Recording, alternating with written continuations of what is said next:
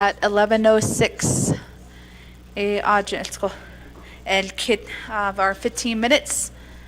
Colleagues, I'm going to exit out of caucus at 11:25 a.m.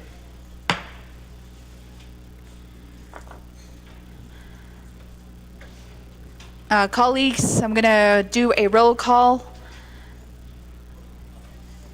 So please press your roll call button.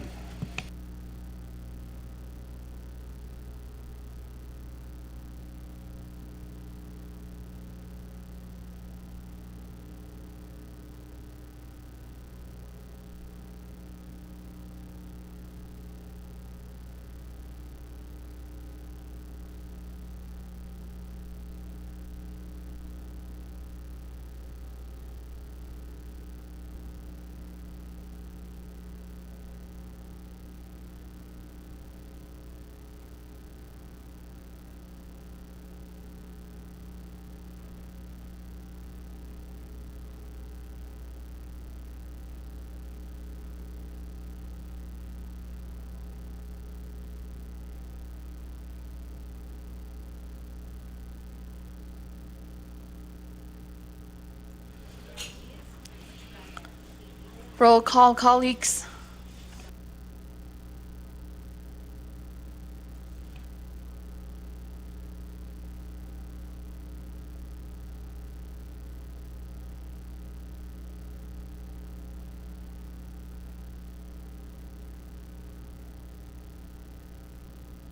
Thank you, colleagues. We do have 20 council members here inside the chambers.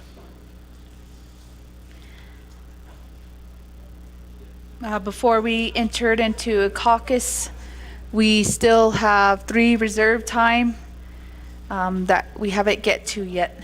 This is in that first round of reserve time.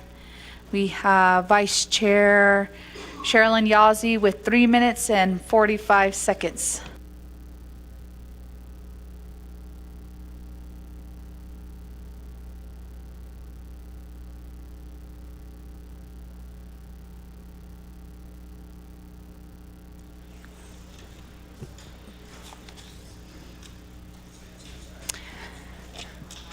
Thank you again, everybody. I still feel like a lot of our questions were not answered, but I want to make this statement.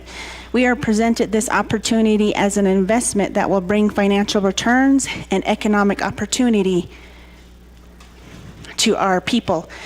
But in this process, we should not ignore the truth of the history. This land that we're being asked to purchase is ancestral land, our own land. The land that is now Goulding's Lodge was purchased from the state of Utah in 1920 for $320. How much is it really worth today? What set a white settler purchased land cheap because it was essentially stolen from us through the process of our imprisonment at Wildy. He created a business, invited Hollywood to make movies here so his business can benefit. We are essentially being asked to purchase what was taken from us forcefully and violently. We celebrate the signing of the 1868 treaty releasing us from Wildy. We fight for our sovereignty, yet we conveniently ignore these facts when it comes to business transaction. Where is the conviction of fighting for the inherent rights that were given to us from our holy people when it comes to land and natural resource? This purchase may be a good investment, but we are only purchasing what inherently was ours, and we should remember that. I reserve my time. Reserve time of 2:17.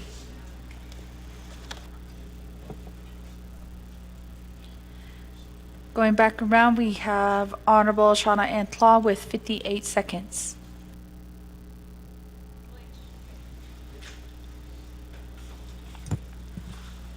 Point of privilege raised by Honorable Shauna Antlaw. Thank you, Shadeja, Madam Speaker. And then going back to the previous question that I asked, and I do appreciate the comment and the response from our legislative council. However, according to our Rule 16 point of privilege, if the delegate still has clarifications that they are seeking. And so this is in regards to that particular resolution, RDCO-78-16, that was read to us by Mrs. Mariana Khan on page 4 of 6 under item D, purchase approval. In here, it states, number 2, the approving authority shall take action to approve or disapprove the Navajo Land Department's recommendation. And in here, there are 3 items listed. And so A, the executive director will approve or disapprove acquisitions through memorandum. So we do have that. Now, this portion is where I had asked the question where the resolution was. B, RDC will act through the resolution process set forth in Title II of the Navajo Nation Code. And then C, Nabikiyatket will act through the resolution process set forth in Title II of the Navajo Nation Code. In here, these are a 3-step process. It does not say or, which eliminates any of the 3. So with that, I ask for a clarification from our legislative counsel to ensure that I am reading this correctly.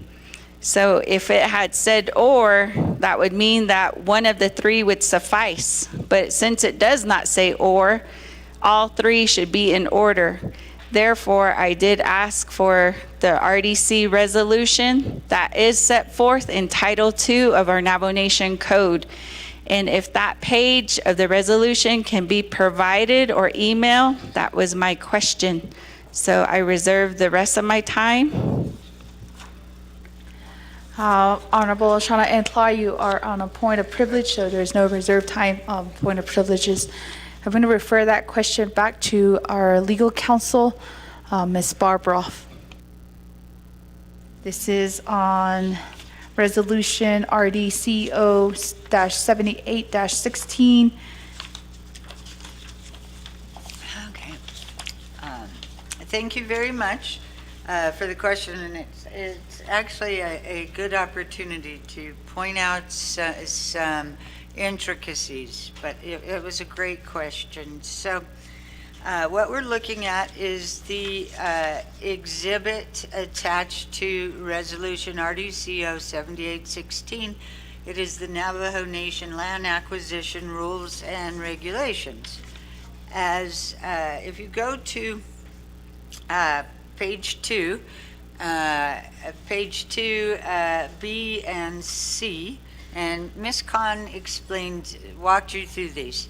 Under B, the Resources and Development Committee is the approving authority for acquisitions up to 20 million per calendar year. If it is above 20 million per calendar year, then NABI becomes the approving authority. So, we got that. You've got 2 different approving authorities.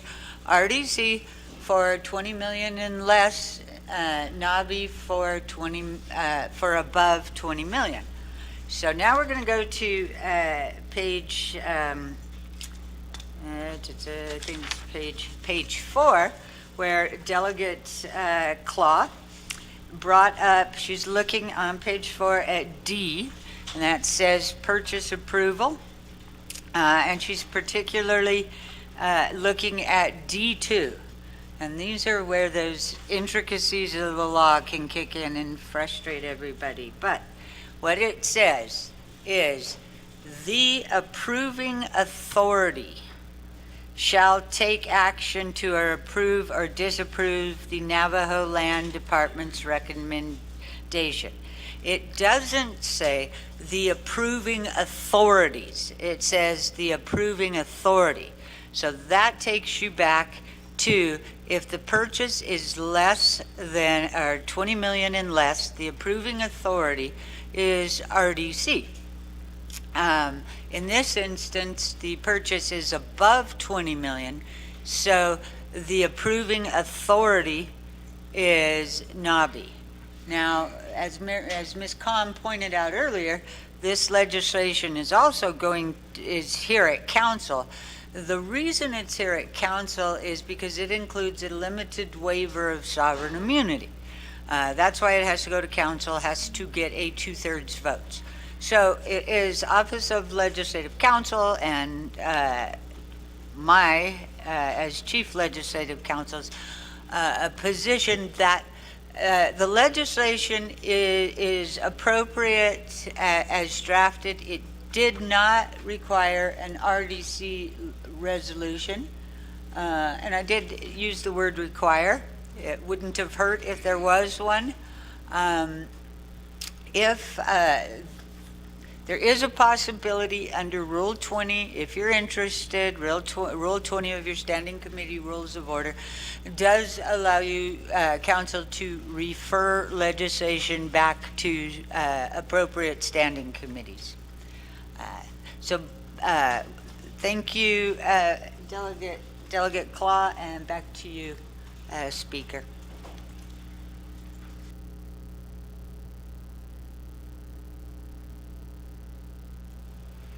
Thank you, Ms. Barbara, for that clarification of the RDC Resolution 78-16, page 4 of 6. Colleagues, I'm going to move forward after that clarification. We are back to reserve time. Honorable Shauna Ann Claw with 58 seconds. Reserve time. Reserve time of 57 seconds. Point of privilege raised by Honorable Vince James. Speaker, Ado on Kitnahatnaigi, Ado members of the council, Shanat Atnotlinigi, Kodo Bahna Adish Kito Leki, Ya Dide Aje Kaya Banahanihigi, Dik Akodo by Yelti, Ado Adola Bahna Adil Kit.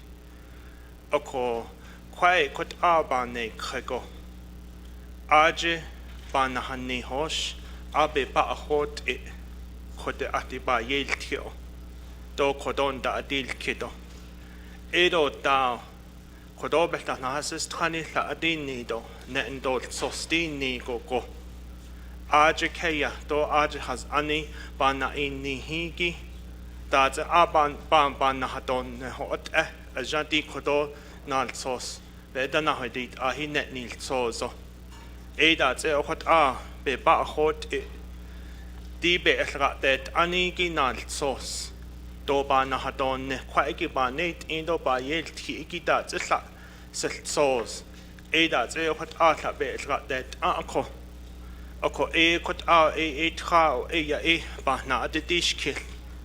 Can the owner sell the property as we speak and debate this legislation? Even if one of my colleagues decides to table the legislation, can the owner still sell the property? Do we have an agreement document that the owner won't sell the property while we debate or table this legislation? Those are my 3 questions, and that will be my point of privilege, Speaker, and members of the 25th Navajo Nation Council and the sponsor. Thank you. Honorable Vince James, Kodo na identical point of privilege. I believe that I'm going to honor that point of privilege. Do Kodo Kailet Dahuis Ado in that time frame. Nal Sosat Halodo Ishe hate Ishe Kwagi Shiash. Honorable Daniels.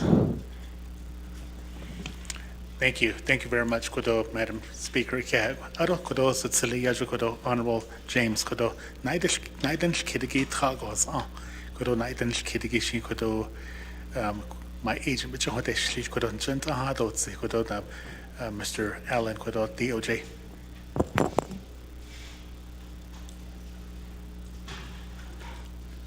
Thank you, Madam Speaker.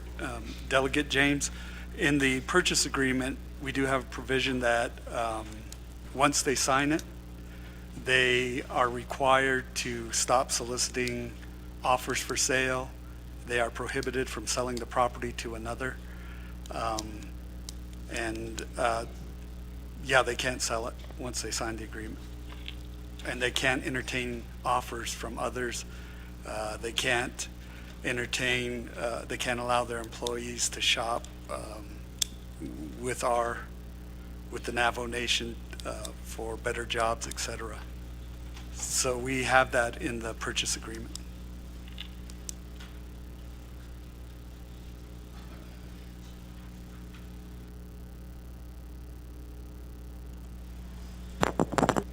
Thank you, Madam Speaker. Back to you, Speaker. Honorable Ms. James, did that answer your questions?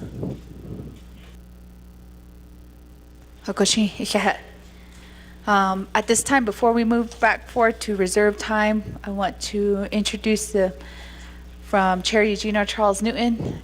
We do have Mary Holtsoy Shamasane. She is 93 years old. She's from Pinedale. She has 14 children and also 40 grandchildren. Ado le nakidnatsuigi e yo ilkhatne. And she's a lifetime voter of the Navajo Nation. She's also a mother of a firefighter, Jeff Holtsoy from Shiprock District. Kodo shamasani yizi.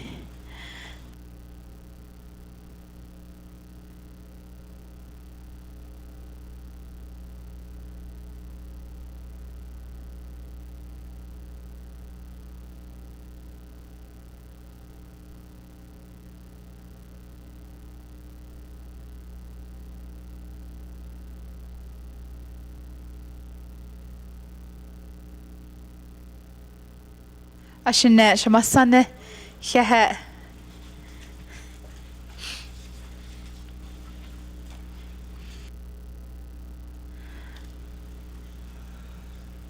Next on reserve time, we have Chair Eugenia Charles Newton with 4 minutes and 47 seconds. Thank you, Speaker, and also Shiaj. I do want to say that I do support this legislation. The Land Acquisition Trust Fund was established in 1994 through CJY-54-94, which is cited in the memo sent by Mr. Robert Willey on July 18, 2023.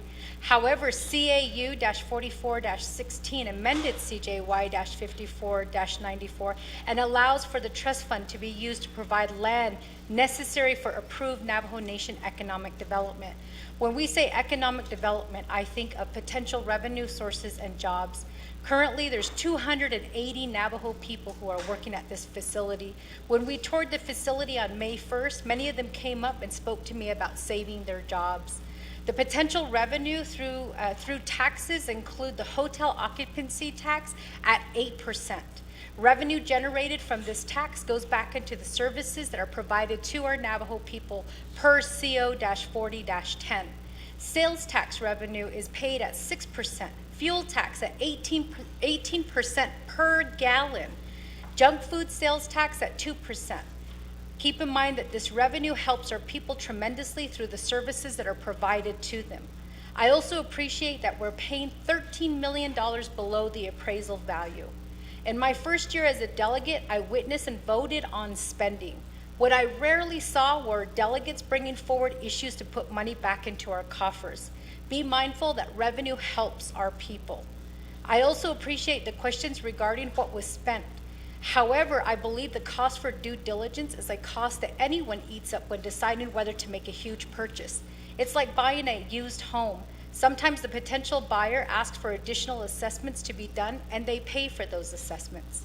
Last, as chair, I would be remiss if, as chair of Law and Order Committee, I would be remiss if I didn't mention that I worry about the public safety concerns if outside investors purchase Gouldings. Our law enforcement have limited powers arresting non-Indians for crimes that they commit on the nation. It's a scary thought knowing that if outside investors come in, we have to be vigilant and we will have to say, we won't have no say-so in who they bring in. In essence, I feel like we lose our power and our voice to protect our people. In fact, I was approached by a father in Shiprock who asked if we could ask truckers not to sleep in Shiprock. He felt that this would minimize the potential of another relative going missing or human trafficking from occurring outside people coming into the Navajo Nation. It is one thing to bring visitors in for a short time. It's a whole new thing to have them invest and move into the community. I reserve my time, Speaker. Reserve time of 1:58.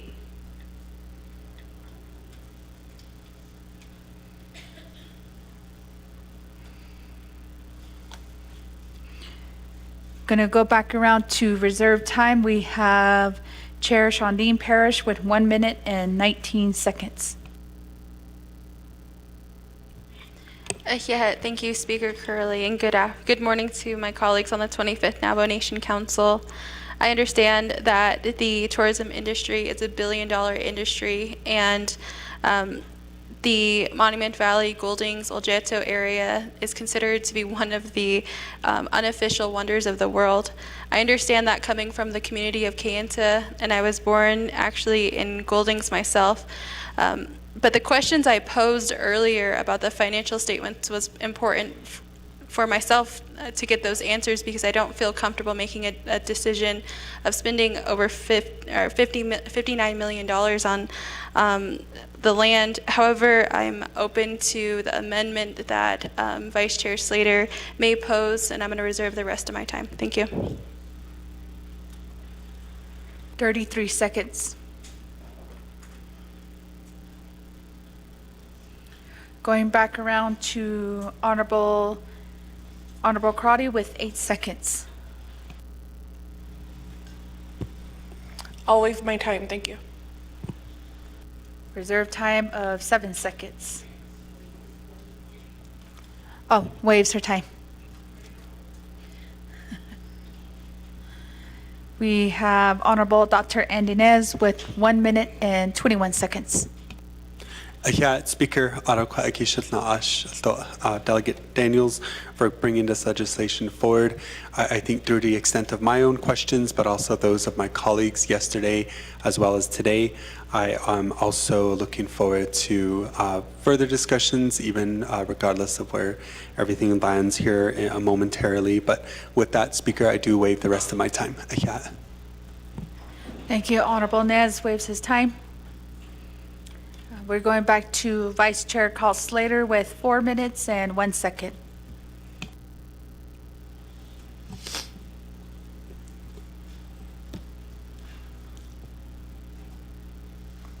Sure, that's not 5 minutes. Thank you, Speaker.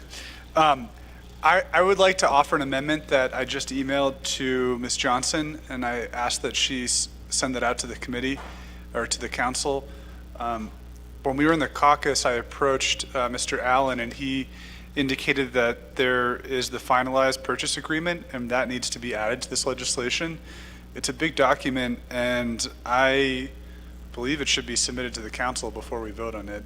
So that needs to be, right now it's included in my amendment, but Office of Legislative Services and Speaker, I guess I need some advisement on being able to offer the amendment. That should be a part of this. I'll reserve my time.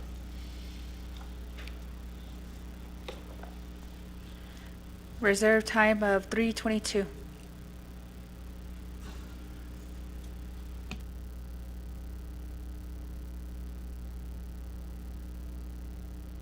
Since there was a request from legal counsel for advisement on amendment number 1, I'll go for it to Ms. Barbroff before I call for a second. Ms. Barbroff?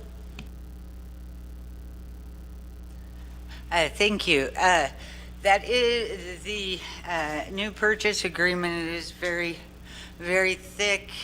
Right now, the Office of Legislative Counsel is scanning it, and I don't know how long that takes, but probably within 5 to 10 minutes, they will be able to send out a PDF of it. If you want hard copies, Office of Legislative Counsel doesn't have the ability to do that, but so I would defer to Speaker and Office of Legislative Services.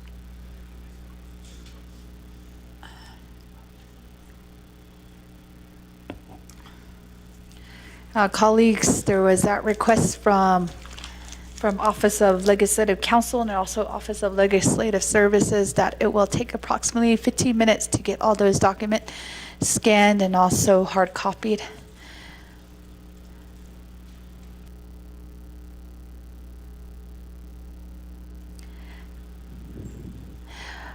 Colleagues, Jalissa, do you have that language on the board?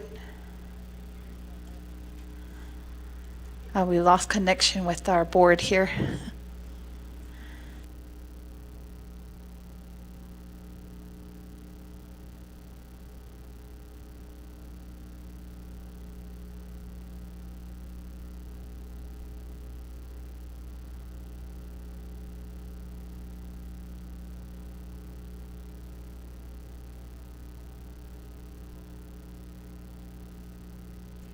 At this time, since we do have a motion on the floor for amendment number 1, I'm going to allow Office of Legislative Services to read that amendment into the record, and we will call for a second.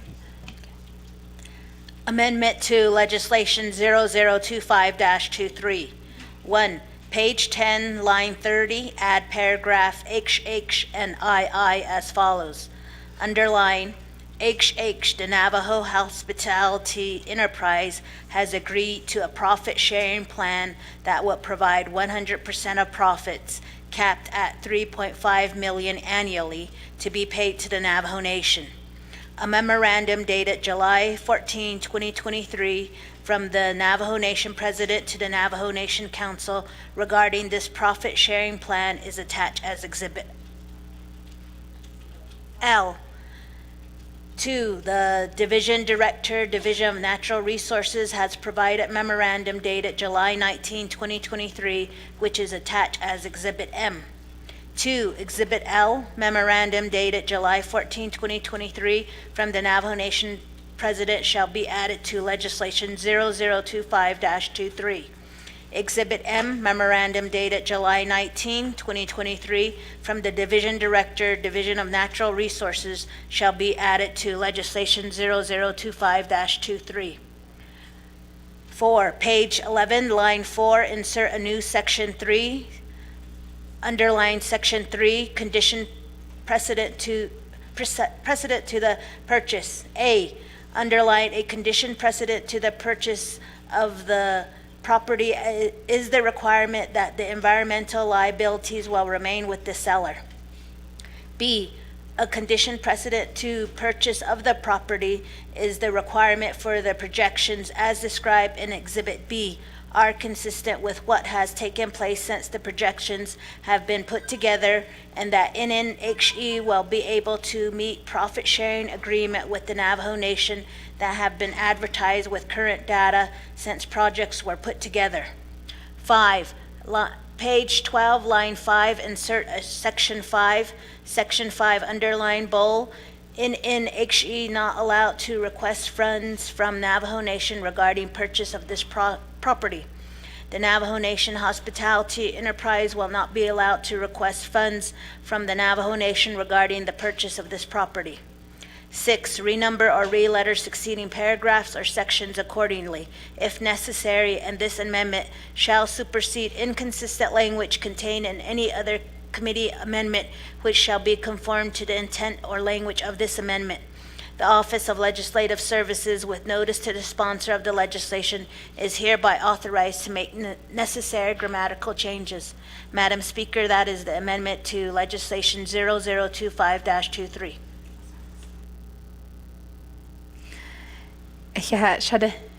Ms. Cook for reading amendment number 1 into the record. I did see a second by Chair Parrish.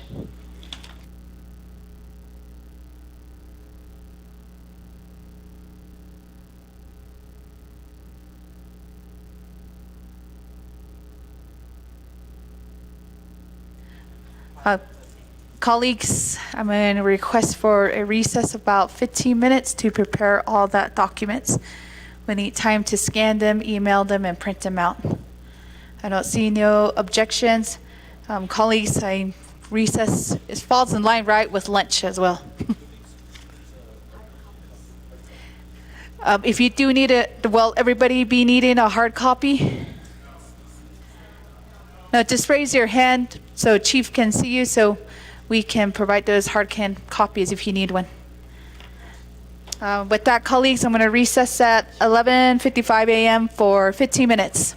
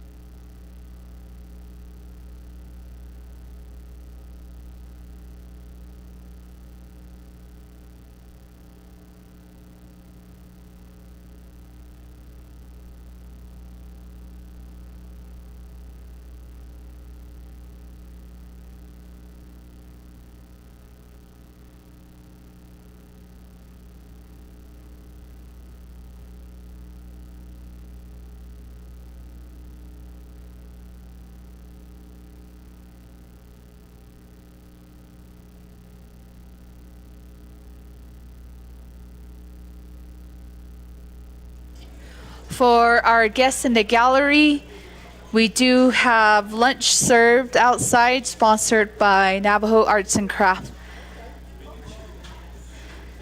And it is catered by Biddy Chitty, Jane. For our general public, lunch is being served outside under the tent.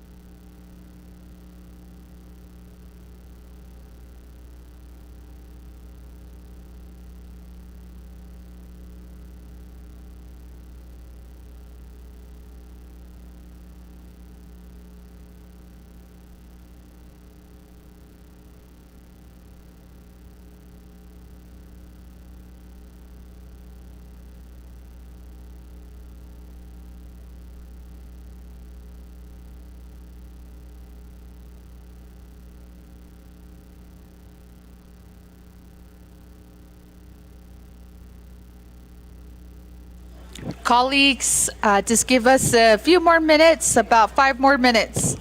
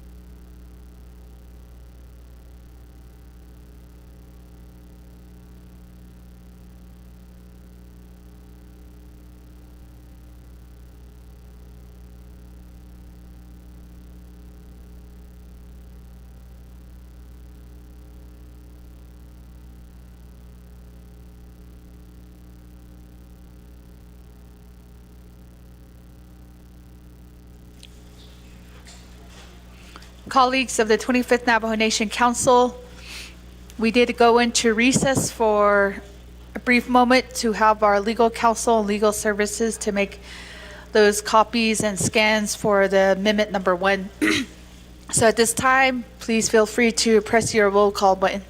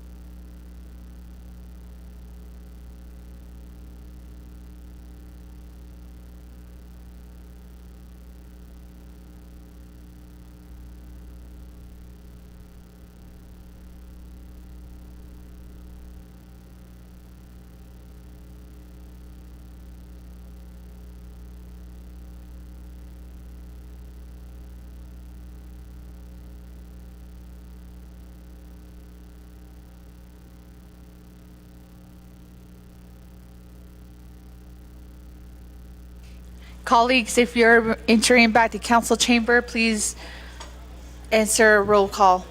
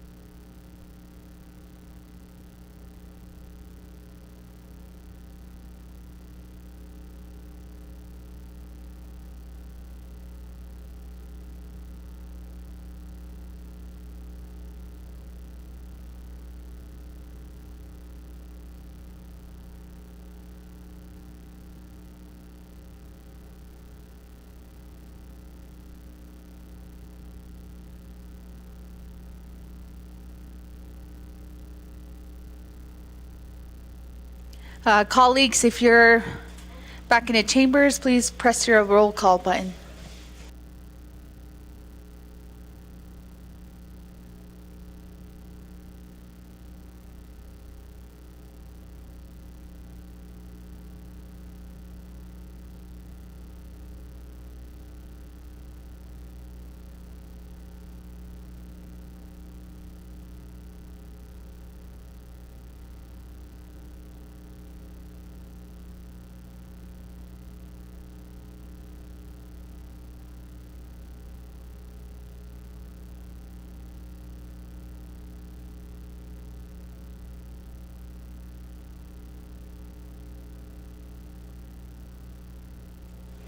Again, colleagues, lunch was provided by Navajo Arts and Craft, and also they provided sponsored lunch for our elders outside within the hospitality tent.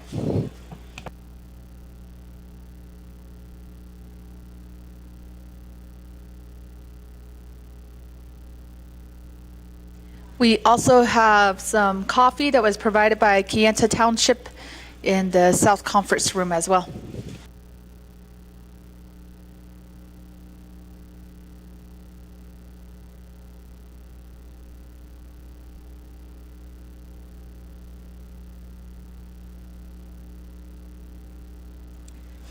Colleagues, we have 16 honorable members, 17 honorable members on the floor. We will exit out of recess at 12:22 p.m.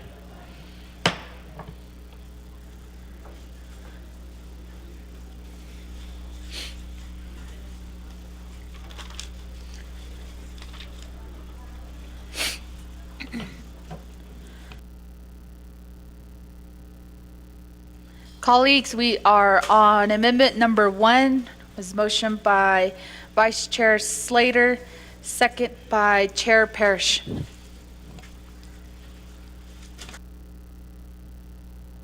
The documents were emailed.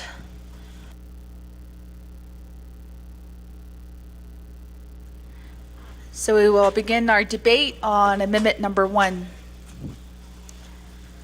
We'll start first with Honorable Parrish at 5 minutes to amendment number 1.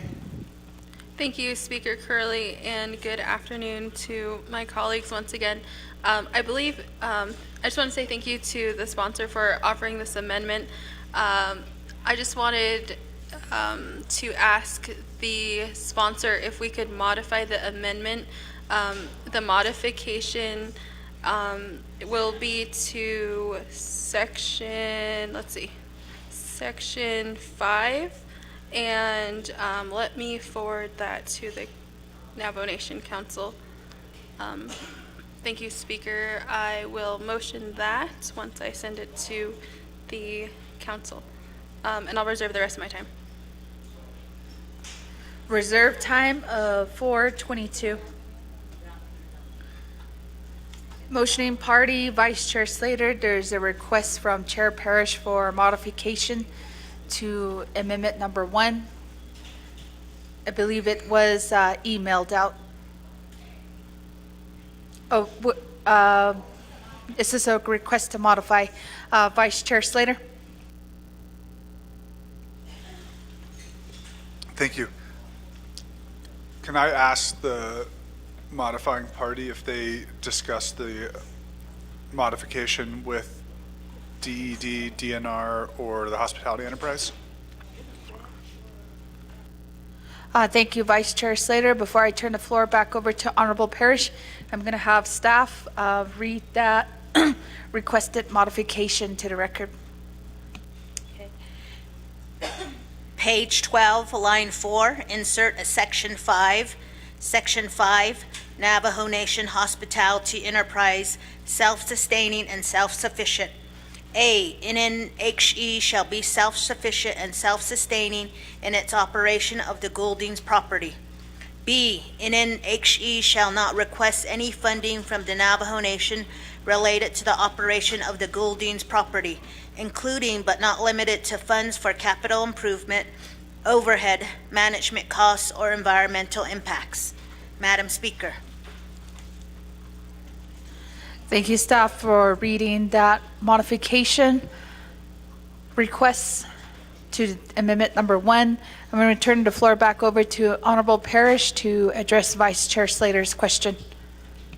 Thank you, Speaker Curley. And to the Vice Chair's question, no, I did not. However, the language that was originally in Section 5 was very vague, so this new modification to the amendment is more specific to clarify any vague language that was originally proposed. This is just my motion to modify the amendment. Thank you, Speaker. Thank you, Honorable Parrish. I'll turn the floor back over to motioning party for amendment number 1 for that request to modify. Vice Chair Slater, if you do accept or decline. Thank you very much, Speaker, and I accept the modification. I believe it's the same thing that was written before, but better written, and the hospitality enterprise indicated they were agreeable to that, so I think that's good. Thank you. Thank you, Vice Chair Slater. We do have a modified amendment number 1. Is there any comments or questions to amendment number 1, colleagues?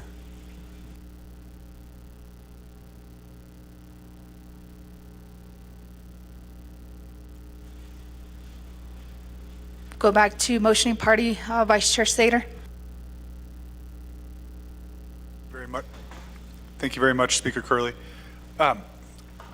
We had recessed in order to scan the documents for the accurate asset purchase agreement.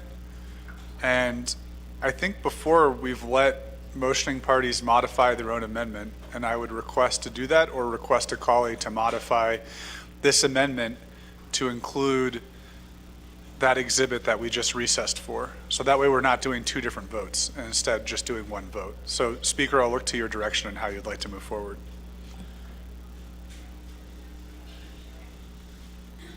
Thank you, Vice Chair Slater. Office of Legal Legislative Services does that have necessary language, so there is a request coming from Vice Chair Slater for one of our colleagues to pick up that modification, to ask for that modification.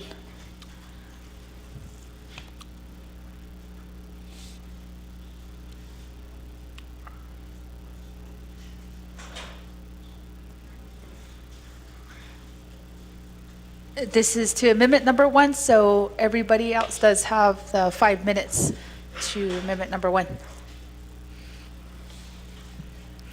Colleagues, there was a request from Vice Chair Slater to include another modification. If not, I'm going to go back to reserve time.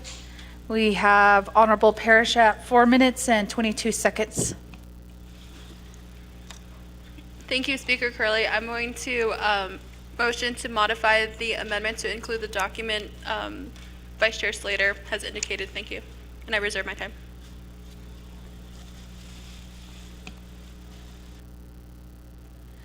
Reserve time of 4:14. You have that language? Okay.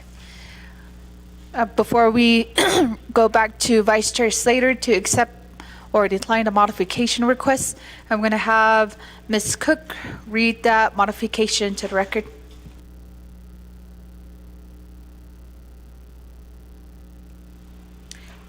Modification to the amendment for legislation 0025-23. Replace existing Exhibit I with the new Exhibit I. 2, renumber or reletter succeeding paragraphs, sections, and exhibits as necessary and appropriate. The Office of Legislative Services and the Office of Legislative Counsel are authorized to make technical edits to this legislation and its exhibits to implement the committee's intent. This amendment supersedes inconsistent language in any other amendments, which language shall be conformed to this amendment. Madam Speaker. Thank you, staff, for reading that modification request. Vice Chair Slater, do you accept or decline that modification? I accept. Modification has been accepted. Colleagues, we do have amendment number 1 that is updated on the board. Are there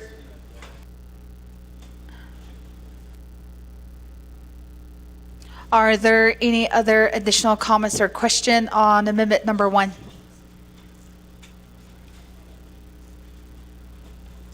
I don't see none in request to speak. I'm going to turn the floor back over to reserve time. Honorable Parrish with 4 minutes and 14 seconds. She waives her time.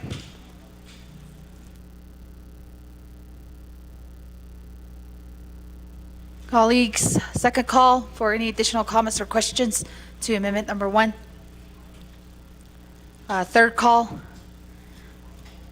We will go straight to a vote for amendment number 1.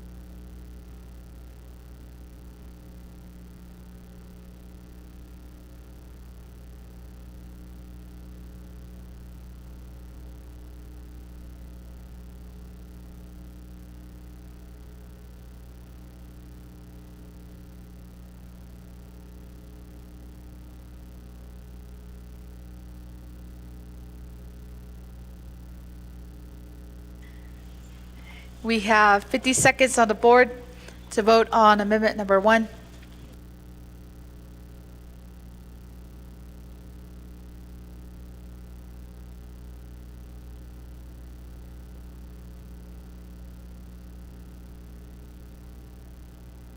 Thirty seconds on amendment number 1.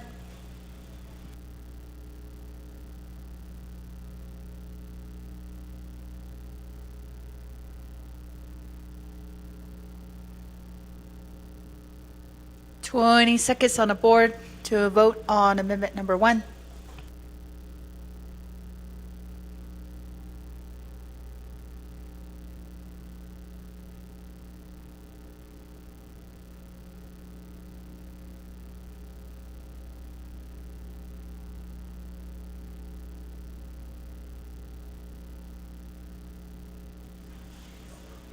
Votes are locked. We have a vote of 16 in favor and 4 opposed, with speaker not voting. Amendment number 1 does carry. We have 1 excused absent. We have Speaker Seth Damon excused.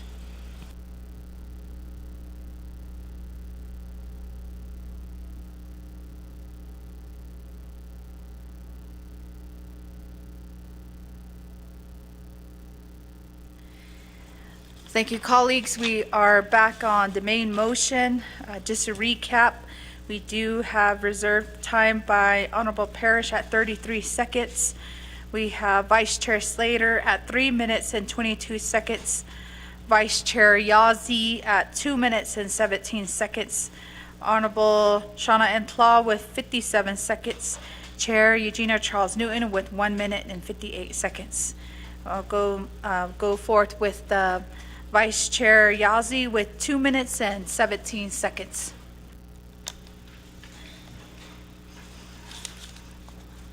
All right, thank you again. Yesterday, we had reports from BIA, and a lot of my colleagues had brought up uranium. One of the things I want to bring up is Golding promoted uranium mining in the region and encouraged the use of our Diné labor in the mining of this dangerous substance. They benefited from the success of mining radioactive material to support the Cold War, but also paid mining claims for discovering uranium on Navajo land. The other thing is the Golding site says the land is originally Paiute land. It says there's no explanation as to why the Paiute would leave the area, so he could build this tourism and uranium empire. Our lands will also be exploited if we as leaders don't begin to be proactive in how we use our resources. The most absurd The most absurd use of our resource is buying back our own land. In ignoring the truth of our history, what we all know to be true is that that land the Golding sits on is indigenous land. If we were the stewards of that land, would we have to choose the use of something as dangerous as uranium? Many people who have lost their lives, whose daily lives are impacted today, who have not received adequate health care or services that would help them care for themselves and their relatives. The price includes the value of a business as tourism destination. What do you think tourists are coming to our region for? It's us. We are the commodity. There's nothing wrong with supporting tourism business, but today we are being asked to give $58 million for land that was stolen from us in the first place, and a business site that offers visitors the experience of our own culture. They are literally selling us back our culture. Thank you. Reserve my time. Reserve time of 7 seconds.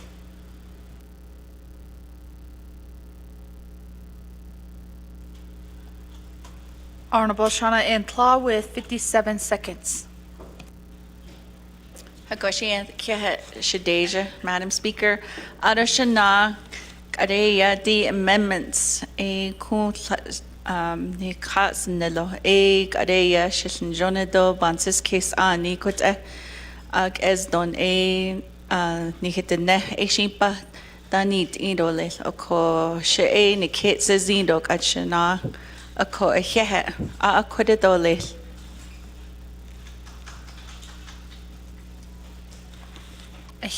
Honorable Shauna Intlaw. We have Chair Eugenio Charles Newton with 1 minute and 58 seconds. Thank you, Speaker, and also thank you for everyone and the comments that are being made. Again, as I stated, I do support this legislation because we are looking at not only hotel property, but I think they're called bungalows that are also attached to the property, a gas station, and even an airport. And when we visited the site, I know that Ortega's was very interested in purchasing Goldings. And one of the things that they mentioned is the amount of movies that are done there, but also the stars who come in to vacation in that area. And they talked about how Ortega said, you know, that airstrip belongs to Goldings, and that's where the stars come in, is the movie stars come in and they use that airstrip. And Ortega's was asking for a piece of that to say that, you know, that they should be entitled to that. So I see this, I toured the facility, and granted during the 24th, when this came up, I wasn't in support until I toured the facility, until I had the opportunity on May 1st to ask the questions that I needed to in order for me to feel comfortable with this. And then also, again, touring the facility was really what sealed the deal for me. So I will say that I do support this legislation, and I appreciate Mr. Halona providing us the memo as well as the support from President Nygren in purchasing this and looking at the potential that this could bring in, especially in terms of revenue for our Navajo people, because in the end, the revenue is what we use to provide services to our people. So I'm done, Speaker. I waive the rest of my few seconds. Thank you. Thank you. Honorable Eugenio Charles Newton waives her time. Colleagues, I'm going to turn the floor back over to our sponsor, Honorable Herman Daniels. Thank you. Thank you very much. Yeah, nana kodo. Ado nana yat washana. Good afternoon. Ado kodo nagaitam. I appreciate the amendment kodo nagaitam by Shada kodo Honorable Slater. Kodo Junia kodo amendment eliagi. I see kodo a bohonetza. Ado inta kodo the queo shame baha odzi so modified adalia kodo. Ishin bin Nashabansa case to let Kodo Dashanat Lenigi Kodo, Ishin bin Nashabansa case, Arunana Shadeja, Hojud, Honorable Claw, Ada Hodo Dam, Yahat Z Hodo, AIC Kodo, Hia Kodo, Nana, Adu in the Kodo Dam, She away short later, Yayash Kodo Nagade, Honorable Yazi, Kodo Nagade, Vice Chair Yazi, Yahat Ziki Kodo, Nagade, Out El Nagade, that's a start, which I dash in Leho. A Kodikwe has ungi Goldings. Ani what en a gaidam at Ashkena added Nekeda hat ko. As the Ashketa Kashin Lada Nache. A Quakeda hat Aronana Kodo at the Snake and a gaidam. Utah Strip, Hadoshi became a reservation. A Kod Na Quake had on 8 down Kodo and a gaidam. Ita Kodo Naiz Ni Kodo and a Goldings. So ike yagi na snake or yeg or eight naka alwat kodoben hilkashneko, the late Harry Gouldings, the Harry and Mike Gouldings, Leona Gouldings, AIC yeg or the naka alwat kodo, Narego aroleban da alteo da tantao da tahatalo da chayanda ye analu on hasri johol ade what abin kao a kodina aronana kodo the snita kodo nareta Bayotsen, so each in Akodo, Payuts.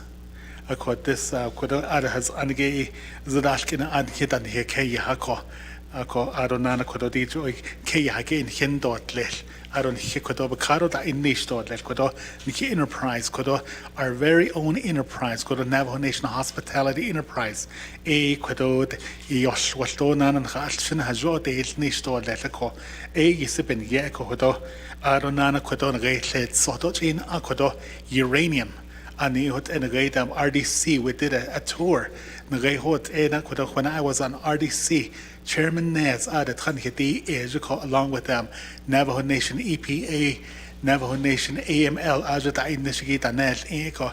I call that's away from the property. AD Kodonagay Skyline Mine is like the question about 3 miles from the property. We should go a ajago. I call DD Kweki Edo. I say Bohdit it and a uranium. So it did what Abahanas seat or let Adonana Quedo Quedo it did what Abahas seat or let Quedo Adonana Quedo Hashin so Papahoidesh Ashkodonagation now Quedo Division Director in Litigation Kayat Egi Kodo E Yenil Kodo Leto Kodo Division Director Michael Lona Kodo Pahuidesh Kodo. Madam Speaker. Question, Mr. Halona? Hoshina Shaha. Madam Speaker, 25th Navajo Nation Council, the guests, colleagues, Keshina Notko.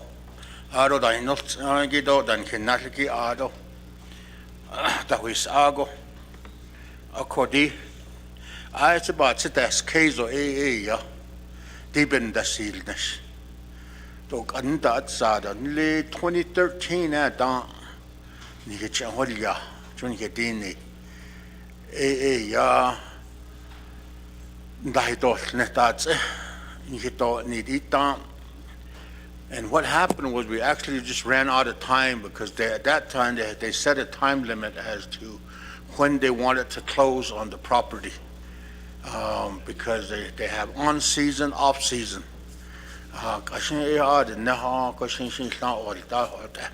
So we weren't able to make that timeline, and then of course the management of the property is going to be turnkey operation when we know that there are over 280 employees. They're tribal members. I've spoke with many of them, and they're kind of sitting on needles too. They're wondering what is going to happen. If the Navajo Nation purchases it, then they kind of know that their career is solid, and they're afraid of another owner coming in that might change things for them. And so that's kind of really heartfelt as well. And so when we were looking at the property, and then now with all the improvements, additional improvements that come up, and you look at the facilities, this is one of the big major purchases that I've been involved with, working with the nation. And when you look at the land aspects of it, over 640 plus acres of land that we're getting back.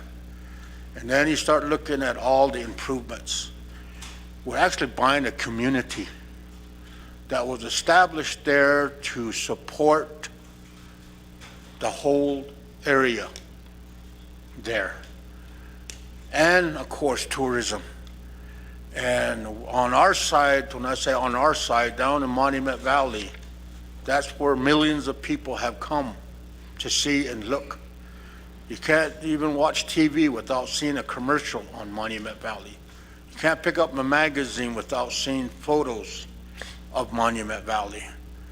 So yes, we are part of that industry now, a bigger part of that industry. And in the plans, it was the purchase and what is going to expand from that on the whole Navajo Nation. Now we have an opportunity to connect that business along with what's happening in the park and outside the park, controlled by the nation. We can now guide all our tourists to the other attractions that we have facilities at here in Window Rock, Canyon de Shade, and so forth, and soon to be Shiprock. There's going to be, it's going to help us be part of that hub. It's what we oversee. You know, you look at the RV park, it's a Sam Goody's airport, RV park, meaning it's considered to be one of the top areas to park your RV because of the facilities and the amenities that are there at the RV park. So people are booked for quite a while, waiting to be able to either rent a hotel or be part of the tour. And then we come down, you see the restaurant, and then you see the gift shop, and then you see the hotel that was there on the hill. Now you have the villas down lower. You have the convenience store, gas station that was put there to service the community. That's the only place there also that now you can get your propane as well as charged electric vehicles. And then you have the grocery store and that whole, that supports that whole region from the grocery aspects. Next to that is that laundromat. You know, I grew up going to Gallup with my parents to a laundromat. When I saw that laundromat, I couldn't believe that that was out there. It is state-of-the-art laundromat. And then we have the airport. There's the whole tour aspects of it. And what we saw at the time was that could serve as the model. And I think someone said it earlier, all our community, Delegate James, and every community would like to have that type of setup. That's a model that we're going to we're going to acquire. We take that same model there. They've got connections and know how to do the laundromat, the grocery store, all those aspects that we all have planned for in our chapters through Club C. All of those can now become reality because we know what it takes. We know what it looks like. We know what the footprint is, what the architecture is required. So it's a really a purchase that I am really excited about because I can see what it will do. And you see the numbers. They say numbers don't lie. The return, as you see, is just based upon what it is today with no improvements. Just staying as it is, continuing, those numbers will be there. But we need to look at expanding. They need another hotel because of the numbers that they have to turn away. Just the numbers alone, they know they have to have another hotel. That's going to increase the revenue coming back.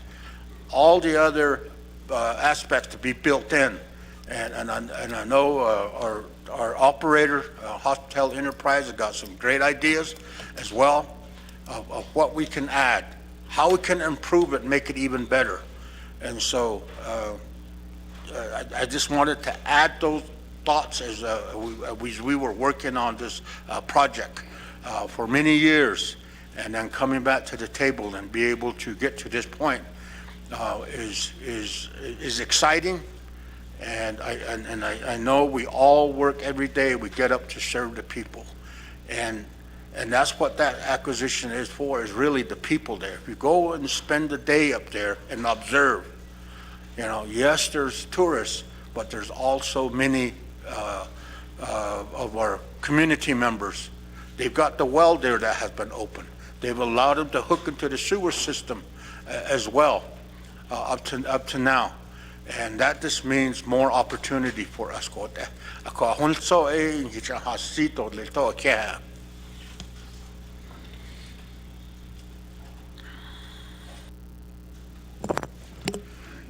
Thank you, Madam Speaker. Shama, Honorable Eugenia Charles Newton, I see I see Nelson Sahasin, Nejitsoho Shot down one of the letter that was forwarded to us by President Nigrin. It is card and Sahasin, Dishin aid that I agree with her on the movie stars coming in. Yeah, they utilize the airstrip on the Ecuador. They stay there. Some they stay at the View Hotel. But majority of the people that comes to Monument Valley, they stay at Goulding's. I say, Papa, here,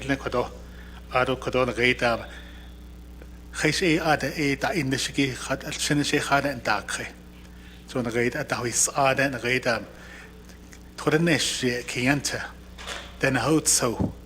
Arunan and the gate na kay to Mexican water, but the honel ada. Alshina Arendal, let's go to Arunan their managers done little ada. So even that go Kodo, Hajoba, Batsato, Costona Banda, Banai Kakodo, Arunan, I see Kodo, Nihe Joba.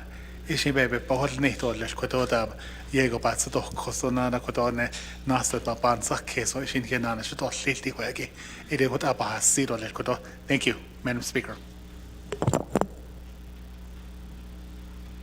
Yeah, Honorable Daniels, although Kodo at the reserve time, I'm going to go down to reserve time. We only have 3 reserve time.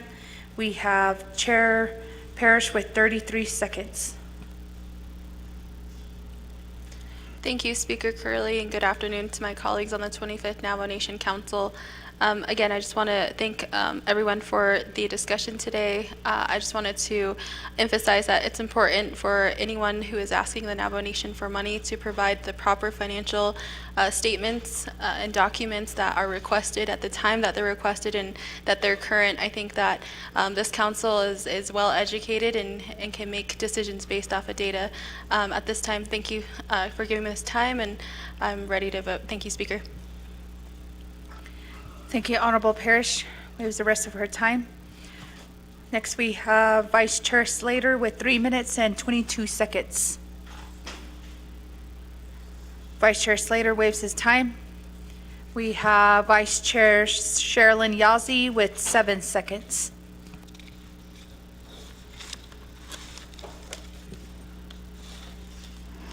With the purchase of this building, it would be another Washington mistake, and John Wayne was racist.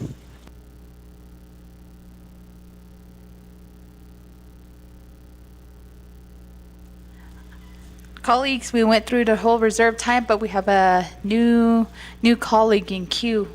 We have Delegate Norman Begay. This is to the main motion. You have 5 minutes. Thank you, Speaker. Presenters, Che, 25th Council, and I saw Tony audience. Kahna Loye, Shiani Kahashi, Shital Khan, engage Bekash with Sona. Healthy food, no, yeah. Eagisibatki, so, Ikuya, Kayani, Ingido property. Actually, Ninjongo Shimba and Bansais, Kizo, Jo del Yago. Because Twido and Kizani ba don't question Joshi a Nasi Kato, Tunke Nasi Clinido, Joti in Yea, New Mexico down, but the 3 states jumping over ya. Go a job by Yacht Kidoshi, 그것이 나이디 키를 흘러온데 나이다 베스파스 안 샤호 나이디 시키로 아이다 나이디 키를 노 오타와야 실사 호즈나 실찬이 되일라로 난케드 시키로 I had my questions and they've been answered pretty good. So, I'd like to go ahead and waive my time to Honorable Jesus. Yielding time. I believe that's a yielding time of 3 minutes and 40 seconds to Honorable Jesus. We yield.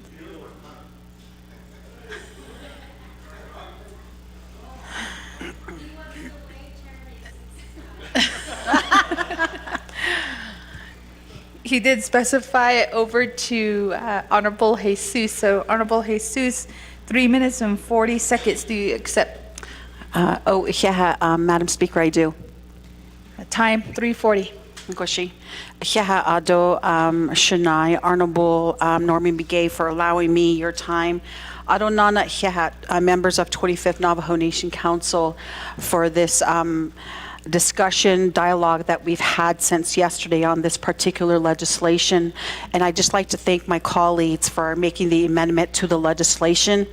And one of the things that I just want to emphasize and really stress, just as Honorable Madam Chair Parrish had mentioned, we need to be a little bit more smart about a lot of our investments going forward. And I believe that's what 25th Council is very centric on.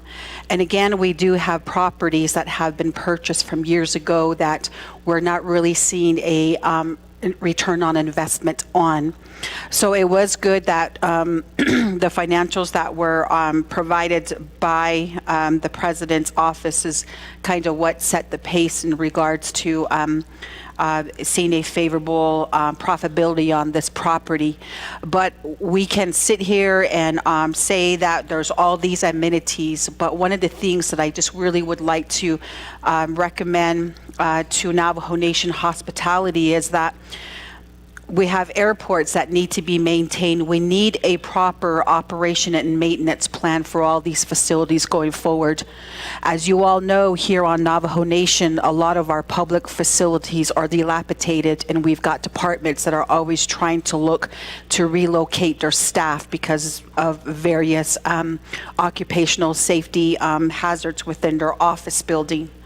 So with that, going forward, we need to be very vigilant and careful in how we make these purchases, because as you all probably read the financial report, there's only 20 years of economic life that is left in this particular purchase, and it's going to add a lot more money to make remodeling efforts or even more development, which is great. But again, we just need sound financial practices, as well as really looking at the analyses when we assess these buildings and making sure that these structures are pretty much well sound. And with that, I just want to let my colleagues know of the 25th Navajo Nation Council Resources and Development Committee will be amending the resolution from RDC 0-7816 to include Budget and Finance Committee in this particular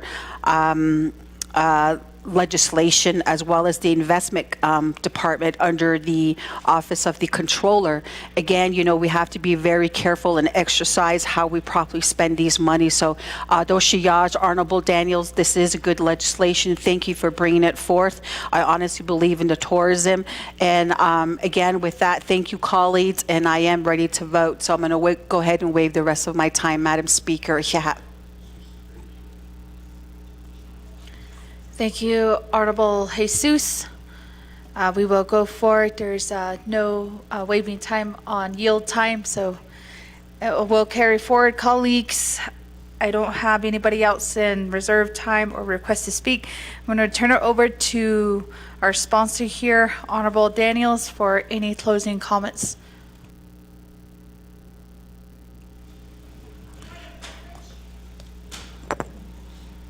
Point of privilege raised by Vice Chair Yazzie. For letter A, point of privilege, are those questions which relate to the rights and privilege of Navajo Nation Council or its members when council is in session. The point of privilege shall not be seconded or debated. And I want to ask a question on the conflict of interest. Committee members who have personal, family, or business interests in matters before the committee or joint committee meeting shall not participate in committee or joint committee proceedings or vote in the matter. Yesterday, I heard that Delegate Ottoso and Delegate Riquinez were board members. Are they allowed to vote? That's my point of privilege. Thank you.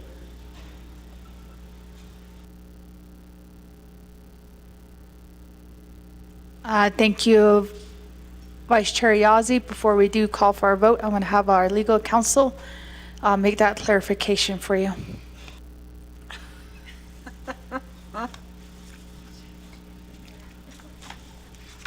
Okay. Let's see if I can find my notes.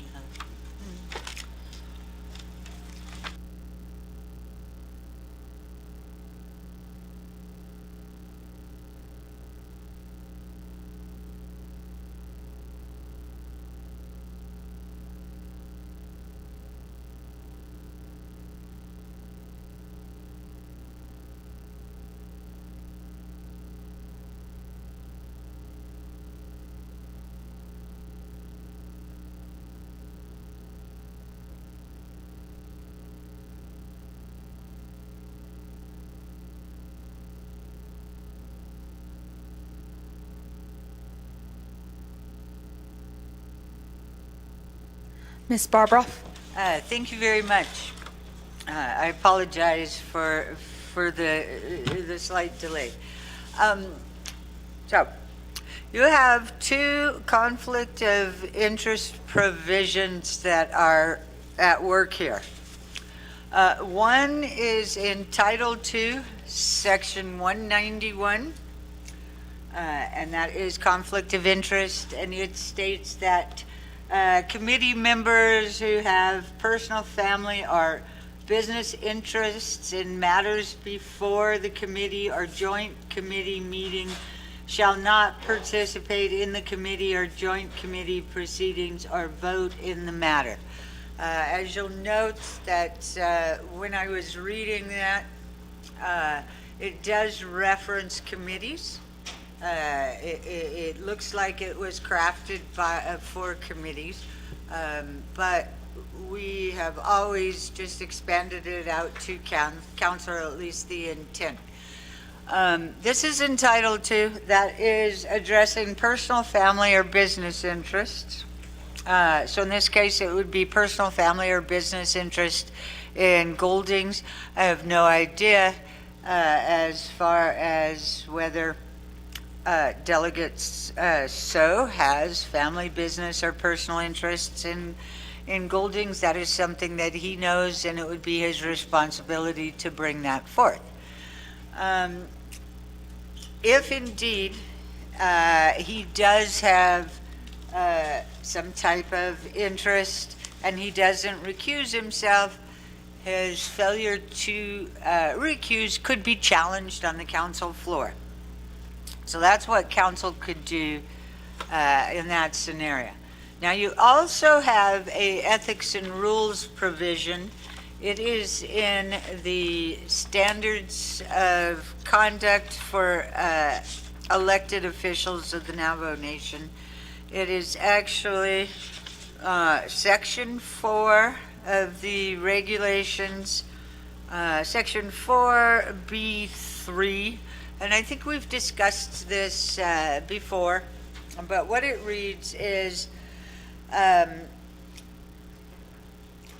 multiple duties arise to create conflicts when elected officials hold other governmental or non-governmental positions that impose duties upon the elected official in the other roles. Members of boards of directors have duties to the entity whose boards these individuals serve on. A board member who is also an elected official should refrain from actions involving that entity while performing functions as an elected official. For example, If an elected official on a committee is also a board member on XYZ nonprofit board, that elected official should refrain from voting upon or debating matters brought to the community by nonprofit XYZ. This will avoid charges involving violations of either the ethics and government law or supplemental rules and regulations. Phew, that was a long read. So this is in the ethics and rules. It's regulations within the ethics and government law. There is not a direct effect here. So let me explain what I mean like that. It will be the decision of delegates, so Delegate Nez, to determine, well, they should conflict themselves out. Because they're board members, and please correct me if I'm wrong, but you're sitting as board members on Hospitality Enterprise. So that ethics and government law provision seems to be pretty on point, but it is your decision. If you determine that you don't have a conflict, you do not recuse yourself, the legislation passes or fails, doesn't actually matter. Ethics complaint, that would be the avenue. Somebody could file an ethics complaint, it would be investigated. If you were found liable, then it would make the legislation vulnerable to challenge. That's all I can say. So those are the two options. As one in Title II, that one the council could challenge if somebody disagrees with the assessment. They could challenge that on the floor. As far as the ethics and rules prohibition, that is a process that has to go through the Ethics and Rules Office, and everybody's due process has to be established or protected. Back to you, Speaker. Thank you.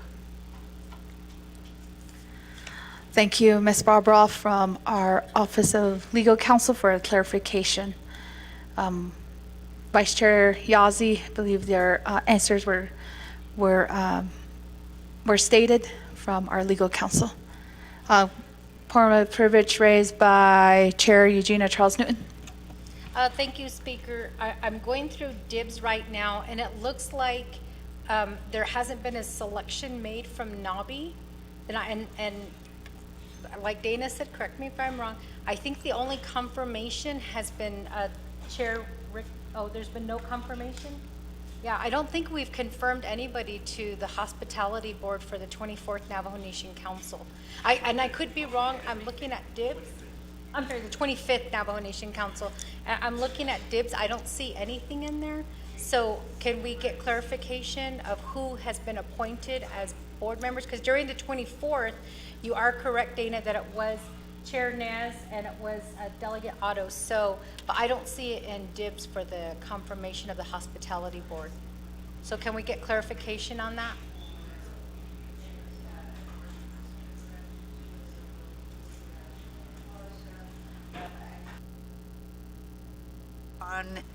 Excuse me. We will have our fabulous researcher, Ms. Jalissa, track down those legislations. But also, I do believe, and I'm going to allow Ms. Khan to correct me if I'm wrong, but I think we did look at those, and they both have holdover provisions. So both Delegate Nez and Delegate Otto So are on the board until a new person is elected. So they're called holdovers, but we're going to double check that.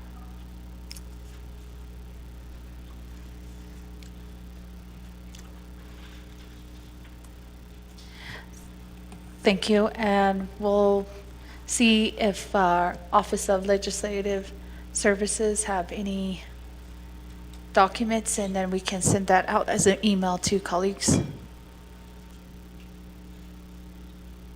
Just give Ms. Johnson a few minutes.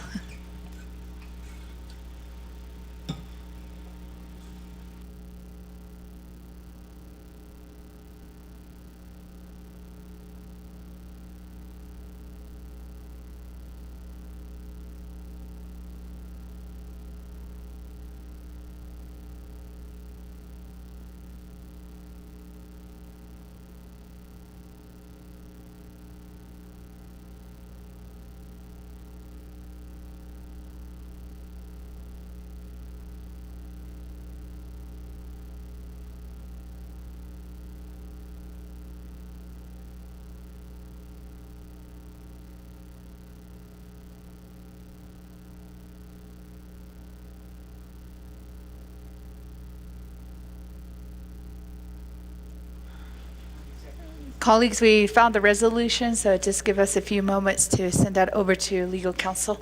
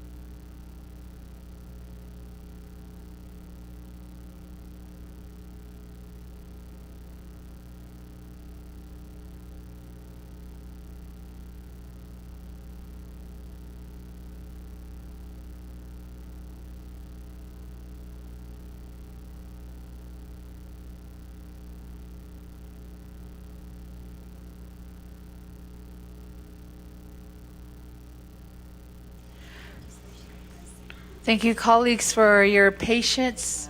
We're having our attorneys within legal counsel still reading through those resolutions.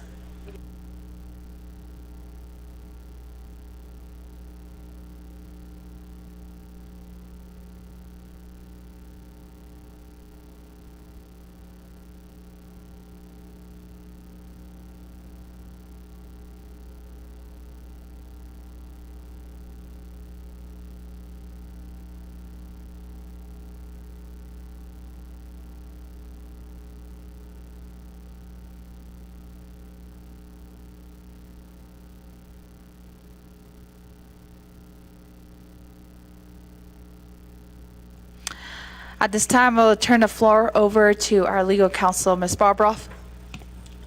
Thank you very much. On the appointment legislations, delegates, NESIS was in 2019 by RDC. And that appointment, it says in the legislation that it was for 3 years, and those 3 years would expire in July 2022.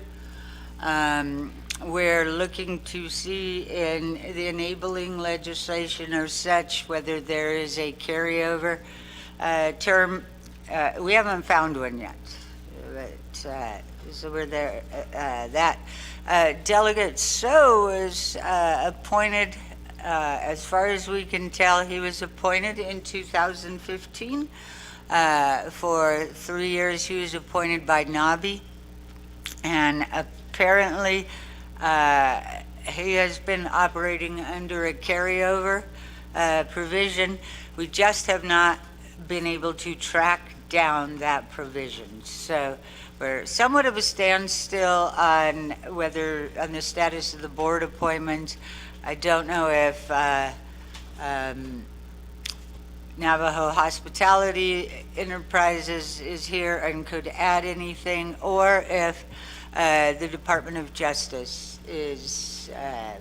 knows anything about this, or perhaps Ms. Khan does. Okay. We are going to need a little bit of time to get back to you. Ms. Khan believes she can solve the issue if she goes back to her office. Back to you, Madam Chair. Colleagues, we do need further time for our legal counsel to do their research on two of resolution from RDC and also NABI. We will recess. Let's recess for 10 minutes, colleagues. We'll recess at 1:17 p.m. Did you find it? I don't know if it's VF as in Frank.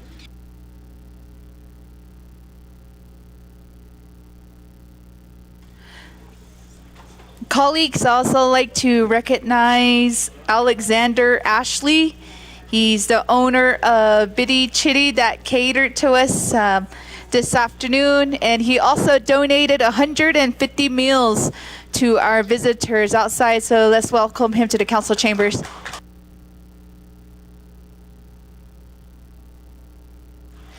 And he does have Bitty Chitty does have an Instagram page, so follow that page, colleagues.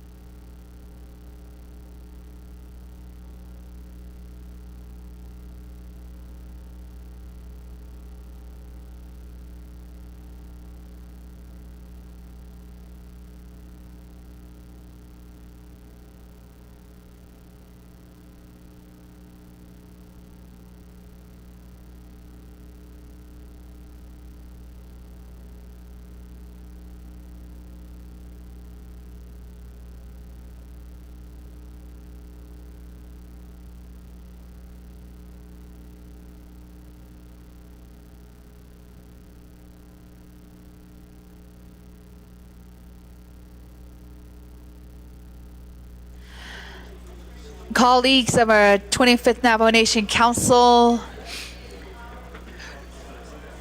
we took a recess for 10 minutes at 1:17. It is now 1:27. Colleagues, we're going to do a roll call. If you're within the chambers, please press your roll call button.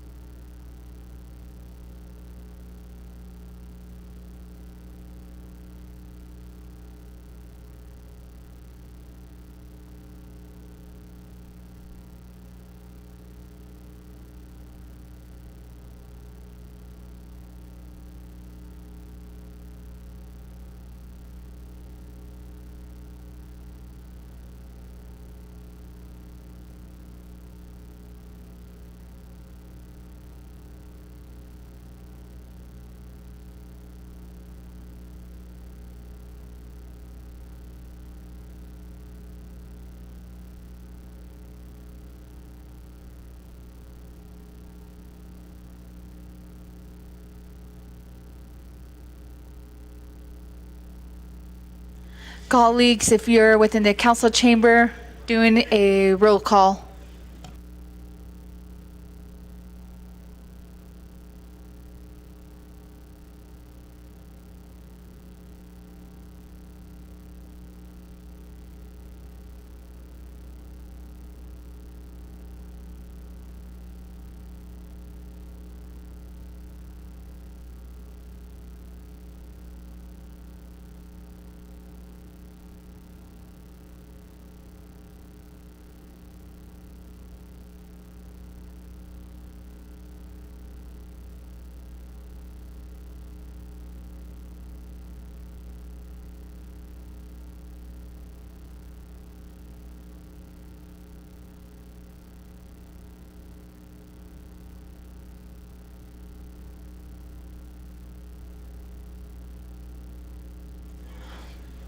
Colleagues, if you are inside the council chamber, please press your roll call button.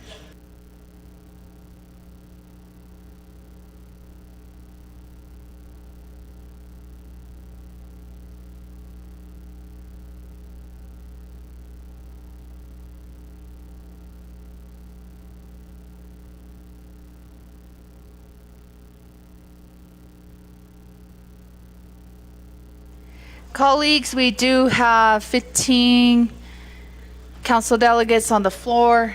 We will exit out of recess at 1:30 p.m.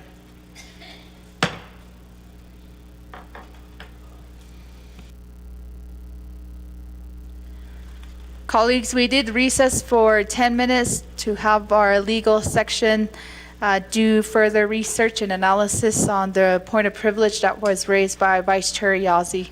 So at this time, I'm going to give over the floor to our legal counsel, Ms. Barbara. Thank you very much. We have gone back, Office of Legislative Counsel, and taken a look at the plan of operation for the hospitality enterprise, and we believe that the plan of operation can be interpreted as allowing the carryover of the position until a new person, a new member is appointed. So that goes to the question of whether Delegate So and Delegate Nez are actually serving on the board or have authority to serve on the board. It appears they do. Or put it this way, Office of Legislative Counsel doesn't have anything to challenge that. So we believe that they're appropriately on the board. We have explained the various conflict of interest provisions. both the one in Title II and the one in the Standards of Conduct for Elected Officials. And we have advised Delegate So and Delegate Nez of those. And now the responsibility for declaring a conflict of interest lies with the individual delegates. So they're going to have to make a determination.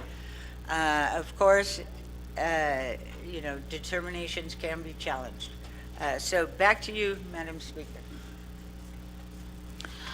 Thank you, Ms. Brabra, for that clarification. Also, there was a need for clarification from Department of Justice, Attorney General, Ms. Branch. Thank you, Madam Speaker and members of the Council. I have to say that in reviewing the regulations that relate to the conduct of Council and elected officials of the nation, in Section 4, which covers conflict of interest, I think it's pretty clear in the definition of conflict of interest, B3, that in this particular case, the delegates would be conflicted. So that definition, to read it again, is that multiple duties arise to create conflicts when elected officials hold other governmental or non-governmental positions that impose duties upon the elected official in the other roles. Members of boards of directors have duties to the entity whose board those individuals serve on. A board member who is also an elected official should refrain from actions involving that entity while performing functions as an elected official. So here, where the council delegates are members of the board for Hospitality Enterprise, this is a situation as elected officials, in this case council delegates, they would refrain from debate and voting relating to anything that relates to the board that they're on, which here is Hospitality Enterprises. So I think they would have to recuse themselves from the vote, and they should have also recused themselves from debate.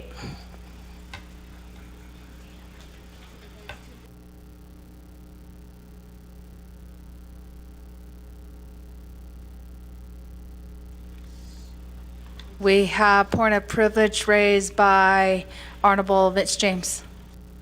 Speaker, and then members of the 25th Navajo Nation Council, Yad Asia El Sahasin, Di Quado, Ahaha, Aje, Agatit Ahi, Has Anje, Eya Aid Hinanashatat Enigi, Ahaha, Hidini Dole, Ade, Not Aha or Zeigi, Ako. Quado not Sosni Hitatos Soziki 0025-23.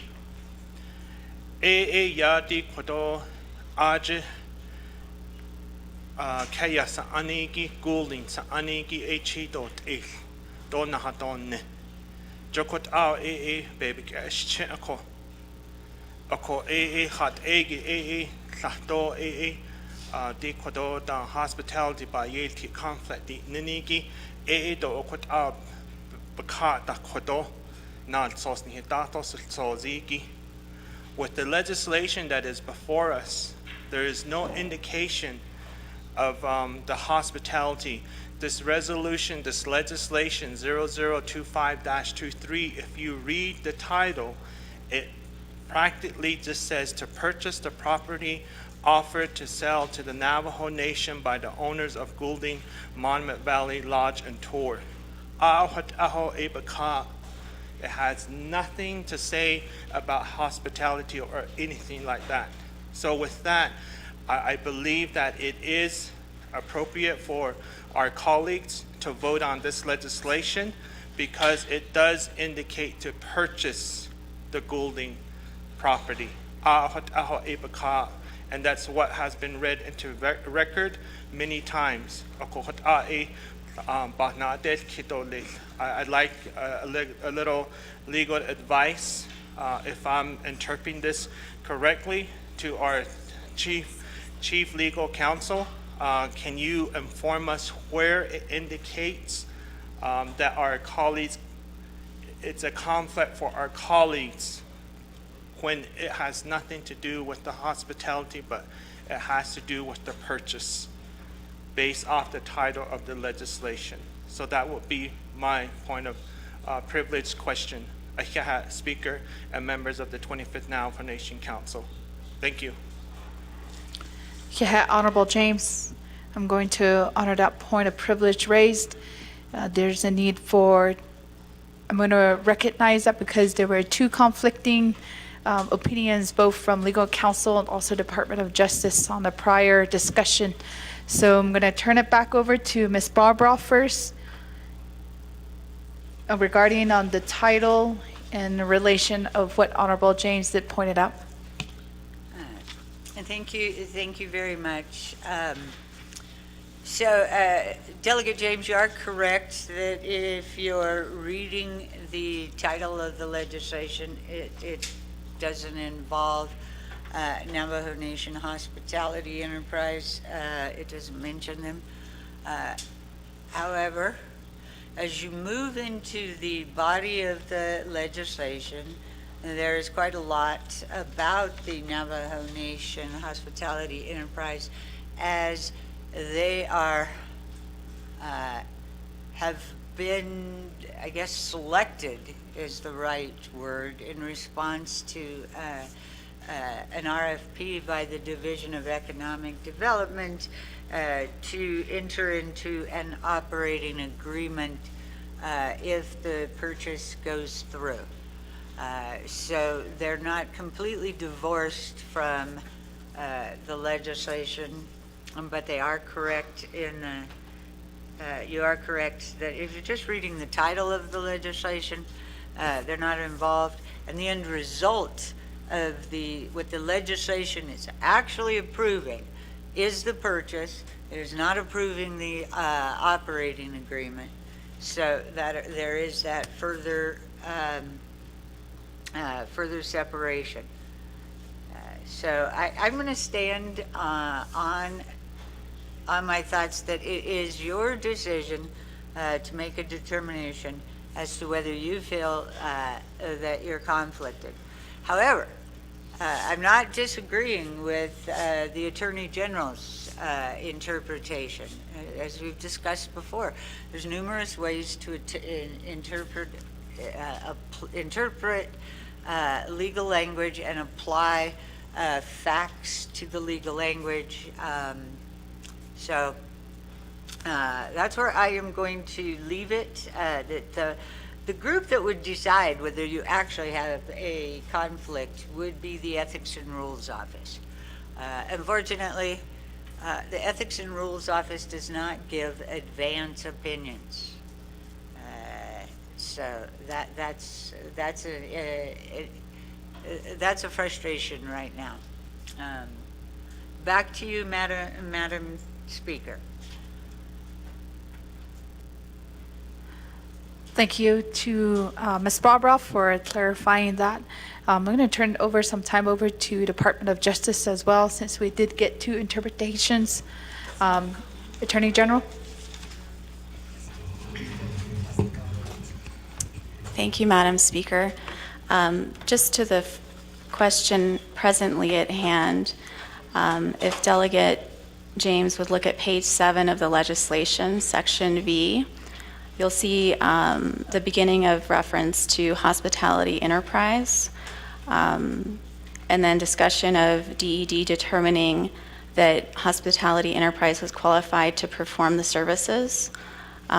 So certainly, I think it's very clear on the face of this legislation that it touches on the interests of hospitality enterprise. And as these delegates are members of the board for that enterprise, then I think that's when the ethics regulations come into play. And as the Chief Legislative Counsel said, she's not disagreeing with my interpretation, where what I'm doing is advising you as my client to follow the regulations, whereas Chief Legislative Counsel seems to be presenting that as a choice of whether you follow the regulations or not. And I'm saying that if you don't follow the regulations, then you're exposing yourself to liability. So I would advise that you not do that to protect yourselves and the decision that is before the council right now.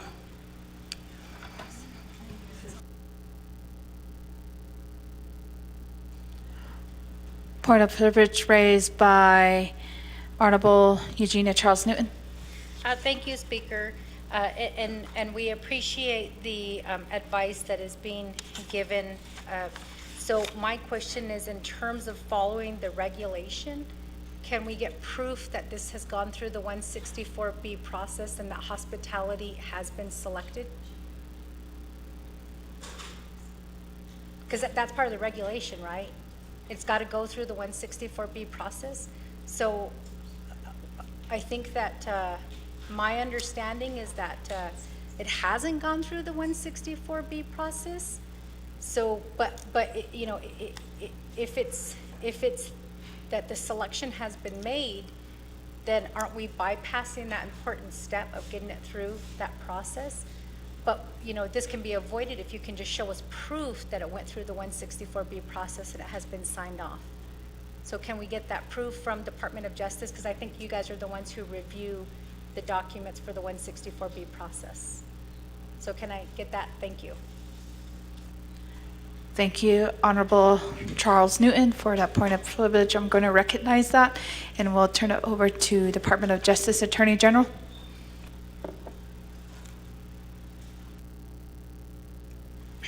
Thank you, Madam Speaker.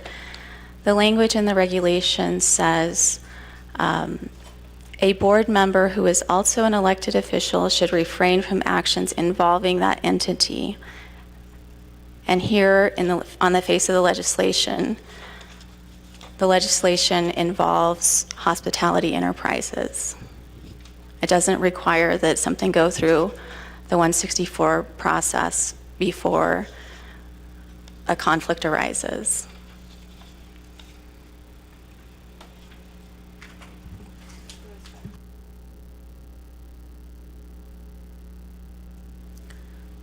Point of privilege raised by Honorable Simpson. Thank you, Madam Chair, members of the 25th Council, staff, guests are in gallery, and our Navajo people are listening. Madam Chair, we did get opinions from both from Legislative Council and Department of Justice. Now it's up to the gentleman here, both of them, to decide if they're going to vote or not. Let's go to the vote.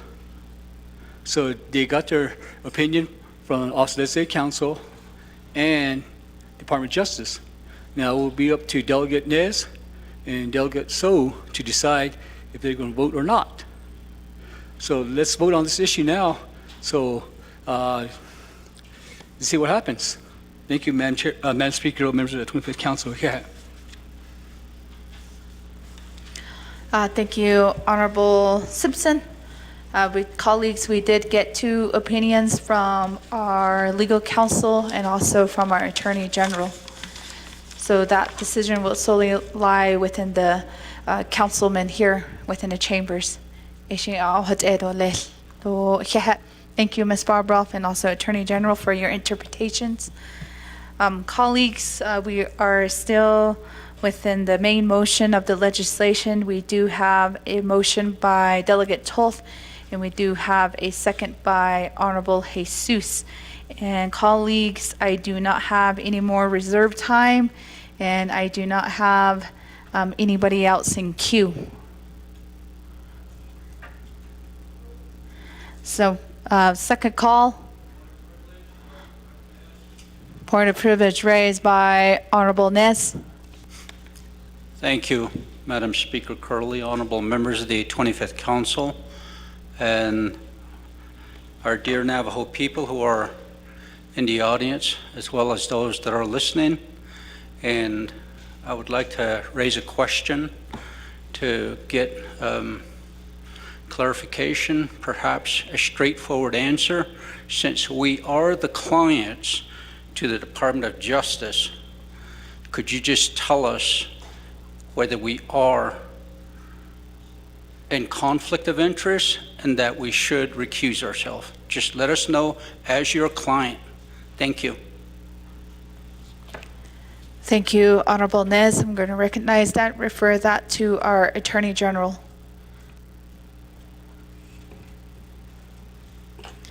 Yes, I'm advising you that, in my view, if you were to vote on this legislation, you would be in conflict of interest. And so I'm advising you to abstain from voting to protect yourself from that liability and to also preserve the integrity of the decision that this body would be making in approving this legislation if they do so.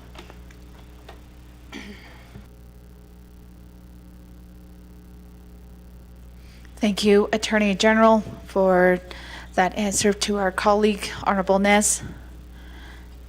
Okay, colleagues, we don't have anybody else in request to speak. There is no reserve time on this legislation. Second call. Point of privilege raised by Honorable Vince James. Thank you, speakers and the members of the 25th Navajo Nation Council, Dosha Sahasin.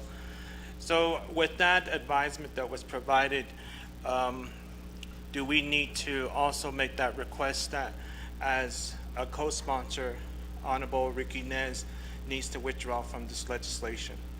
That would be my question. Thank you.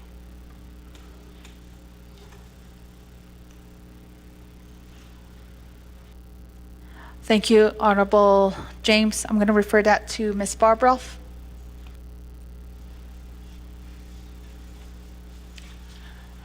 Yes, that would be advisable if Delegate Nez determines to withdraw. Then is Delegate Nez the sponsor or the co-sponsor? Co-sponsor. Then I would recommend that he remove himself as co-sponsor. I would like to note for those who might be listening in that as far as I've been paying attention, I don't believe that Delegate Nez or delegates have spoken or debated on this legislation. Yeah, they have no time. So thank you, Chair James, for the question, and back to you, Speaker.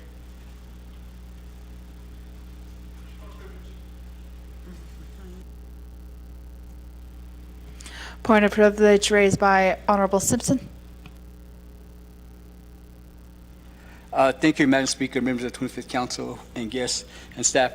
Madam Speaker, would it be possible, maybe guidance from the Legislative Council, to delete Delegate Nez's statement or debating on the issue here, and Delegate also? Would that be possible at the request from me?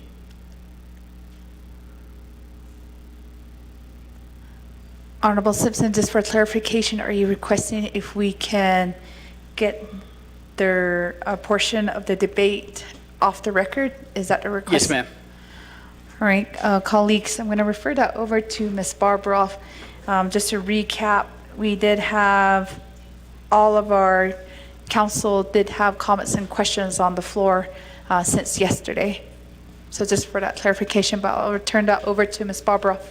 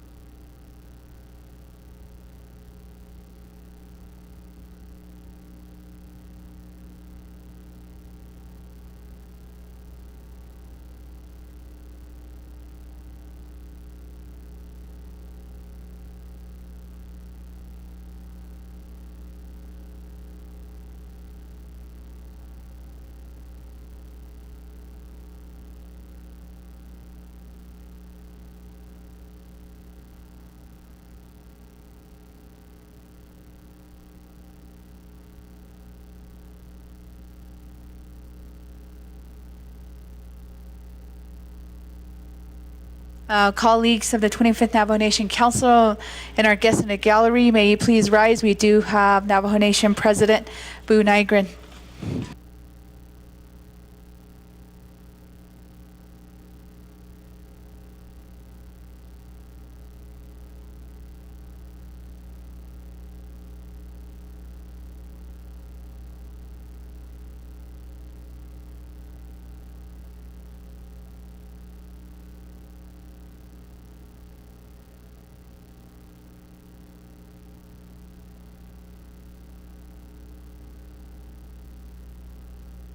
Thank you, colleagues. You may be seated. You ready to? Yeah. All right. Thank you, colleagues. There was a point of privilege raised by Honorable Simpson, and I'm going to refer that question over to our legal counsel. Thank you. So the question was, does the council have a mechanism or a way in place to erase, delete, remove comments that were made by the council? And the answer is there are no mechanisms in place to do that. So until council puts in some type of rules or such, that can't be done. The statements are already been made and have already been shared with the public. Back to you, Speaker. I'm going to refer some time over to Attorney General on that question as well. I just want to note that, up until we had this discussion about the conflict of interest, honorable delegates who are serving on the enterprise board were not aware of a potential conflict, but now they are. And so, what actions they may have taken prior was done in the absence of advice, and now they have advice. And so moving forward, if they follow that advice, then I don't think they would be exposing themselves to liability going forward. So I think they're fine on that point. Thank you, Attorney General. The interpretation. Point of privilege raised by Honorable Toth. Thank you, Madam Chair. The question I have and the concern is that all these years we've been advocating and sponsoring these legislation. We make comic. So are you telling us that that is illegal? Because a lot of these issues came before the council we sponsor, and I don't think we should penalize for the people that's trying to advocate. I think the only part that's in conflict is during the vote. If you're going to advise that to us, put it in writing, so we're going to have to make some changes in our rules. So a lot of interpretation of these laws is just verbal. So we like to have these in writing and send it to us so we don't make a mistake again. So I don't know why we're disallowing people to comment, and here we tell them to withdraw or get your name off. That's kind of not what here. As a Navajo, this is our way of doing business.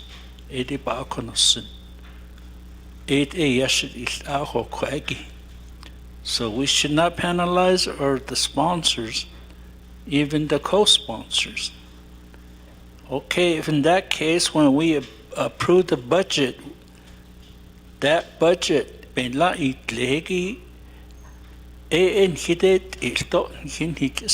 budget approved nearly. Is that a conflict also? So if that is a conflict, who approves our budget? Question is interpret chaos. We don't have to question or trying to challenge your decision. So with all due respect, again, and I kind of disagree that we're going to penalize these people to get their name out. I think the only thing is voting. Speaker, thank you. Okay, Honorable Toth, for your statement. I didn't receive a specific request other than to legal counsel to put that in a memo format. Thank you, colleagues. We are back still on the main motion. We did point of privilege raised by Honorable James. Thank you, Speaker, members of the 25th Navajo Nation Council, and then audience. My point of privilege is if this legislation requires a 2/3 vote, and as council there's 24 of us, and if our legal counsel and attorneys are advising of the two as it being a conflict, does that change our vote of 2/3 to 14 instead of 16, because now we're eliminating 2 delegates from the 24? So that would drop it down to 14 would be the new 2/3. So that would be my point of privilege, Speaker. Thank you. Thank you, Honorable James. That question is directed towards our legal counsel, Ms. Bobroff, as regards to the 2/3 vote of the full council. Thank you very much for that question. No, it doesn't change the vote requirements. It's 2/3 of the full council. Doesn't matter if you're absent or you're have abstained, you're still part of the full council.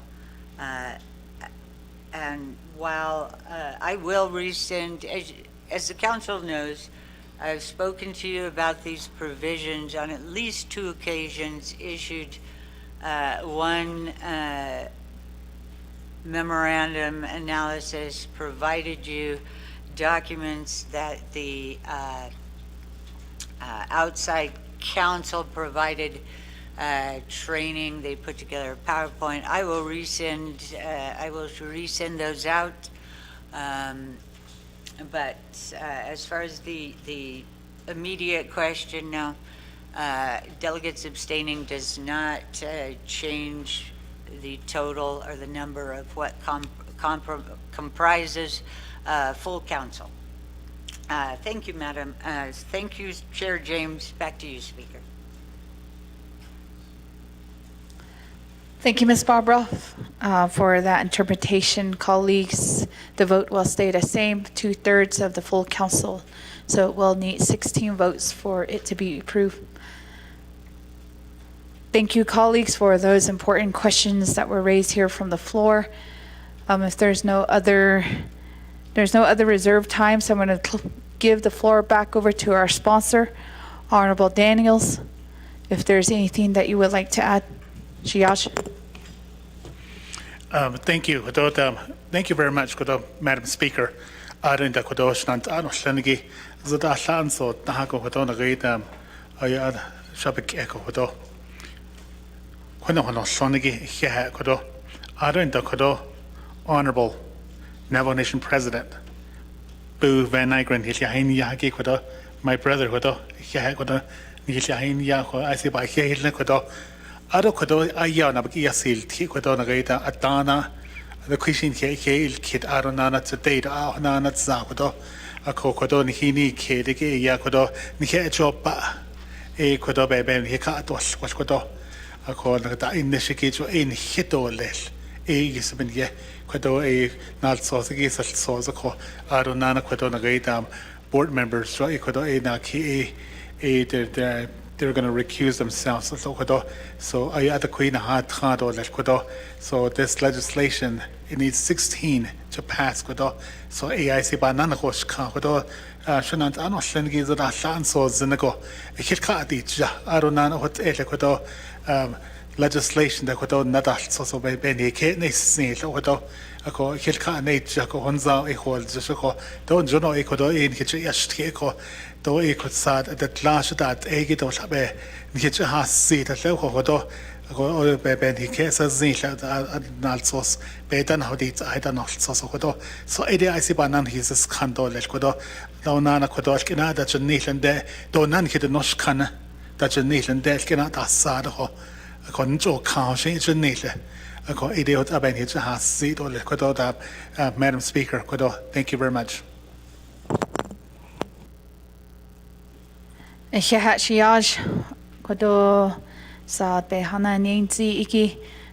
you, colleagues, for listening to the closing comments from Honorable Daniels. With that, colleagues, like mentioned before, we don't have anybody in the queue. We also don't have any more reserved time.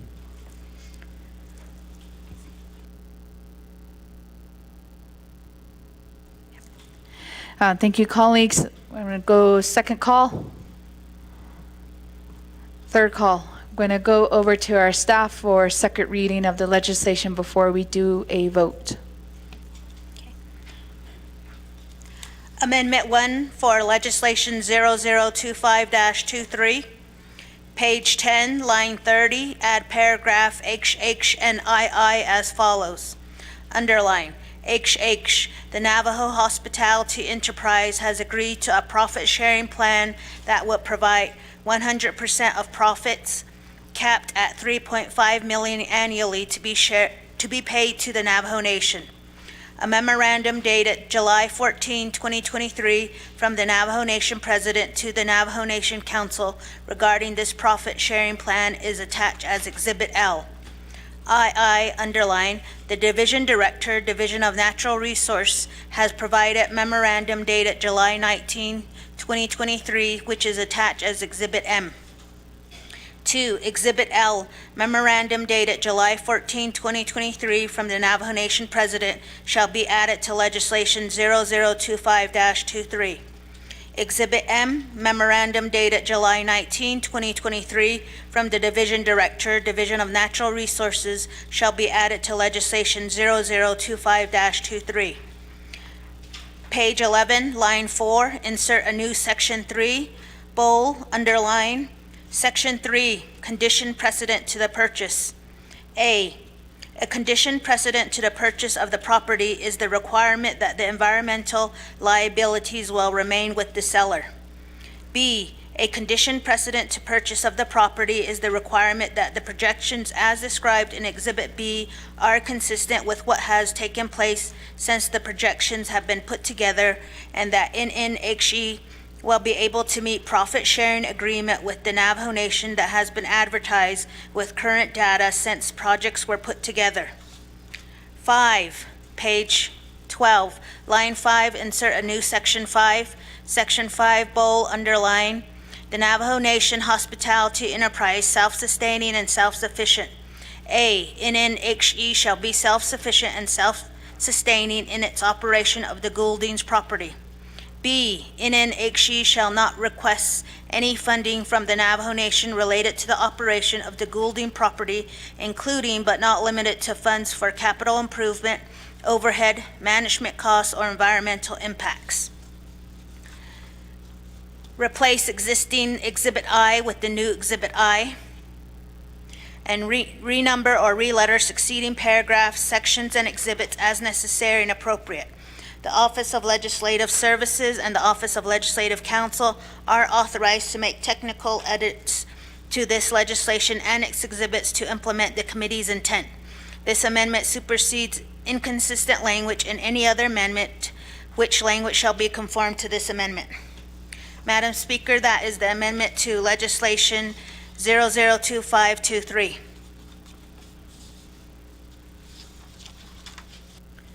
Thank you, staff, for our second reading of the legislation. Colleagues, I'm going to open up the voting board for 2 minutes.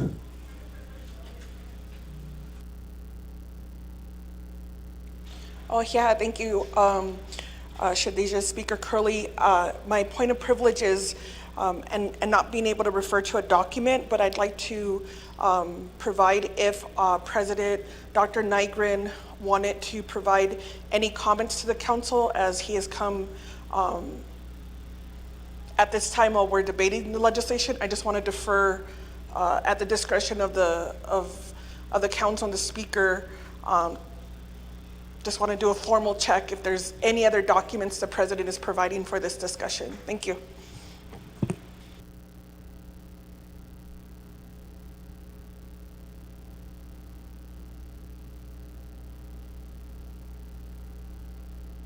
Thank you, Delegate Crotty, for that point of privilege.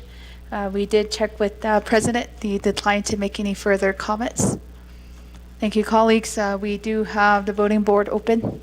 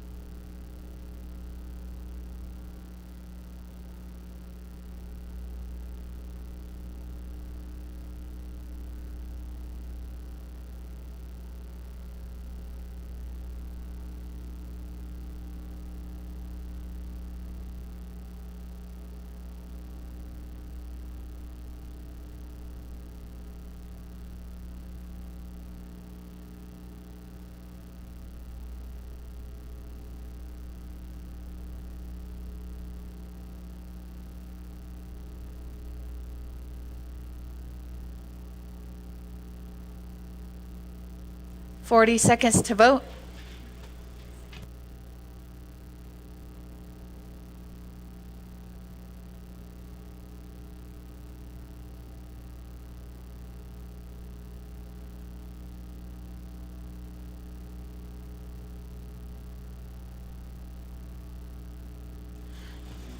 Twenty more seconds.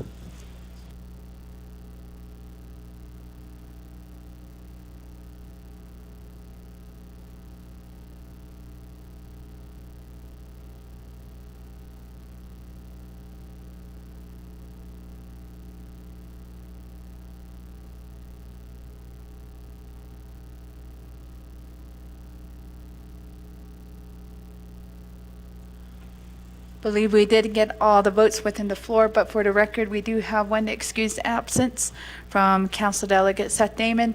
And for the record, we do have Council Delegate Ricky Nez. Just if you are abstaining, and maybe you can just say that for the record as well. It's already on the record. Delegate Ottoso. Same here, it's already on the record. And we have 2 abstain votes, colleagues. With that, colleagues, we have a vote of 15 in favor and 4 opposed, with Speaker not voting. The main motion fails.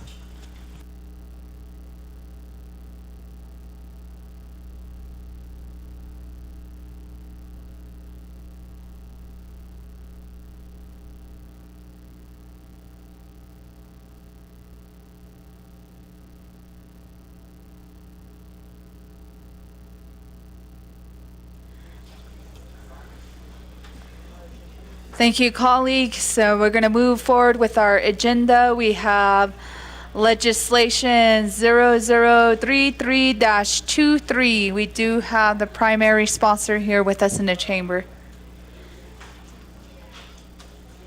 Staff, could you help us read the legislation into the record? Legislation 0033-23, an act relating to resource and development, health, education, and human services, law and order, budget and finance, and Navajo committees, and the Navajo Nation Council, establishing the San Juan River Mitigation Fund, directing that monies received from in regards to Gold King mine release in San Juan County, Colorado on August 15, 2015, number 118-MD-02824, DNM, and underlying and related actions be deposits in the San Juan River Mitigation Fund after reimbursement of litigation costs. This legislation requires a 2/3 vote from the Navajo Nation Council. The sponsor of this legislation is Honorable Ricky Nez. This legislation has been read into the record by electronic voice recording per Navajo Nation Council Rules of Order Number 9. Madam Speaker. Colleagues, please quiet down here within the council chambers. We are still within our agenda and still in order, colleagues. Thank you, staff, for reading that legislation into the record. Colleagues, do we have any questions or comments on the legislation? Oh, yeah. Do we have a motion? Motion by Honorable Parrish. Is there a second? Second by Honorable Jesus. I'm going to give the floor over to our sponsor, Honorable Ricky Nez. You have 20 minutes.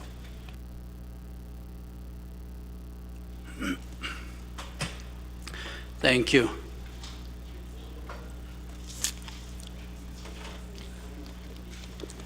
Here, Madam Speaker, Curley, honorable members of the 25th Council, staff, thank you, staff, for feeding us now the third day, and and all those that sponsored. So legislation krosad betan hadit ahi namaz do tatin tha ish arona din tha legislation 0033-23 krosad betan hadit ahi gatit ahi shahidi la dida shnant ano senegi ashkhore daishnot aya beshba sa anshnant ano senegi ayon lego ogo da handi jakabane khat da nane jaton rego hel kit goranda da arena de ni khasle di khorosa betan hadit ahi nehtaton nat nesliki hajoshi khorot orlis benege khot a nehch khonal iton khin khasalala a khot arot ahra a khotish ya khoto Tisad betan hadit ahiki yaha kodo enegoe establishing the San Juan River Mitigation Fund, directing that monies received from in reference to Gold King mine release in San Juan County, Colorado on August 5th, 2015, and underlying and related actions to be deposited into the San Juan River Mitigation Fund after reimbursement of litigation costs. Shanant ano senegi nege benant osepedi ne August 5th istlako yos kasko na ketemel to ba ashla ata hi khahada 2015 yeta nege Silverton, Colorado nege de benta khahot zote ola beta anish zilbiyete Ado toda hedegen tochorshi e adabits United States Environmental Protection Agency. Ajabanish ich ondo gold company zigishi kwa toda hedegen e bits det lad Ado hoste zilia go hatan nato hoste animus river golge go tohnle gonle tot khatja Hostet as Nike in Le Silverton, do Durango, Farmington, a quaike to hidil, Le Bloomfield, do Farmington, deco, Bloomfield, deco, Hanley Navajo Dam, decon, a quaike that do Hostet ata anakis, Department of Water Resources, but the Nishaprock Irrigation Department, to Hoyden days, gives Hostan Hitia on Netlagodano, Ada Latskoin, Nahobenina. Ako anak is Then he tran do hoste do el kaidos nina hanza sanawan hogba shipra gadi eneth arashin lake pile nana. Atan hidden nechan so go shink it eland di torn lenigi San Juan River banki bedak hodlanigi a ko bedak a hodlanigi sa bedak ya ta holia. Some of the farmers along San Juan River take care of their farms, and there are many idle farms. De kushinkaya up in it naznil. Dog et elegate ata ikhahata atan sa adok as la gibini na yaha adokhet ego da yahanal sosh khahada da liara de compensation wol geheki a kota da hot ide da de koron he gatit ahit sokros tahki gatit ahin lido ata yaha allah etchelestero rasatahki Nehnant Honorable President Russell Begay, Aro Honorable Vice President, Ata Jonathan Nez, Onabanash, Ego, Ohot Edenle, Aro Ata na Kikos Art Ego, Habene Eltzos, Dida, Ako. Ben Eltzos, again Navajo Nation, Don EU SEPA, bedient, Ninido Gold Companies, Ben Eltzos, Asate Kochiko, Ratit Ahit, so Department of Justice, Niniki Adak, Asatin Eltzos. Oko Asatin Eltzos, go Heshin Hotsara, California, that attorney, because Houston Hannigan, Wolge, go that shows, go Bananish land, a quan hadn't Eltzos. Ado Anana Sate, Rede, Ratit Ahinit Hahati, Nasan Juan River, go. A got it Ahitla Rede, Azar, Wolge, Denver, Colorado, there. The neck edit lehege sa yahdat illa aro sa Whitener law firm golgego hot ego the yahdat illan aro tragon yahatina sosla be nel e-golf law firm your Toro Santa Fe do yahati the neck edit lehege farmers bedi neneki damages height shinti Tobits ana kisipini na betotona ta toch ashiana gizatanes kanetat ehiat enebetsa da chonton dal chen ako asate begat it ahi hazle hot ako kochiko digi konsad ni sad betana hadit ahi nihitato siltsosiki ha Navajo Nation, go 27,000 square miles, go yaha nso ziki kopeso lanehich honalia go kode di peso ki edo letigate go na khasala a large yaha 10 million is not the meal so yaha Navajo Nation bitch holia Bekede yaha 31 million bitch honana liado hinat go destino asat mil so 41 million ako eskinat zonle ako di peso ki sato restricted aro sato unrestricted ako di kodo hot out or neligate out di kodo Sad Betana Hadit Ahel Ken the Hastodoti, Corrosion Navajo Nation EPA and Litigation water testing do monitor es on hands a housing Hodologician Lido. Ahot ego ebe has on a circle will geheke behadet ego ade hot beso chuito in Jonego hot aye na out esgat et andle. Shanant noch Lenigi. Ako atayos kasata de hohot in aro endata nagate nek et lehege besasa net leko dol nena nizan San Juan Hogback Shipra Gari Anath Ako di peso gila khait out or lesta bedi negon da bedil kitchro shete koro Honorable Charles Newton. A collada neha jido hut edo lesne.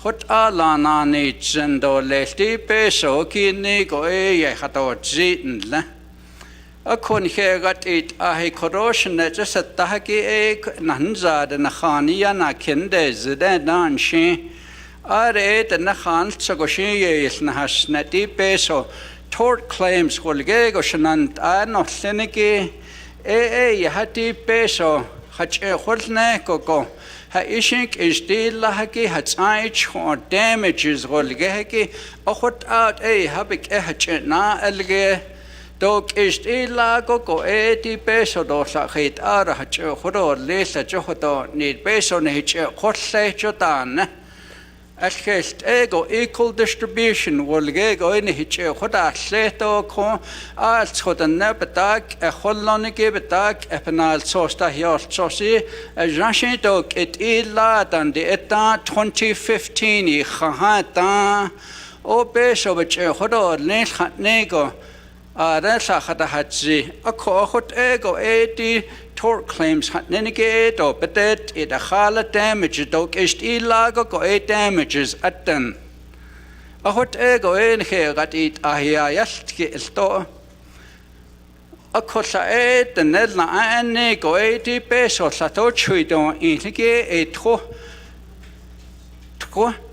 tro handlenige bets andlenige irrigation canal bend that ne shiki khait ego dai canal siki hasht echo do late rehabilitation beso toha da kisako do di conchanat leshil anda dol khalto saho beta hatte niki at khalati khoda beso ne hich kholia ke khad dai do san ne hich khona do lesta joda no ya ta benne a kollago hati chuito insta noya yadastki a kokoro amendment la shahata liaki aron that costo northern agency de go hati attachment ki best on go ara ya haji go en khas ako de kojetsara on hogback your pump station on nacho every year not the neck at le o hota but on hata hal chato de pump station nacho the cushion ba na atleto to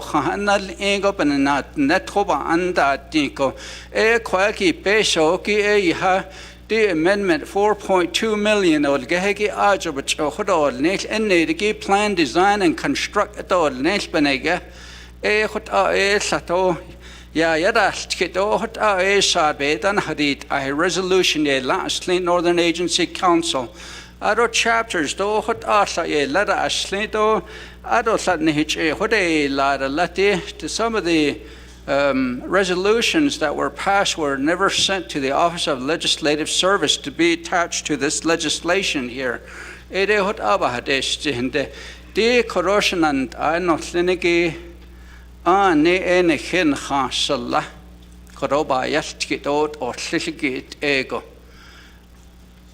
oba nan khosh kha asto de peso ki hot a khatneniki akho ede ha khorokhon sagoshi ba hastito na edos kit goshi ba na edos kit leader lesnant I do he do anos khodigen khelta holon roles Honorable Speaker Curley, thank you.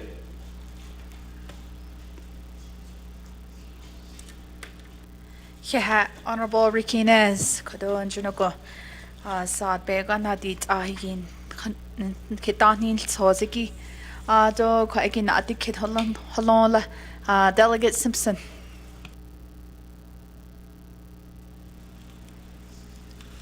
Thank you, Madam Chair, members of the 25th Council.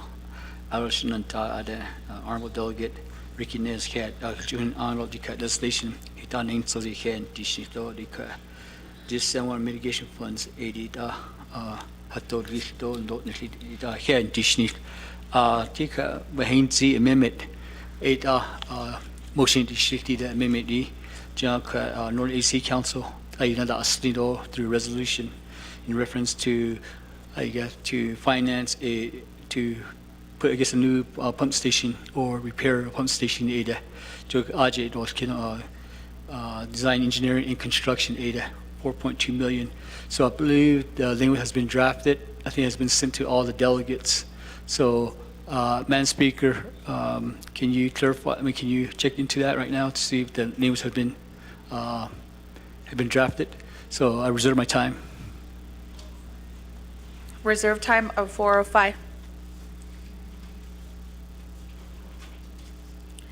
Colleagues, there's a motion on the floor for amendment number 1.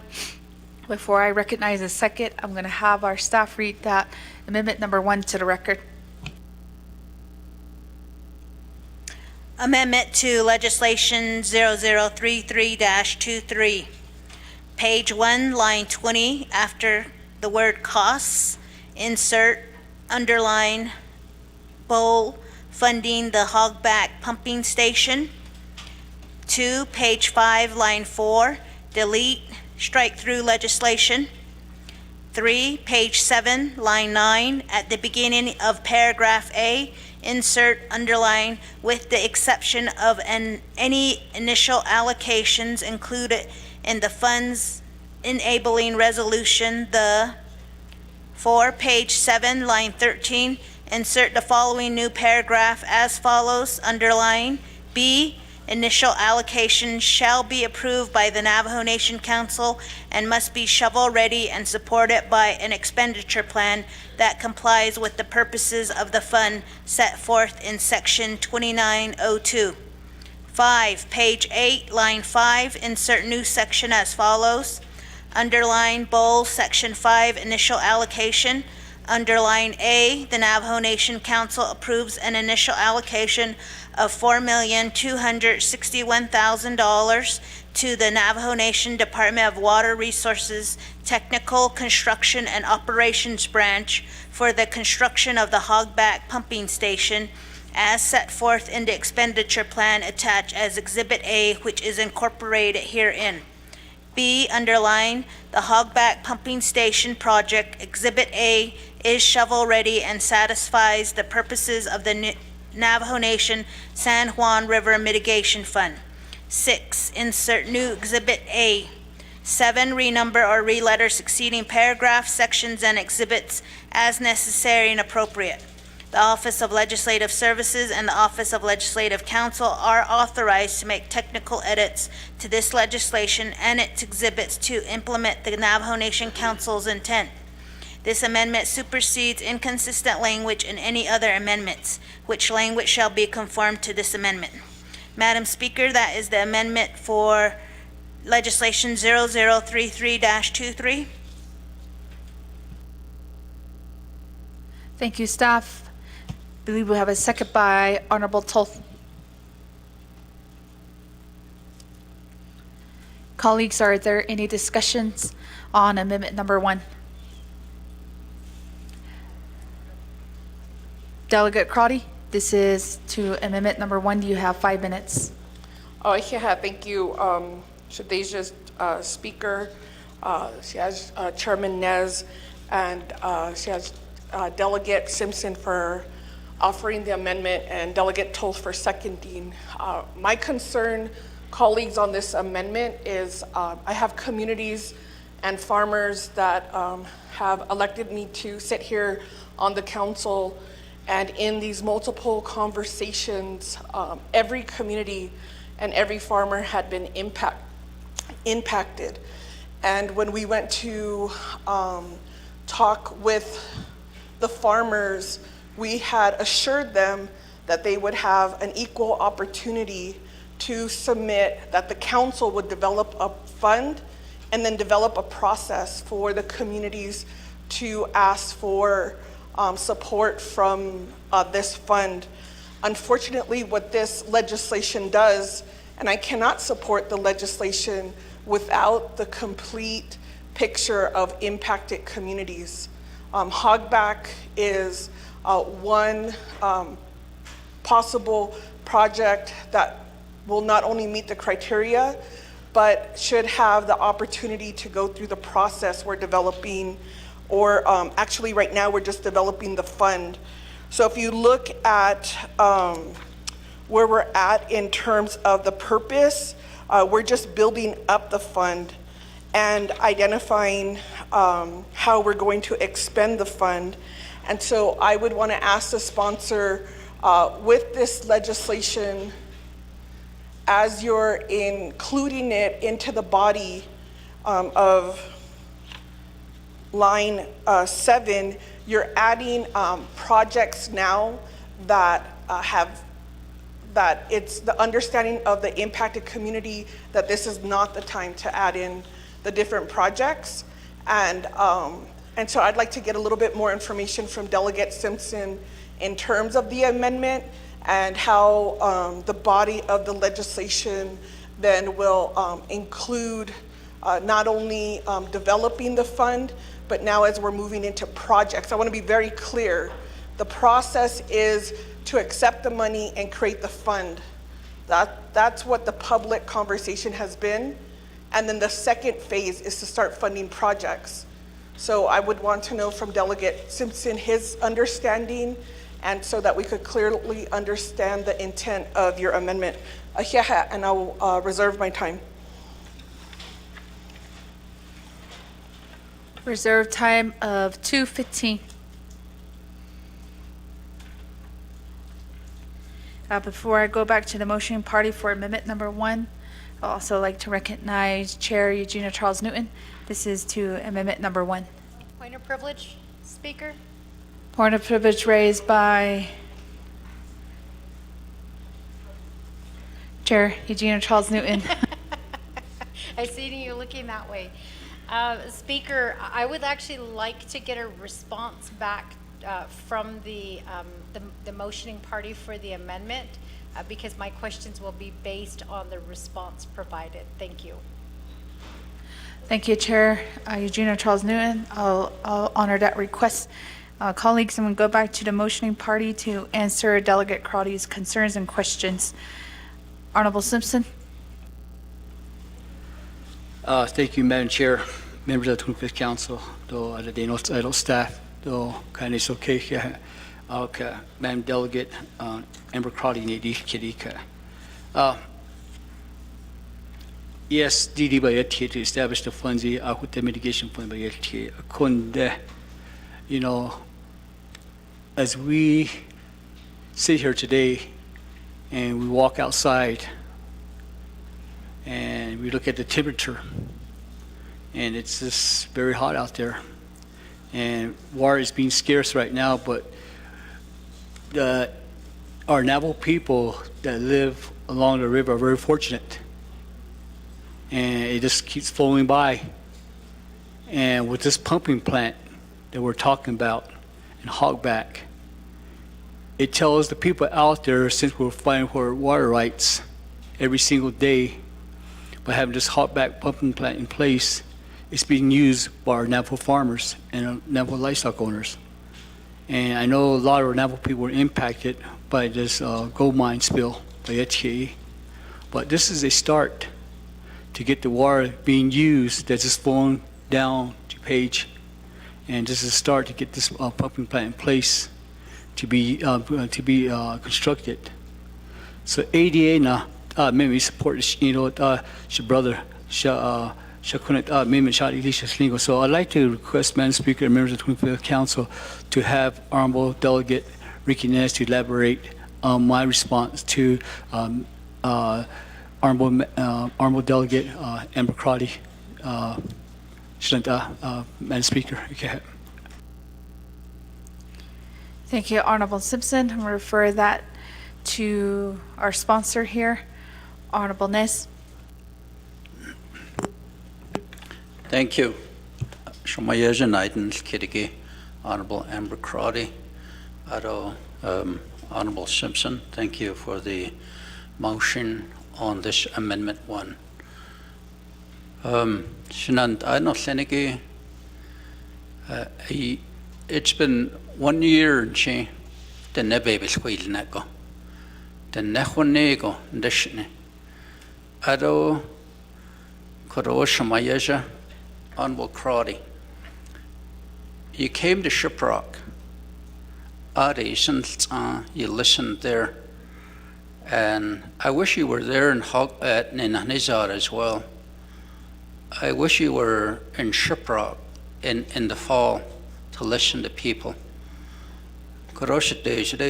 Honorable Chair, as Northern Agency delegates, we like to work together, and I'm willing to work with you, honestly, both of you. And it passed the committees. It went through the Resource and Development Committee, Health, Education, Human Services Committee, Law and Order Committee, Budget and Finance Committee, Nabik Committee, Ishlako Committee, Nihit Khadiya, Shanant Anotliniki. Why didn't you ask a question? Why didn't you make a recommendation at that time? Khalet Arabaha Zitala. Akot ego, nehitaron il chozo, nehitaron chozgo, arobaha jigogo. There was no opposition to this legislation. 5 committees at 10. Ako kode eya and the tabana at the kidgo. Point of order raised by Honorable Charles Newton. Thank you, Speaker. I raise this point of order under the Navajo Nation Council Rules of Order, Rule 25, which states that a point of order shall be raised immediately after the error is made. In this case, it is true that this legislation did go through the committees. However, the amendment was just now proposed.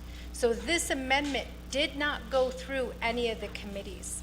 So I want to make that clear and on the record that this amendment is being proposed today, and that, you know, that none of the committees were presented this amendment.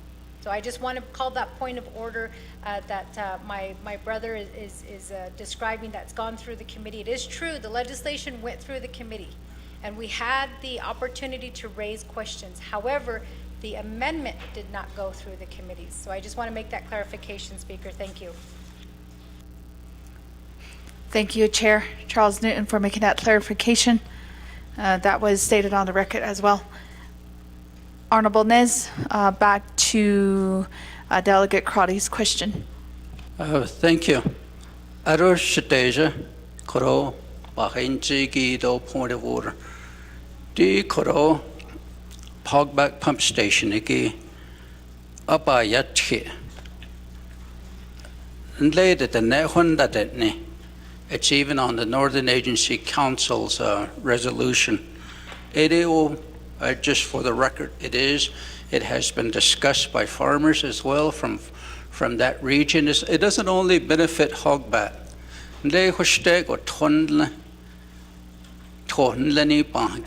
So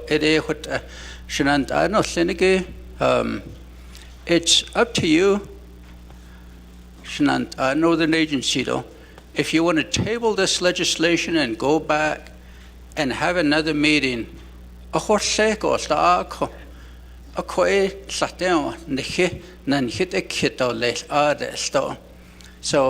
and I would like to see all 4 delegates.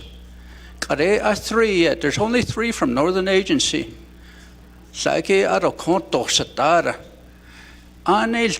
We have chapters. We have chapters along that river. I'm okay with tabling it. No. But when we do set it, make sure you're there. Could you say Hashanat Deja? It is what I Obahunsindo other than Yastiki Daisy, and I still have notes from all that as well. So it is what Abahadishito. Anche Nakasala Quagi. Aro Hashita or Sagan Hiben Holy Jukaden He Bishpas and not Lindo lawmakers not say. Do Ebik Eharan Station and Arnold Lenege Aro Aroshanast this though you unstera and here inste ona or can't a Koroben hitches a dan Hibah no son. Aden Hidak Ashida Hodla. You probably have farms as well. Maybe you'd need money. There's farms out at Ganado, many farms, Chinley, Wheatfield, Sahili, an hin hohle so hui no sango. Hotle kon hin khasalla. Janant. Thank you. Yeah, Ado, Honorable Ricknaz, Kodon Liningi Sad, Bana de Kidigi Kodo, non-dish Bethledan Inigi on 25th Navajo Nation Council, which named Ahengi. So with that, I see our Honorable Madam Chair Charles Newton in queue, so you do have the floor, Honorable Charles Newton.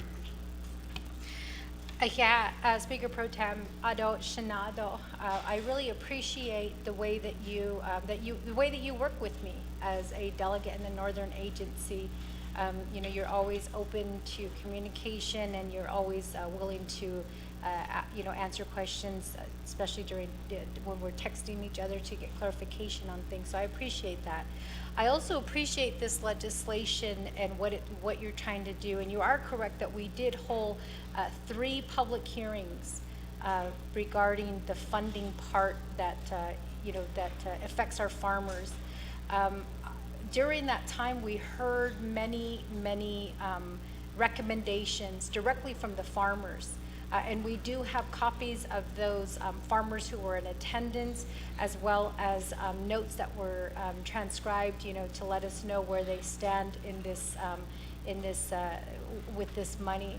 Shana, please, can we not vote on the amendment? Because I think what Delegate Crotty stated is true, and that is that let's just accept the money first and then establish this fund.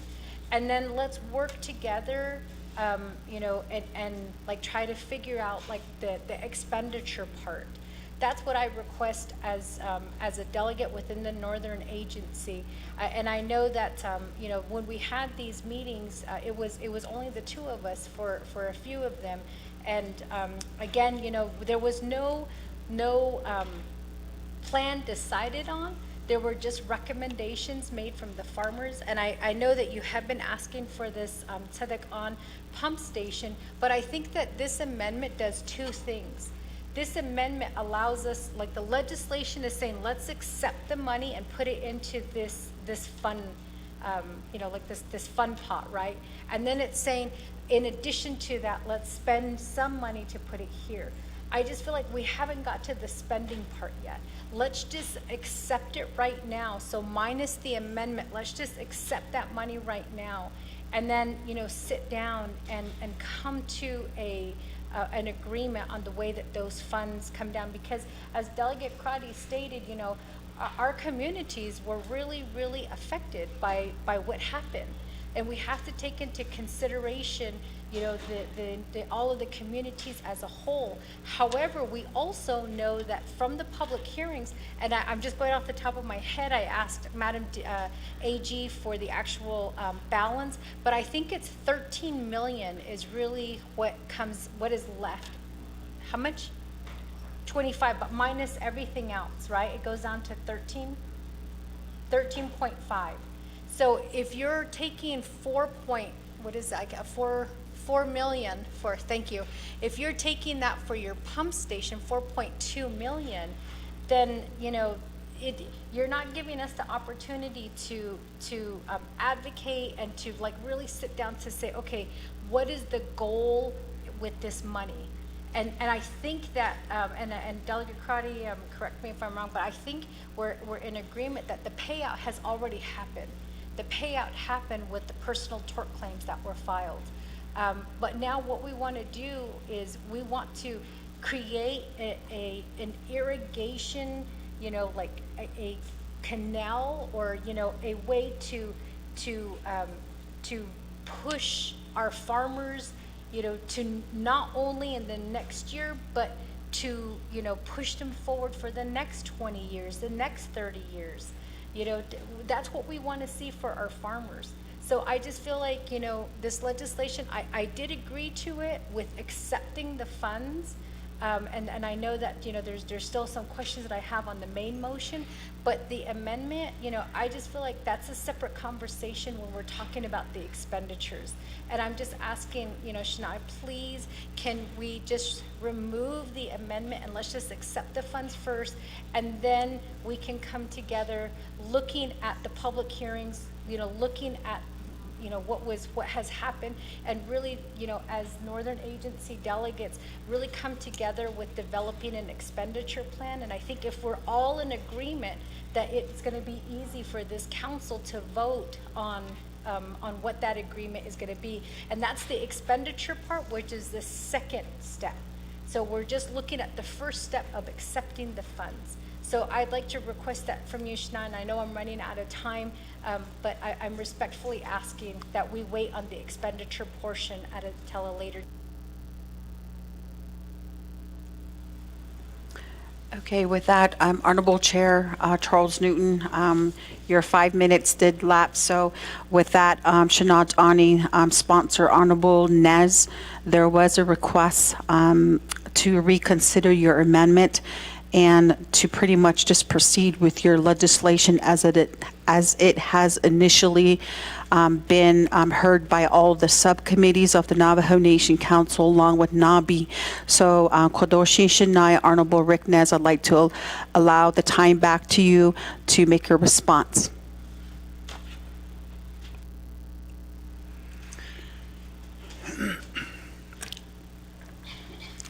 Shanand Anotlenegi Dida Kodo Nehta Russell Chosiki Did Denilt Ego Honorable Chair Amber Kennesbaugh Crowdy, Honorable Chair Eugenia Charles Noon, Honorable Curtis Yanito. He represents Aneth Bay Shipra Bay Clabatobadina.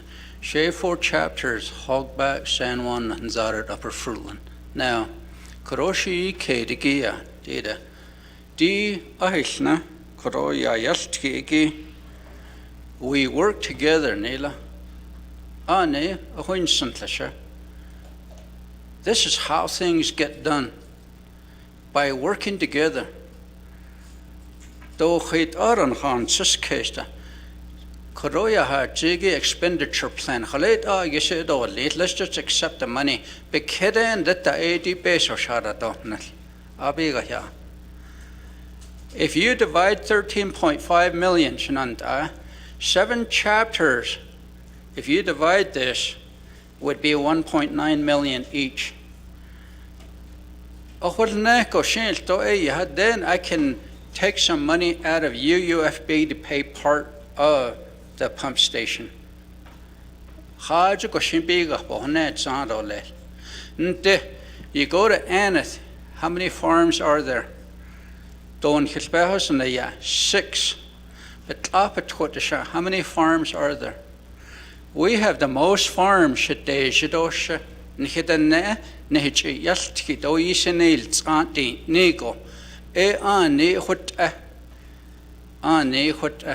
I'm okay. I do have a lot of respect for my colleagues from Northern and all of you. Honorable Danny Simpson, Nashahan Sosti Koro, Vijay, Bigeto, Bayo, Nla, the Ne farmers, do the Nayana, Gahayana, or Kanki Benina, Shilako, Shido Bay Shaba Honosan. Khan has Anki Yego and Nahot Ego. President Nez, Vice President Lizer, Ado Nigrin, Bespera Hausen, Khaled Ado, Lahana La Peso. This is a one-time thing, and we don't wish another blowout to happen. But let's work together, and I'm okay with it. I don't know not all sauce. Let me know. I need enough time and make sure when we have this expenditure plan, the last minute, don't let time run out, because I would like to see this hogback pump station get started at least by fall so it can be completed and the farmers won't have any problem by spring. ere hot shiteja so shitsele na shan so akho shika in lgorgi ba henson. Yeah, Honorable Naz. So with that, Honorable Simpson, you did make a motion to amendment number 1. You're going to go ahead and withdraw your amendment number 1 motion. Do you concur? Thank you, Madam Pro Tem Speaker, members of the 25th Council, staff, and guests that are listening through Zoom and watching through Zoom and are here. Madam Speaker, question on my brother, Delegate Ricky Neji, and just go back to a little bit what he states all the time. No, we continue to fight for our water rights, and we state that our people are using the water.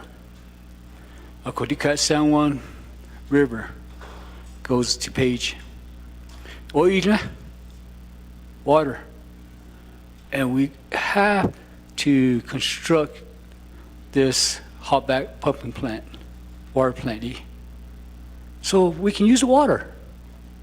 And the longer we talk about wait,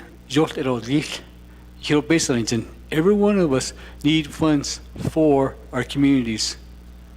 And question on Delegate Ricky Nez, he started this, he wants this pump plant so people can use the water to farm, to plant,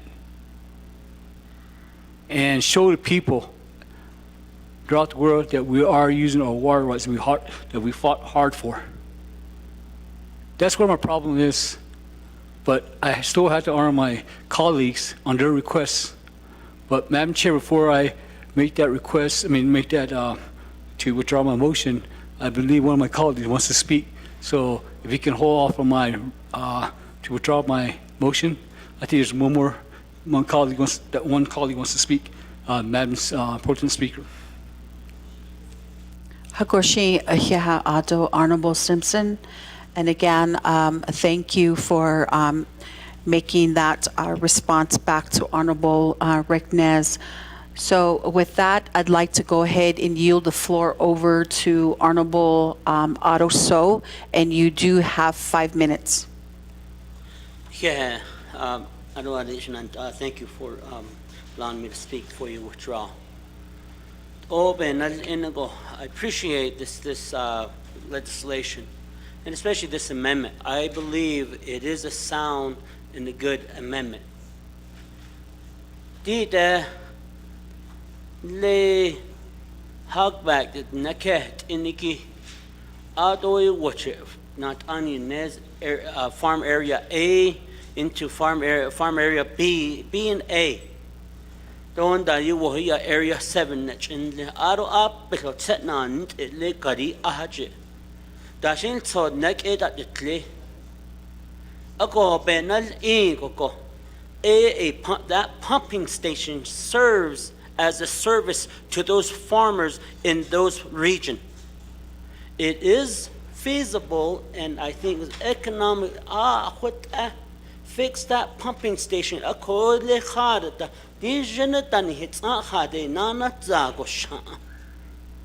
it's going to impact those farmers that live in that region. What up on this case?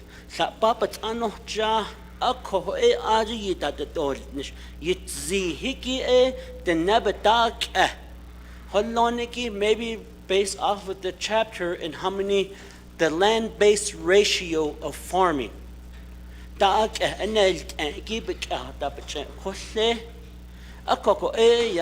You will really solely impact and the farmers that have farms will directly get a benefit from it.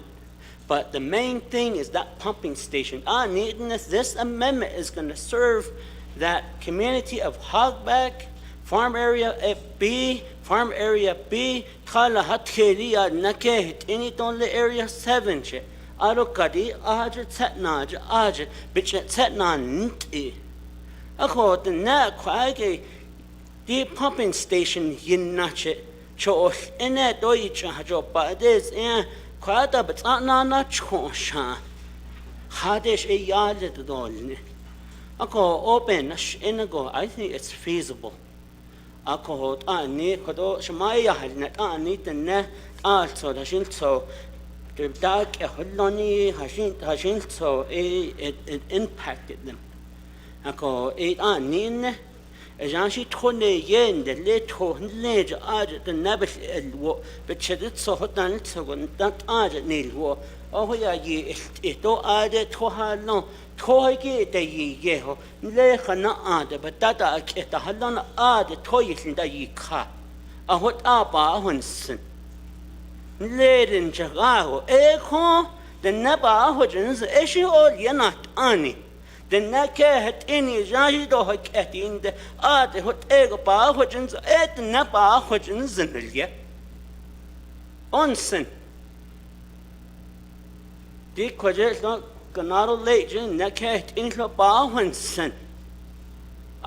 So what ill, Nan dark and Lenny, ye get age, Hajopa ins, and this is a reliable thing. If you take the San Juan's pumping station off, you're going to impact those farmers that rely on that water source delivery. Nihits ay chosha, ko na kinachida kutza. Benin Kuya hog back, go farm area B and A and area 7 and Kariak, the Naaro Kitilada, Toteno Benina. Maybe I'm in conflict of interest because my kids are from there. But Bahansen, Ade the neck ate the Tleho, Ade Benest, Ade what I let him caught the neck that they get Ade what Eko. Ninja Bandahan and the Bahans and added the naked in the Diga Yat Ends and Shanant.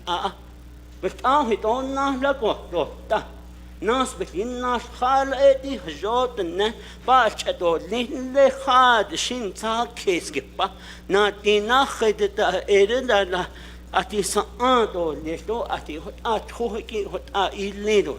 Oh, what Aban says Kishin and called oh. Ban says kiss it ho nihich a douse saint on list aban yachtkit only. Khala e added nanlin nihik ake in hidden.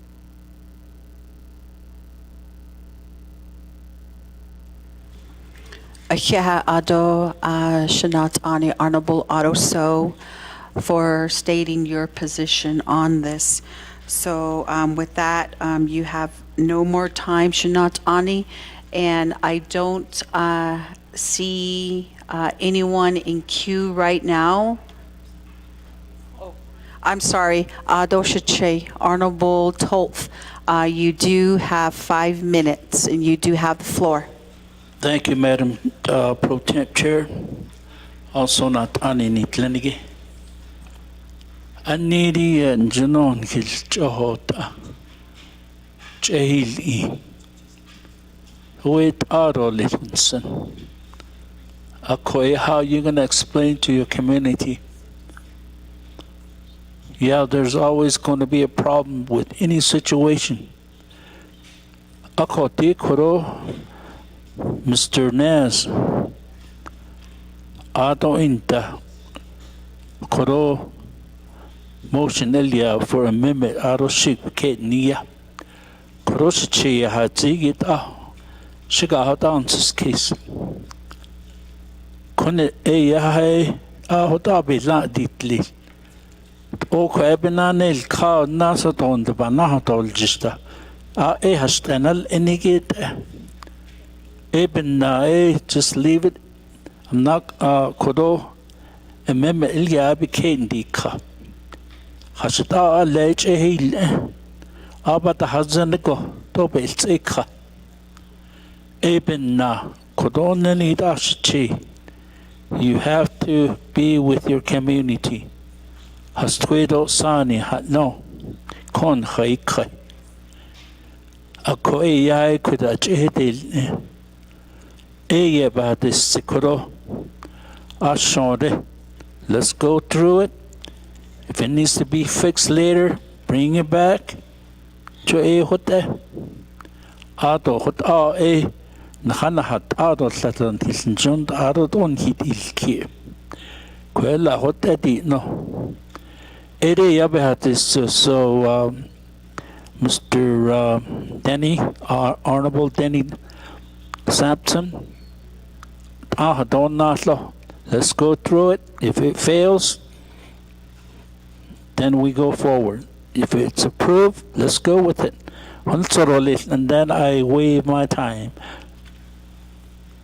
Hagoshi Aheha Honorable Tolf, and he does waive the rest of his time. Although I don't have any other honorable delegates in queue right now, so at this time, I'd like to go ahead and allow reserve time, right? Okay, go back to reserve time. Honorable Karate Shadeja. I'm going to go ahead and yield the floor back over to you for reserve time. We do have point of privilege by Honorable Simpson, so you do have the floor. Eliza, what is your point of privilege? Thank you, Pro Tem Speaker, members of the 25th Council, staff. It's a request, Madam Pro Tem Speaker. I'd like to maybe take a recess for about 10 minutes, 15, to have all the Northern Agency delegates to talk about this amendment and see how we can move forward. Again, I'd really like to see this pumping plant put in place so we can use the water for our Navajo farmers. So 8 hours, just for 15 minutes, let them talk about it, and maybe we can come back with something before we withdraw, if we withdraw this amendment. Madam Pro Tem Speaker, Hagoshi Akeha Ado Shanat Arnie Honorable Simpson. Kodon Linigi, I well note your point of privilege request. So with that, members of the 25th Navajo Nation Council, there is a request on the floor to allow recess for 10 minutes. Is there a majority of the members of 25th Council in consent? How do I do that? Okay, so I'm going to go ahead and, so do I motion? Or, okay. Okay, so at this point, I'm going to go ahead and allow the request for recess at 3:03 p.m.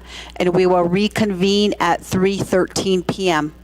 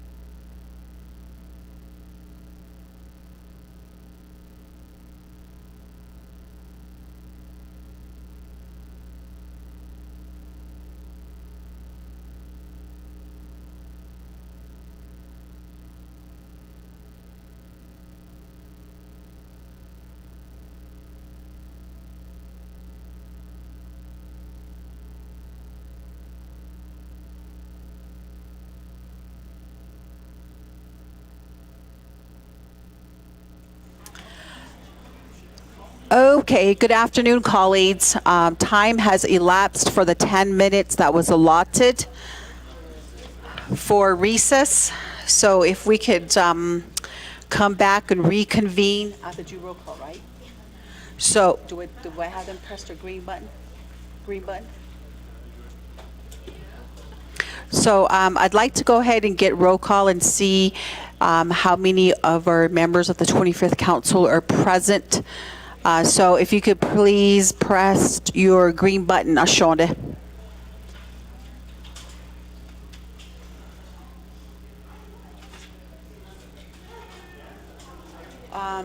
Sure. Do I sound like I have a dry mouth?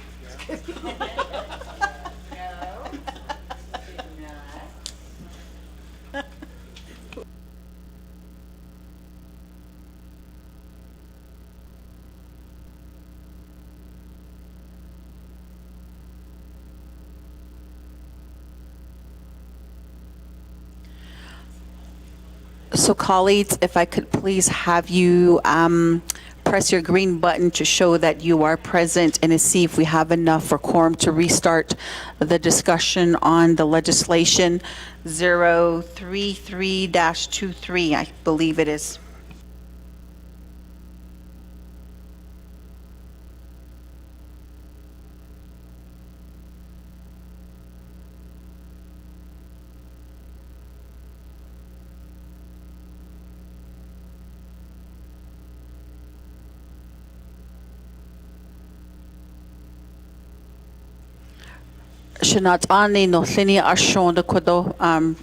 Let's go ahead and press the button to see if we have enough delegates for quorum. We do have to have 16. I do apologize, 13 tots ada.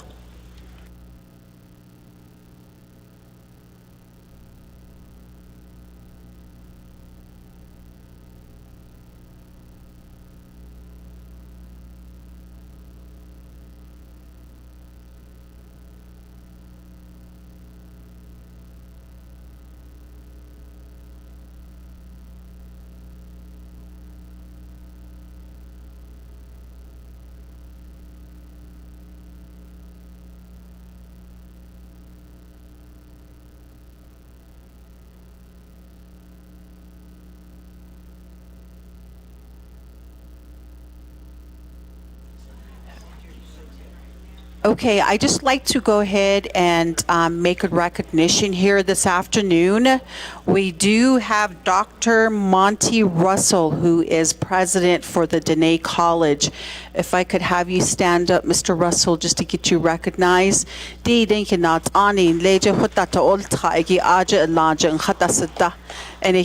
thank you for welcoming us with your presence, Mr. Russell, and thank you.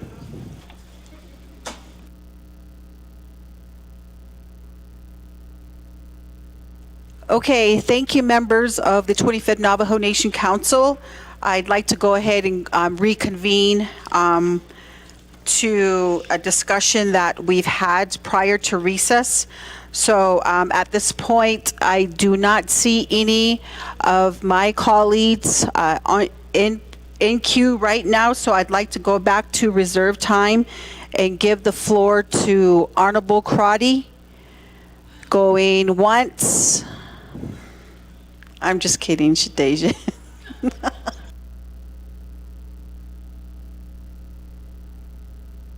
And you do have 2 minutes and 15 seconds.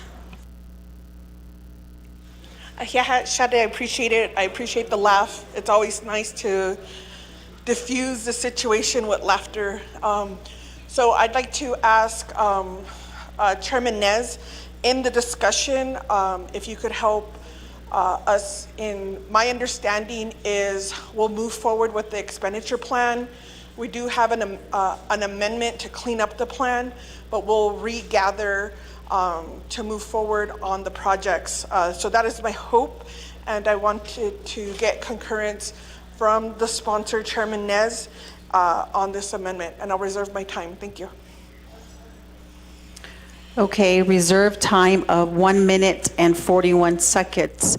So, Kodoshanat Ani Honorable Nez, there was a request for a concurrence in regards to an expenditure plan.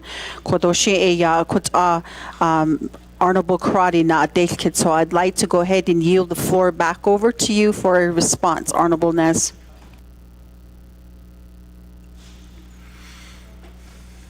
Thank you, Madam Speaker. Honorable members of the 25th Council, Honorable Crotty, and your request here for an expenditure plan.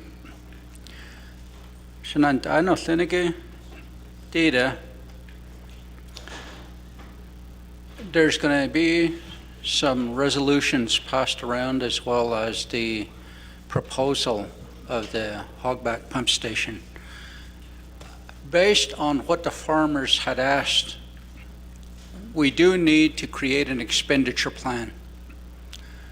In there, we would like to have the hogback pump station as well.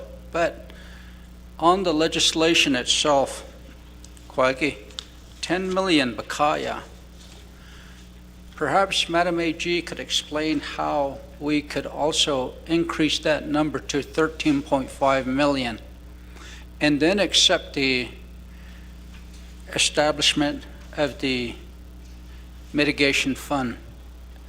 With that, Madam Pro Tem Speaker, if that is appropriate to ask our Attorney General, perhaps that could be a part of the amendment that will be coming forth soon as well.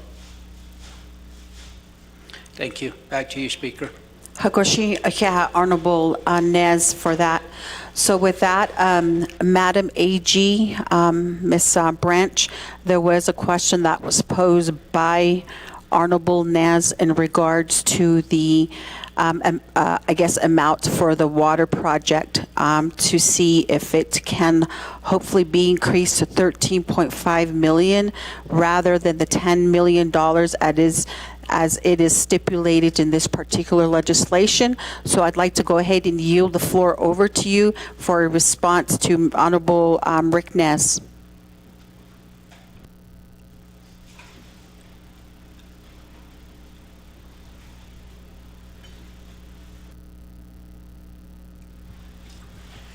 Thank you, Madam Speaker Pro Tem, and thank you, Honorable Delegate Nez and members of the Council. So the way that the fund language is drafted is that any and all net proceeds and earnings awarded to the nation through the litigation will go into this fund. It says shall be deposited into the fund after fixed cost litigation is reimbursed for the costs of the litigation. So at the time that this legislation was drafted, we had only settled with the mining companies for $10 million. Since then, we have also settled with the United States. 18 million of that settlement was restricted, or rather 10 million of that is restricted to CERCLA restoration purposes, so very narrow scope of essentially habitat restoration. And then an additional 18 million is unrestricted. And then there are some other aspects as well, essentially grant funding. There was 1.5 million that was part of a Superfund cooperative agreement funding, a Clean Water Act Section 319 grant for $1 million, and then $500,000 towards General Assistance Program grant funding, presumably for Navajo Nation EPA. So the total amount so far is $41 million. We have recently additionally settled with another party, and that's going to bring in a couple more $1 million.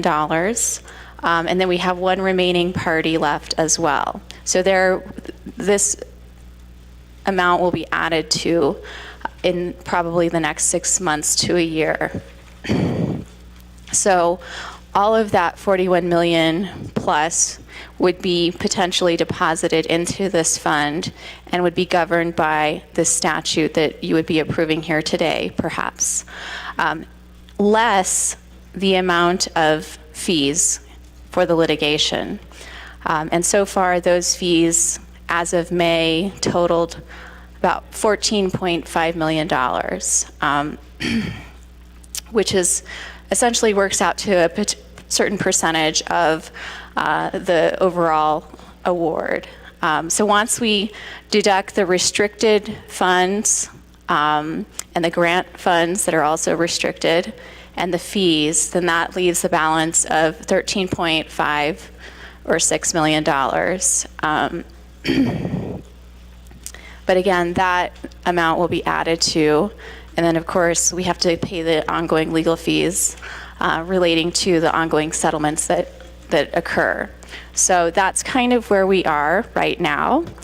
And this fund would limit the use of all of the money deposited in this fund to environmental technical studies, water quality monitoring activities, and/or preventative and corrective measures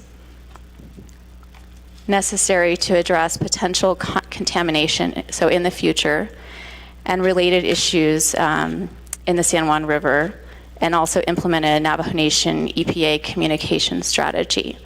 So that's where we are in terms of the numbers and what the allowable uses of those funds, the $13.5 or $6 million would be if this fund plan, or if this statute is approved by Council here today.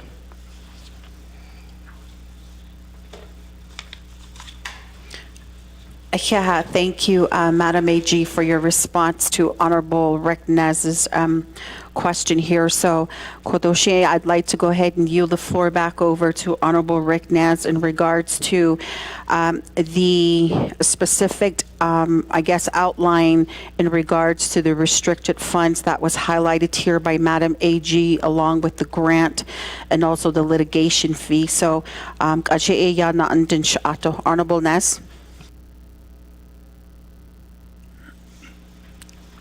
Thank you, Madam Pro Tem Speaker. Thank you, Madam Attorney General Branch. Aroshan ano linigi akoro dida nagairen shitsila. Honorable Danny Simpson made a motion, seconded by Honorable George Toth. And with these new concerns that came up, and new numbers as well here, the 10 million that's on the legislation, Kodo, we just need to go ahead and approve this and establish the mitigation fund. What I will do is have a separate legislation that you can all support with an expenditure plan in there. And also, do you have this? Copies? Staff? Members of the 25th Navajo Nation Council, the document that Honorable Nez is referencing has been emailed out. Okay. Hogback Pump Station.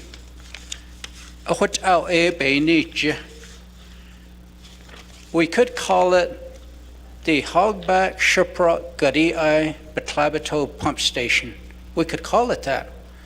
Because the A lateral lichna Tohenliniki Naho Constitution to the north underneath Highway 64. There's farms on the north side of Highway 64. A B line bedina from where the pump station is at, if you go west, that's A line. A line Niki from this pump station right here. This is old. And then it's corroded, it keeps breaking, it makes a lot of noise. Water Resources, Shiprock Irrigation Department, they didn't have the money, so Hogback had to pay for the repairs, and that money should be given back to Hogback as well. Of course, this water, this pump station does not just provide service to the farmers in Hogback. It goes to Shiprock, it goes down to Gadia, but up at Tokoya. Diban so case at law, Shanant I not Lenigi, the neck at Leheki. There are some good farmers, traditional farmers. Tsere denne Yahodosan Shanant I. Yahodosan go at Adida. They take some of their crops and they make traditional foods out of it. Healthy foods. They sell them at the local flea market along the highways. Na da nana na daskui na dasui na da dot isha. Nihit sodazen hodlonigishan and I na daskui do na daschu beta deti. Arotsa tadadin chodenos de nhitane aja. Ja, hodossen ebene na ditro heilt or the pump station hast a natle ashode nego ade chaye yastke.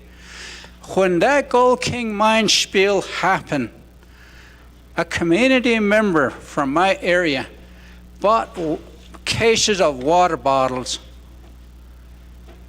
If not, Dine Kahoshi was unsuccessful. Den netta Sahasin hit Hadadenia dan nego. Bajo bage dan. Deep in na corona hitch na oshkashan and I not lenigi. What we need to do as leaders, yes, and is accept this money and establish it. Dina hata orliga. Ado bekede dida. Expenditure plan edornil. Hot a peso chudo in. Hans she di kodor dorles. I don't want this thing to drag on for another 4 months or anything. We can't have that. Our farmers get it legidia ben ebenin hot amendment eshla.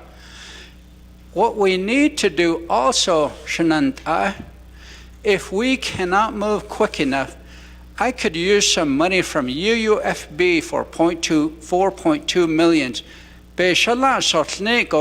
In there, we can write that some of that money can be replaced into UUFB from this mitigation fund. As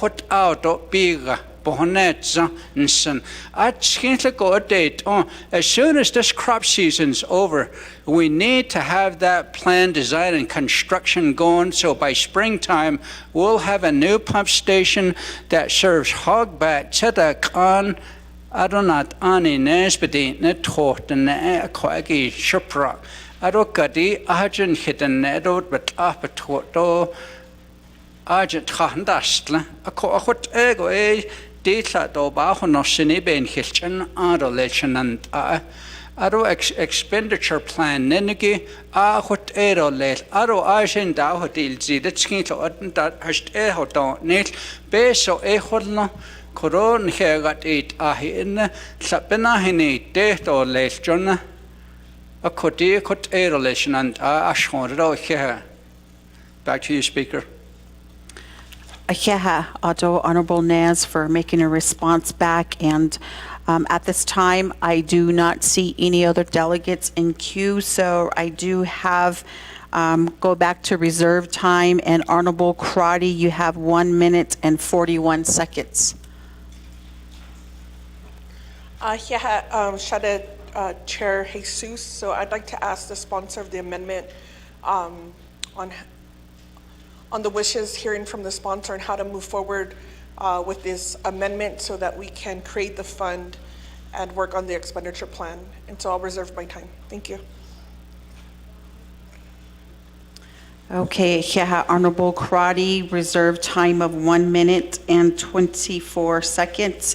So with that, Honorable Nez, I'd like to yield the floor back over to you in regards to a question that was posed for the current amendment and how you would like for it to be structured going forward. So I yield the floor back over to you, Honorable Nez. Honorable Simpson, I do apologize. Thank you, Madam Speaker, Madam Pro Tem Speaker, members of the 25th Council, staff, though, they know it's okay, okay. Yatehinana. Allocation, the Northern AC, she baseball on he kedida, Joshi, they talked it over. So, my brother, Honorable Delegate Ricky Nez, no, Kani, Kate, Jota, the Gikida, that's the mitigation funds they can establish all the education expenditure planning. He does not also not allocate. So with that, Madam Pro Tem Speaker, go ahead and withdraw my motion on the Amendment 1E. So thank you. Yeah, Honorable Simpson, there is a motion to withdraw his Amendment 1. Do I need concurrence from the seconding party?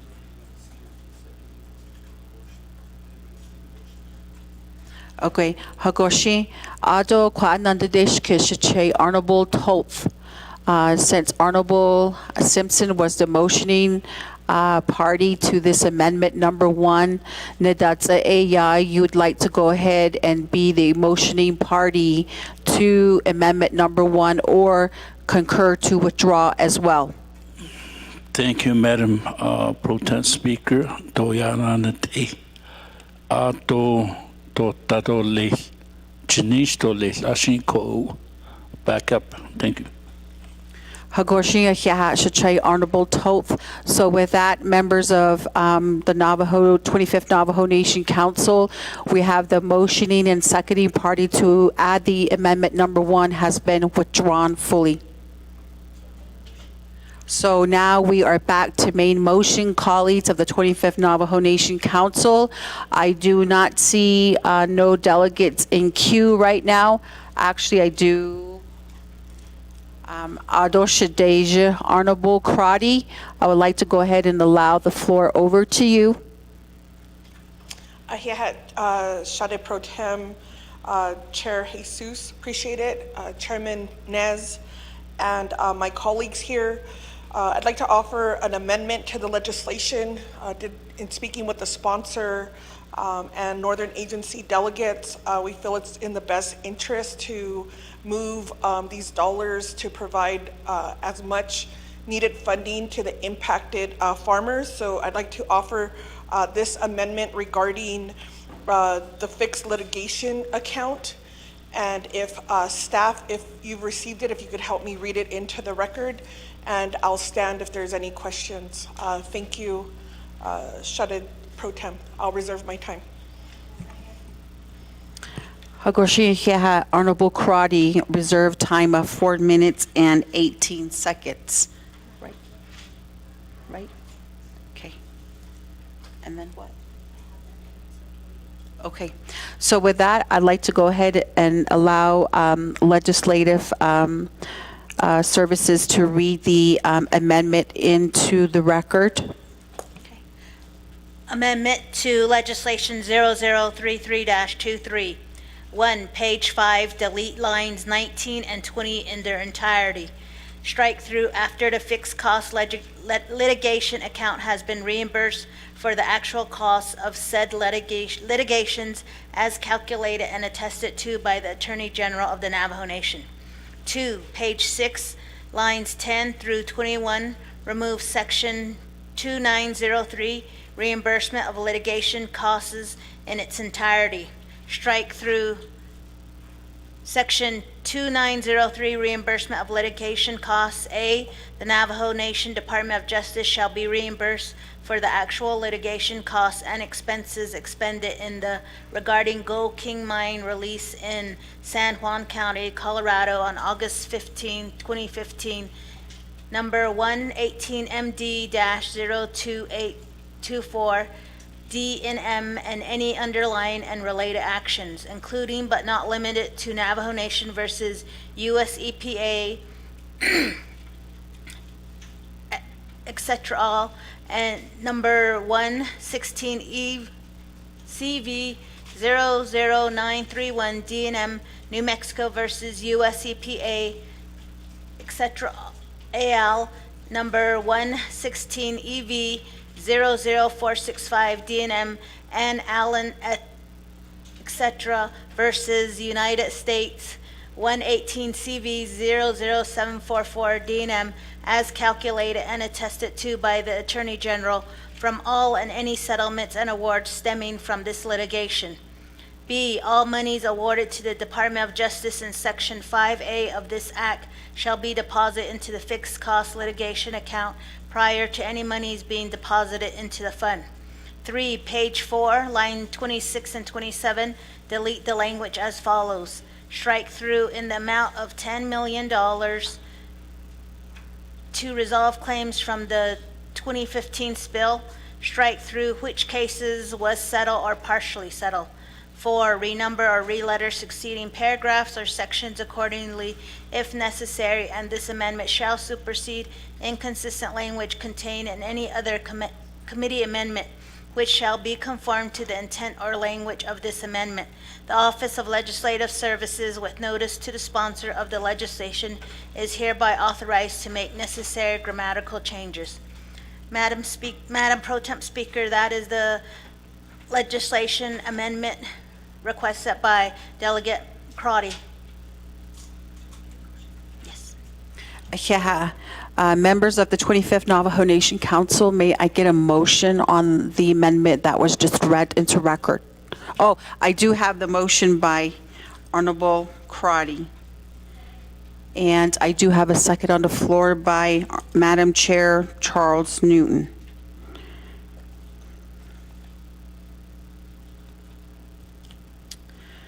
Okay, with that, members of the 25th Navajo Nation Council, do we have questions on the current amendment that was read into the record?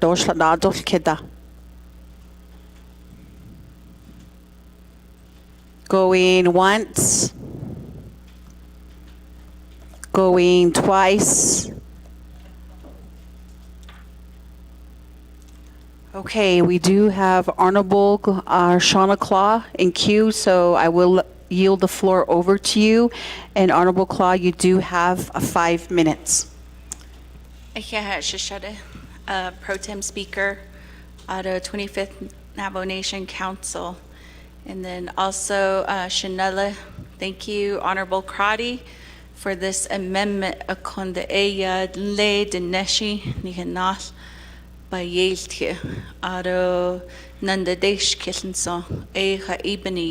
going to ask, why did you all take that out? Because some of the reasons that we are in this situation where we are receiving funding is because of the litigation staff on behalf of our Department of Justice, and then as well as outside counsel. So if you could just explain that so that we have a understanding.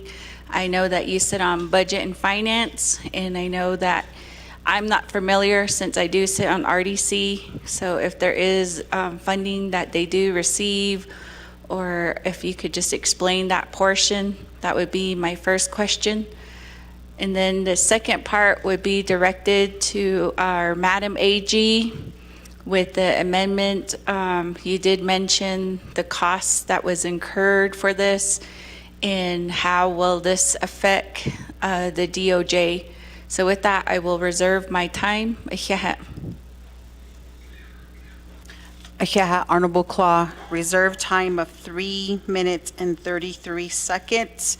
So at this time, there was 2 questions posed, one to Honorable Rick Nez, and the second question was directed to Madam AG. So at this point, I'd like to go ahead and allow the question 2 that was, point of privilege, I do apologize. Point of privilege, Madam Chair Charles Newton. Thank you. I believe that the question was posed to the party who's amending the legislation, so that would be Delegate Crotty. Thank you. Madam Chair Charles Newton. So I'd like to go ahead and take the questions back over to the motioning party for the amendment that was read into record. Honorable Crotty, I'd like to go ahead and allow the question that was asked in regards to funding for this particular initial legislation. So I yield the floor back over to you. Thank you. Thank you, Shanala, for your question.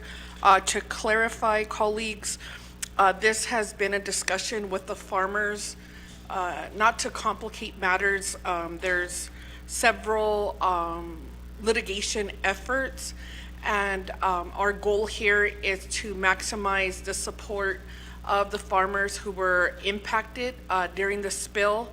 The Attorney General or Department of Justice, they do receive $5 million every year from our general funds as part of the fixed cost. I believe last week, Budget and Finance approved the BIM, the Budget Instruction Manual. And as we move forward, we'll have that budget come forward. There is some challenges in receiving information on this account. And so we may need to go into executive session if delegates want to know more about the fixed cost litigation account, as I do not want to disclose any sensitive information. I am trying to find if a complete resolution for the BIM has been shared with the council, but I do want to refer that it is legislation 0142-21, and there were some amendments, and so we'll be waiting for our staff. Office of Legislative Services can give us an update on when that complete resolution will be sent via email, as on the DIBS website, it's still in legislative form, so it needs to transition into a Budget and Finance resolution with a cleaned up version, so you could, and I could refer to what exhibit is the fixed cost. But at that time, I just want to provide that information. And if there's any other information, then we can have that discussion. Thank you, Pro Tem Shadid, Chair Jesus. Thank you, Honorable Karate, for your response. Before I take it back to or give it over to legal counsel, I'd like to go ahead and allow time over to the question that was posed to Madam AG in regards to cost of the legal counsel representation. So, Madam AG, you do have the floor.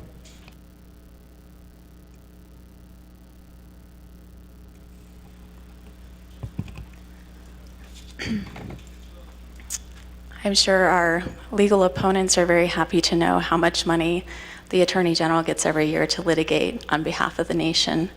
I prefer to that not be a public conversation. Point of order. Point of order, Honorable Karate, could you please state your point of order? Thank you. My point of order is coming from rule. What rule is the point of order? Let's see. Rule 25. Thank you, Rule 25. So I'll go and say that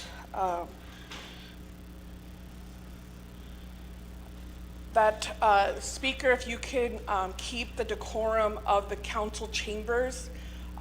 Attorney General Branch has made a comment in light of what was publicly stated.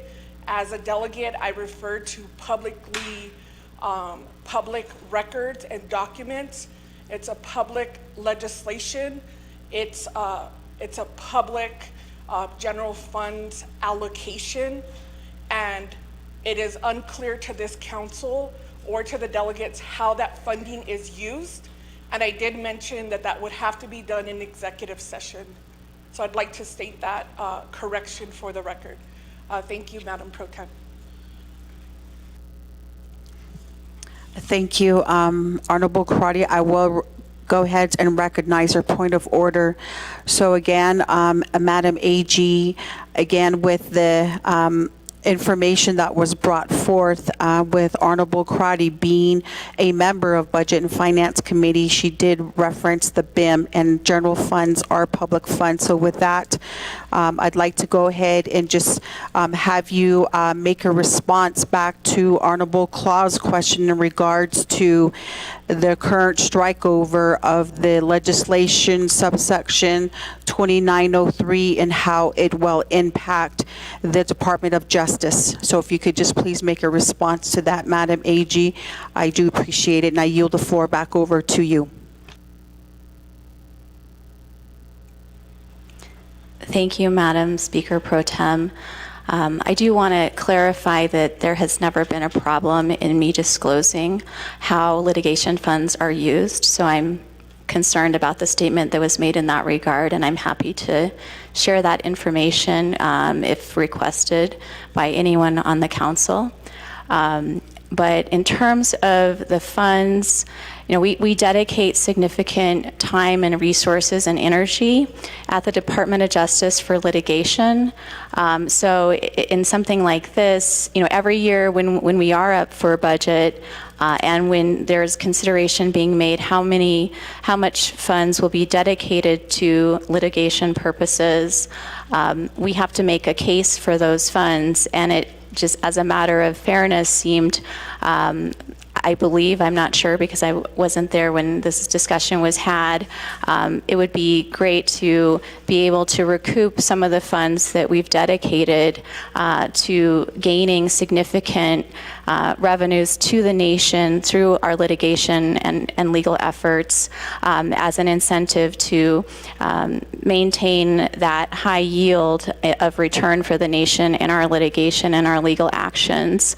And then that in turn makes our litigation fund less vulnerable to annual appropriations and better strengthens the nation's ability to respond to legal issues. And in terms of this particular scenario, for example, if the litigation funds were reimbursed to the fixed cost litigation, that would mean that for very expensive litigation, such as a particular matter that many of the delegates are engaged on right now that is a multi-million-dollar litigation, we don't have to keep coming back and asking for additional funds for ongoing litigation. So that would be, I don't want to share publicly what that need is at this time, but I know many members here are aware of a multi-million-dollar need on a litigation front, but if these funds were deposited with the fixed cost litigation, then we wouldn't have to come to council and have special legislation dedicating those dollars towards that very important litigation effort. So that's one example in terms of just better strengthening our ability to continue ongoing litigation and legal measures, as well as to better protect us going forward. And additionally, to be able to have a source of funds that the public doesn't know about just very easily, that our opponents can't research and identify and know how much litigation we can fund, because that certainly can play into their strategies in terms of draining our bank to make sure that we're building vulnerabilities in different areas. So this is an opportunity to not have that be publicly known by our litigation and legal opponents. So those are all different reasons why we would like to have those funds reimbursed to the fixed cost litigation account. And again, I'm very happy. I've always been very transparent with those dollars, and would be happy to continue sharing details relating to the use of our litigation funds. Would be happy to set a schedule or better accommodate the needs of council in terms of your desires for greater transparency with respect to those funds. So Delegate Claw, for your question and the opportunity to address that. Madam AG, for your response. So with that, Honorable Claw did that pretty much answer your questions. Okay, so with that, members of 25th Navajo Nation Council, I know that Kwadosha Deja, Honorable Karate did wanted to go ahead and allow some time to legal Office of Legal Legislative Counsel in response to the BEM legislation. So at this time, I'd like to go ahead and yield the floor over to our legal counsel, Ms. Barbroff. Thank you very much for the question. My understanding, Delegate Crotty and others, is that the legislation approving the BIM, that legislation has gone through the engrossment process, and it should be available for posting. I'm trying to figure out why it hasn't been posted yet. As occasionally it happens, there may be some type of underlining or formatting that needs to be done with the actual BIM, but it should be out any minute, I think. So I'll follow up, see what else I can find out. Thank you. Yeah, Dana, for your response back to Honorable Karate. So with that, I do not see any other honorable colleagues in queue right now, so we do have reserved time.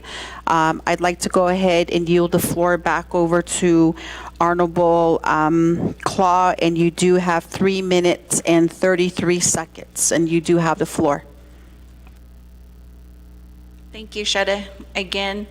And I'm just trying to understand the history, so if I could get the back history of how long this litigation took, and I think that would help me understand this. And then also, I do understand the comment that was made by Madam AG, but I think that the comments that she did make does give us some information as to why, you know, the replenishment of the funds is critical.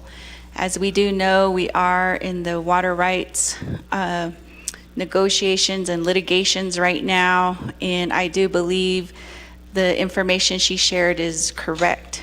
It does give that opportunity for our opponents to look at the information on a public site, but whereas if it's not there, then it gives the Navajo Nation more of an advantage. So those are some of the things that I do think about, and I do understand that there is a fixed cost, but I just wanted to hear a little bit more about the history and how long that takes, because I do believe that I commend the work of our Navajo Nation attorneys, and they have led us to where we are now, where we're able to use this legislation to benefit all of the Navajo people. So with that, I will go ahead and reserve my time. Yeah, Honorable Claw, and reserve time of 2 minutes and 11 seconds. So before I give it over to Madam AG for a response in regards to question that was posed by Honorable Claw, I'd like to go ahead and give it to Honorable Otto. You do have the floor, Shanat Ani, and you do have 5 minutes. Thank you very much. I think that the reimbursement is something that's okay in a way, but we give the Department of Justice a certain amount to fund into that account each year, each fiscal year, as in the name of direct services. And I think that we know that's an account that cannot be shared in the public and things like that. And I think if we could get the controller to give us, send an amount of how much money is actually in that line item, because we fund that that line item as in the name of direct services. Ako e pe ko e aja basically hindi each year in the contingency fund. That's where it's going to go. So if we could get the controller to give the council an update on that, so that just to the delegates, so that we know how much money is in that account. So, thank you. Reserve my time. 259? 334. Yeah. Honorable Aroso, you do have a reserved time of 3 minutes and 34 seconds. So at this time, I do have one more colleague in queue. So before I make a request to Office of the Controller, I'd like to go ahead and yield the floor over to Honorable Slater. So you do have 5 minutes.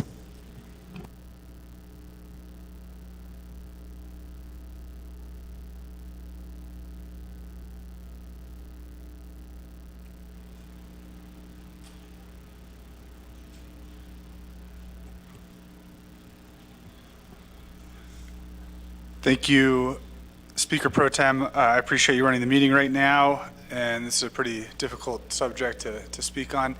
Colleagues, I just want to caution us, if you heard the Attorney General speak earlier, she was pretty nondescript in an item that Shanella mentioned, and I don't want to bring it up again, but we really shouldn't mention any specific ongoing litigation or things like that. I didn't want to do a disruptive point of privilege or point of order, but if we want to have those discussions, we should resolve ourselves into executive session. And I think that Chair Parrish, I don't want to speak on her behalf, but I know she's spoken to this effect, is supportive of looking deeper in at the Budget and Finance Committee, and I think in partnership with the Law and Order Committee, into this line item. And we could be a resource for the rest of the council in explaining how funds are used, what's gone in. But we need to be very careful in protecting this information, because there's all these unintended consequences that can happen from divulging how much money is going to what and who knows what when it comes to protecting the interests of the nation, because this is really about our sovereignty, and it's about the future of the Navajo Nation and our children. So I just wanted to mention a couple of those things, and at this point I'm not comfortable taking this language out without having that deeper dive into the fixed cost litigation line item and fund deposits into it and how much has been spent on different litigations. And if this had been raised at an earlier committee before coming to this, I would have had more time to contemplate it and go into it. But again, at this time, I'd prefer that the Budget and Finance Committee, and if LOC wants to work with us on this, we can dive into this during the annual budget process this next month. And I'm sure Attorney General, as she just stated, is more than happy to work with us. So just a word of caution, and I think a way for us to move forward. I'll waive the rest of my time. Thank you.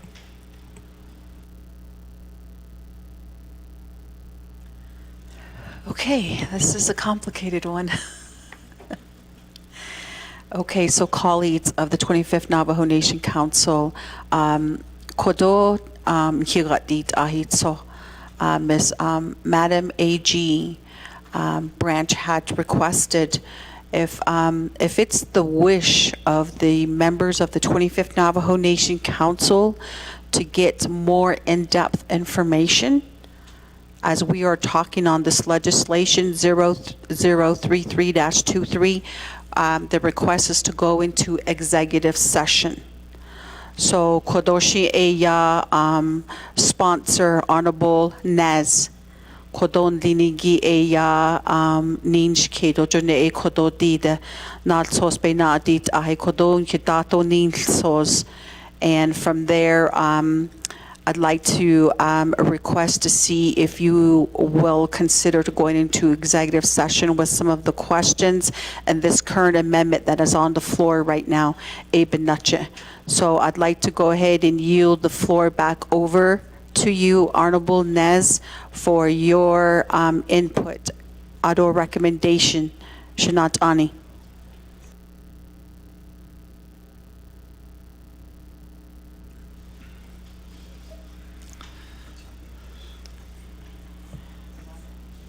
Thank you, Madam Speaker, honorable members. Koro be dan harit aine daronil sos or shamayaja koro amendment ila. Shanant ano linigi executive session ken. Budget and finance jita na ho thanigi shanant dida peso gige gon hidet iki a fixed litigation cost koro peso.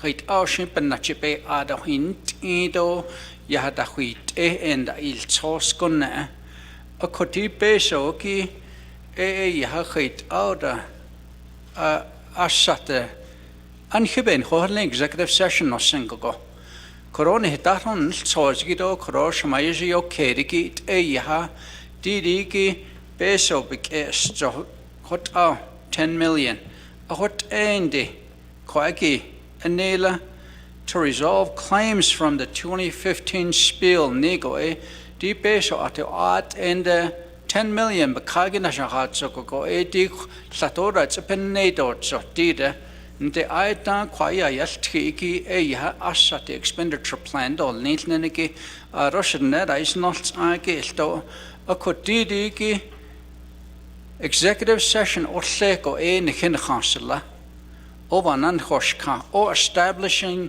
the mitigation fund inigate at odi kwana shahatawatso ata kwabik estkit on no cross mayes nlindo le hot abahadis to anhiben hohole executive session no sinkoko Hagoshi Honorable Nez. So members of Resources and Development Committee, there is a request from the 25th Navajo Nation Council. It's been a long day, I'm sorry. Kodo Hidato Linigi there was questions Ado Kodo executive session Bahaotzi. So I don't know if anyone would like to motion and second for an executive session at this time.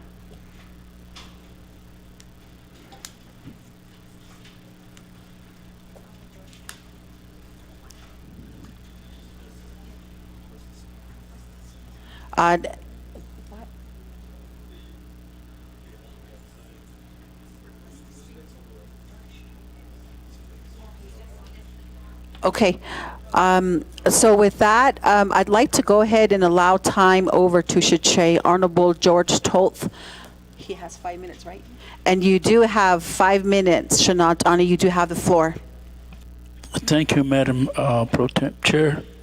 I think we don't need to go into this executive session because when you bring this water rights, this is only simple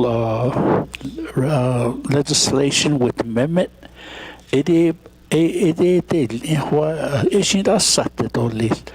We have question on these water rights.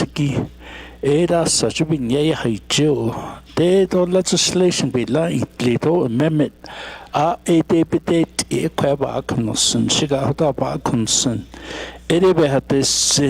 Reserve my time. Thank you.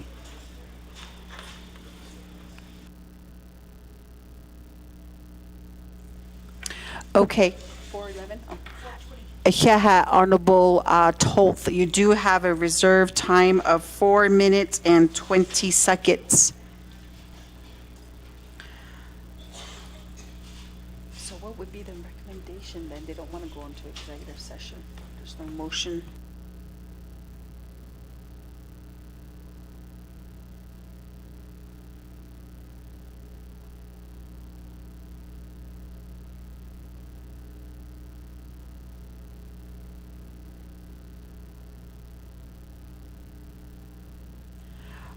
Hokoshi, so with recommendation here from the real Madam Speaker here, We are talking about litigation and sensitive issues as cost. So with that, members of the 25th Navajo Nation Council, there is a recommendation, a high recommendation for executive session.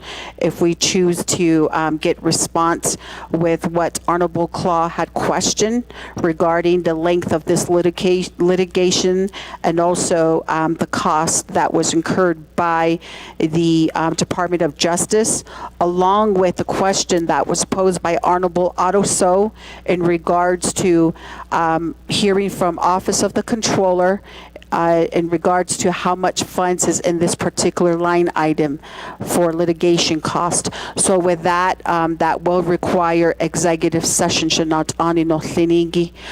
I don't know if anyone at this point would like to allow our motion for an executive session. Honorable Danny Simpson, may I get a second? Honorable Otto So. Then what vote? Okay, so with that, I'd like to go ahead and also pose a question of the length of the executive session. How many minutes we're going to allot for executive session? 15, 20 minutes? 10 minutes? 3 minutes?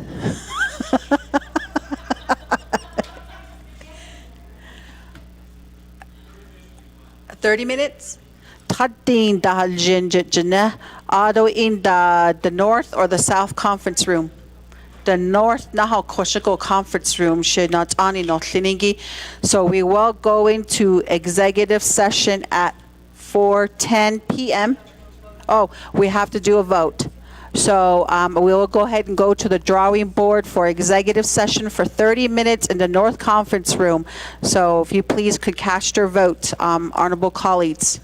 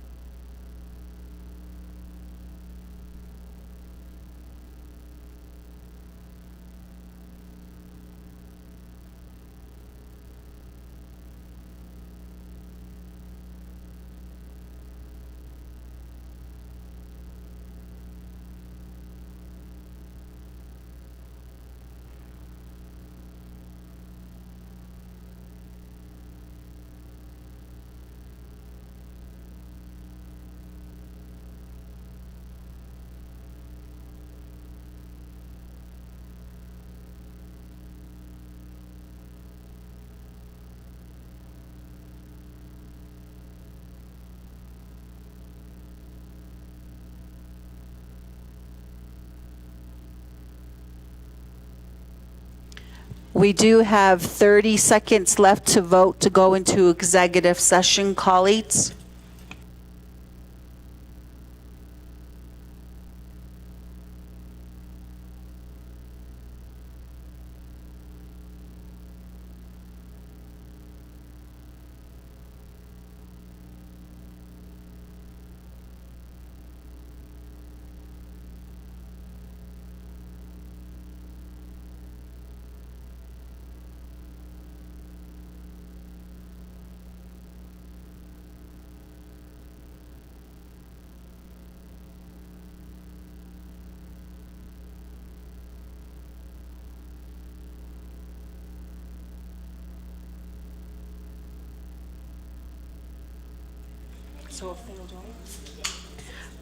So with that, members of the 25th Navajo Nation Council, we had 6 in favor, 12 opposed, and 4 not voting, so motion fails to go into executive session.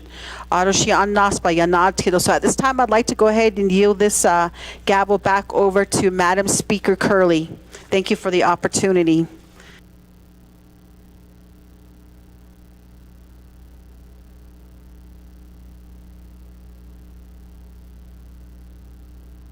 Yeah, shada Chair Jesus Kodosh Kain Wadigi Nidi Hadashi from that long debate of legislation 0025-23. Ado Kodo Anashit Nahol Jistole. We do have a motion standing on the floor for amendment number 1, motion by Delegate Crotty, that was Ado Kate Niyaki, Chair Eugenia Charles Newton. So I don't see anybody else in queue for amendment number 1, Ashi reserve time. We do have reserve time by Council Delegate Aldoso with 3 minutes and 34 seconds.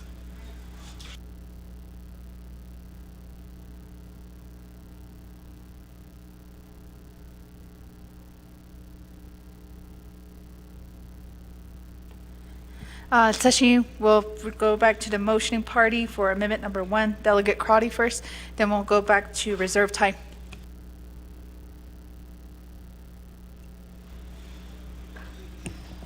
Oh, yeah, thank you, Shadeja.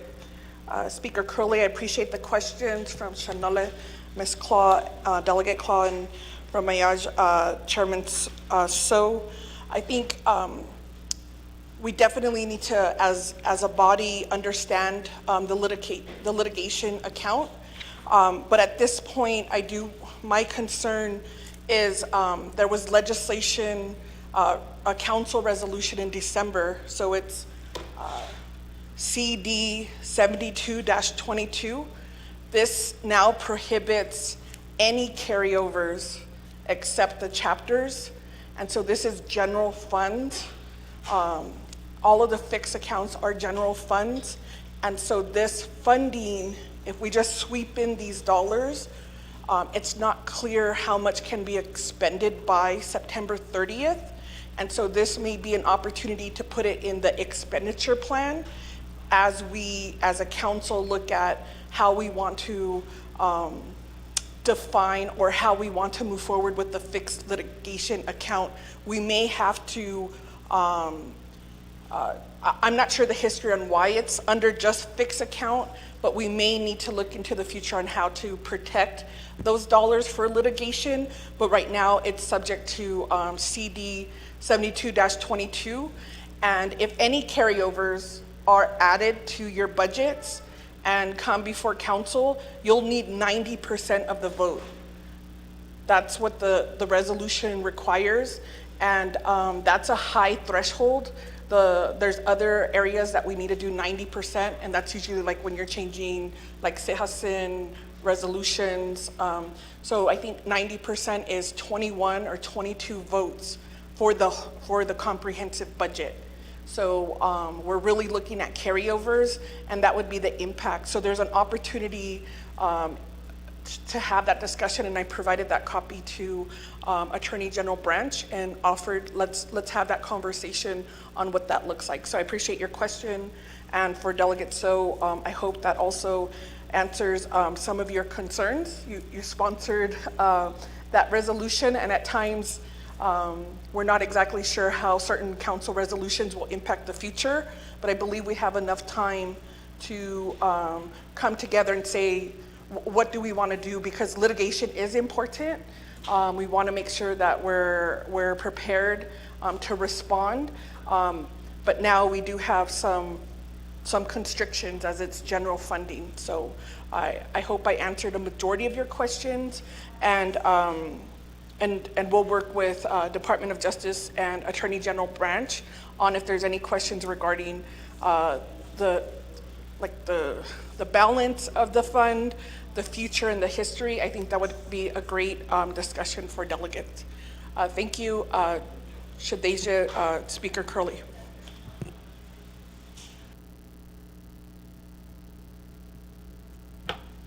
Delegate Crotty, motion party for amendment number 1 to your responses on some of the questions that were raised. I'm going to go back to reserve time. I don't see anybody else in queue. Kodo Shaja, Honorable So, 3 minutes and 34 seconds. So, reason why I raise this question, that question is that just as a learning mechanism of my fellow colleagues to understand that particular line item and to really look at how much money is in there. It's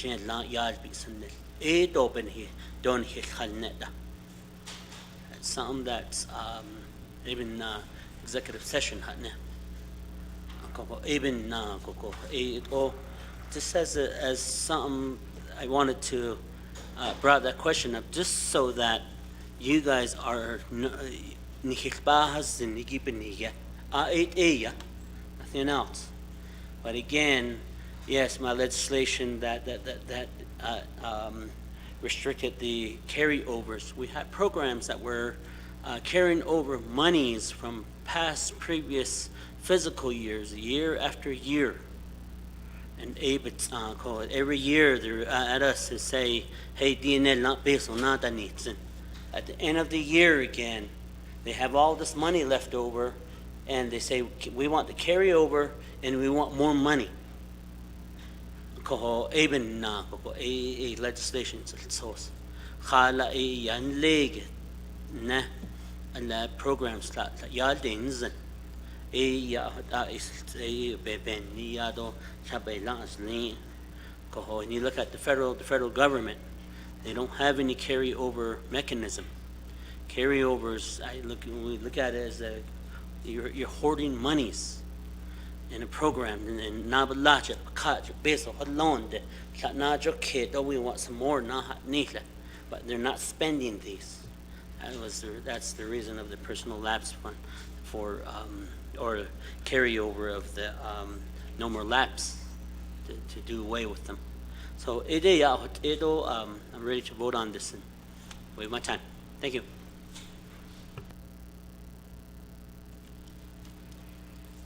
Honorable So waives his time. Next, we have Vice Chair Slater. Oh, there's no more time. Kodosha Chainana, Honorable Toth with 4 minutes and 20 seconds. Thank you, Madam Chair. Our sponsor, Mr. Ness. Kaya adon asyo nainde. Kod neto patins kod undelmas. Tinito stejot legit e joben ya committee dahalo to nabakiat dahalo. Jot abes an elia. Ako kodin dahaya ha sihatitla. Akod ende Shinson it obi khad ni lato shashi dolit ko idinch kidolit. Madam Speaker, and waive my time. Thank you. Honorable Toth waives his time. Honorable Shauna Antlaw with 2 minutes and 11 seconds. Madam Speaker, Delegate Crotty, thank you for the explanation. To our sponsor, thank you for the legislation. Honorable Toth, we did review it over the committee, but the amendment to gi atopanist ita ako eshi benechet dinan de desh kitten soye. Aro ani kwita atin di bohol ako at shedo base of a gitesh ita she asati shananish ako ebenina. That was the reason why I asked these questions, but I do appreciate the response and I am ready to vote.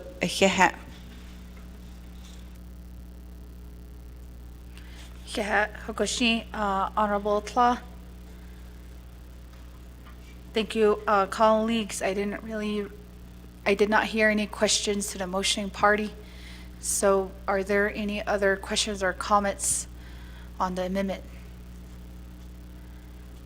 Second call. Third call, going to the board to vote on amendment number 1.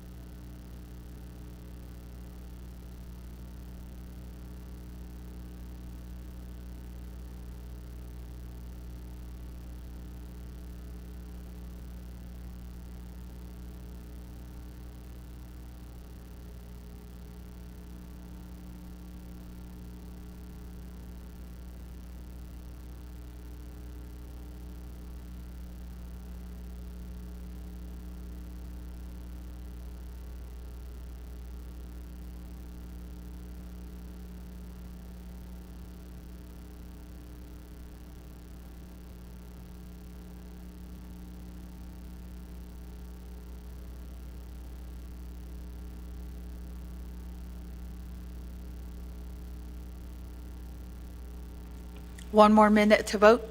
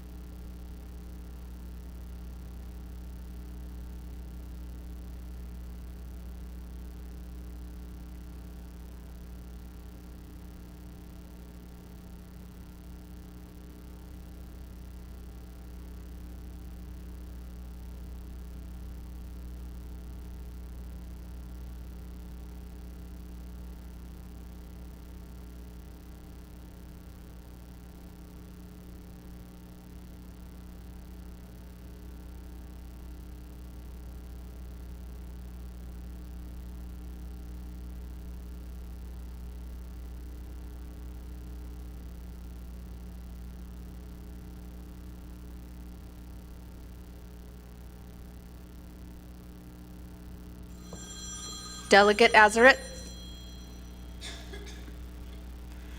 Believe that was a timer. Delegate Inito. Colleagues, we do have all the votes coming from the floor. We have a vote of 13 in favor, 5 opposed, with Speaker not voting. Amendment 1 does carry.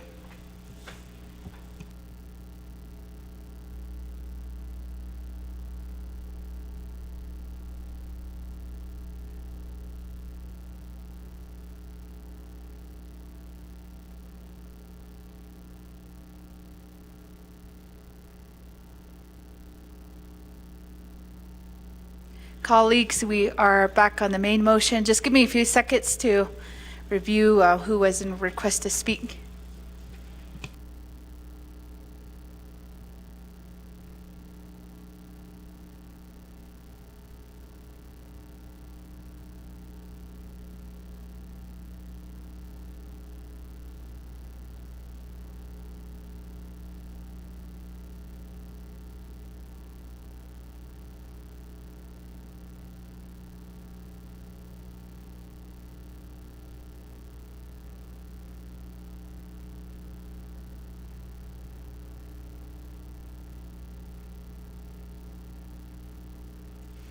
Thank you, colleagues. Is there any more questions on the floor before I go to reserve time? I don't see any, so I'm going to go back to reserve time. We have Honorable Simpson with 4 minutes and 5 seconds. Madam Speaker, members of the 25th Council, I'll waive my reserved time. Thank you. Honorable Simpson waives his time. Honorable Crotty, you have 4 minutes and 18 seconds. This is on the main motion. Honorable Crotty waives her time. Colleagues, are there anybody else? Second call. I'm going to give over the floor to Honorable Nez for his closing comments, and then we will go into second reading. Honorable Nez. Thank you, Madam Speaker. Honorable members of the 25th Navajo Nation Council, Bishbahas, and Litigation, and I don't hear got each Ahiro staff. The Corona Amendment Eliagi to resolve claims from the Gold King Mine Spill 2015 at a peso, do a 10 million a hada 13.5 at and a bansa case hot a codo be la de tlesti and I not senegi bekede. Thursday go shin hinane cattle expenditure plan ben ye. Did set a condo pump station bench kediki do a de bench keda. Ya go hoshte go ya not ani nes jobdi na shaprago. Aron data hosh istanana gadi adobet apatop beditna.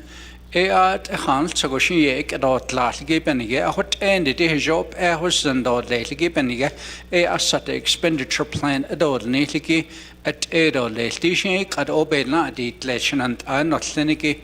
So once ago, about nice naha, a rushing bend, be dot a shit of Astor Leto, Hesh and I, Dodigan hit the Honora on go. Thank you, Speaker.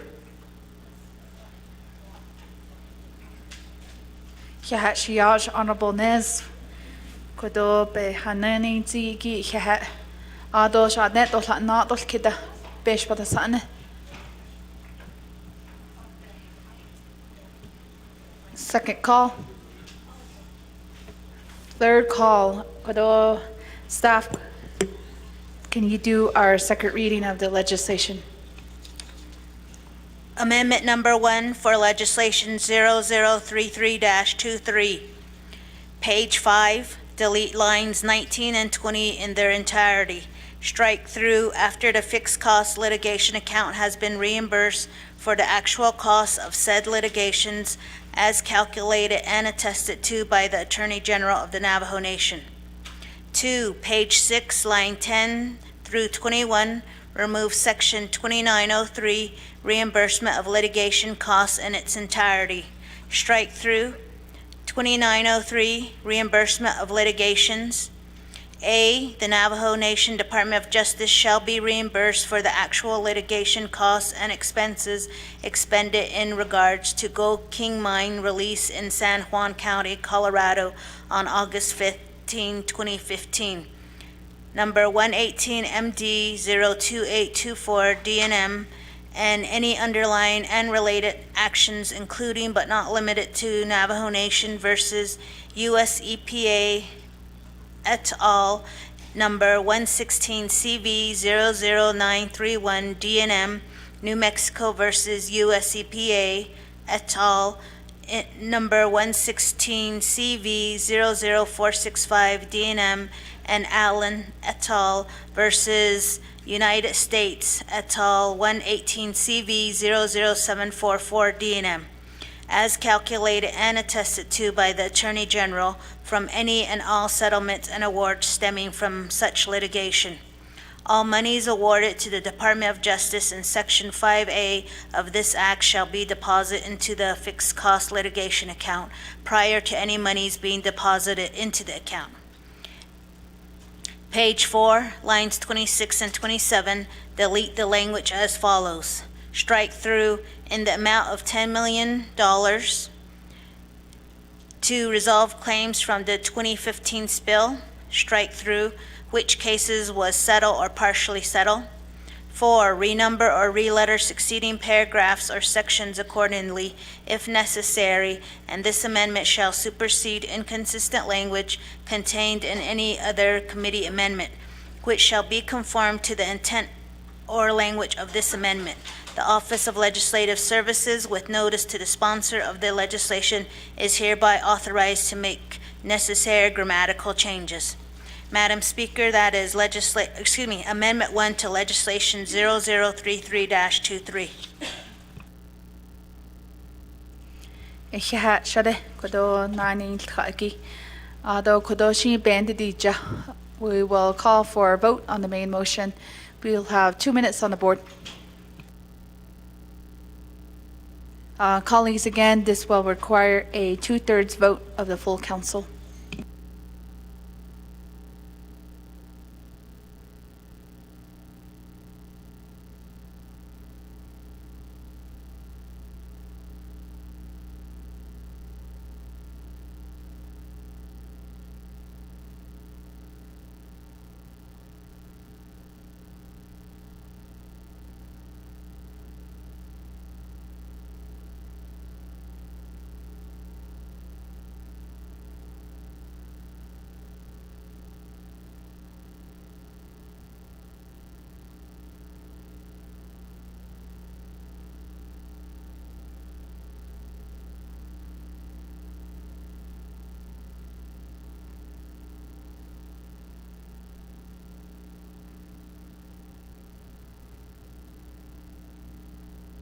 One minute.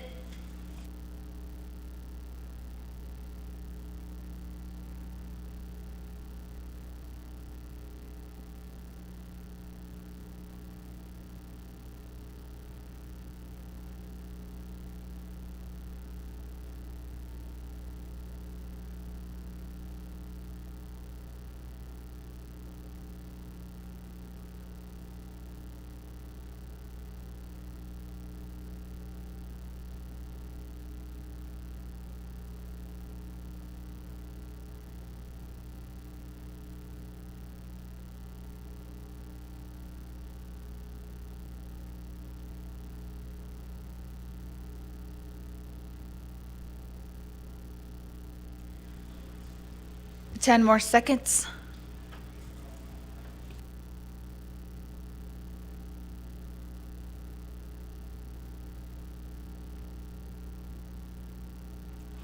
Thank you, colleagues. We do have 2 excused absences. We have by Honorable Damon, and Honorable Vince James is excused for an hour and a half.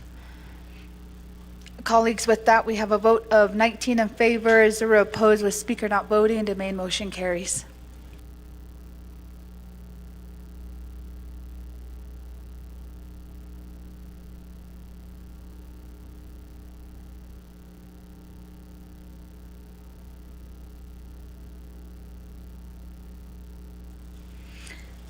Ado Kune'anana.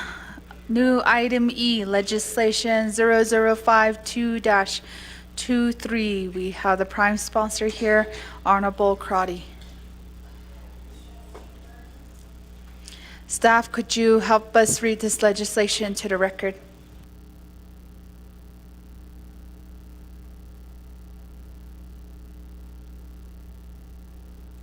Colleagues,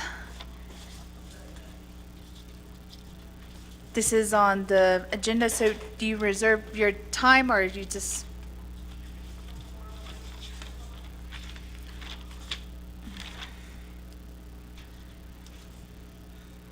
There is a motion to recess by Honorable Crotty. We have a second by Honorable Simpson.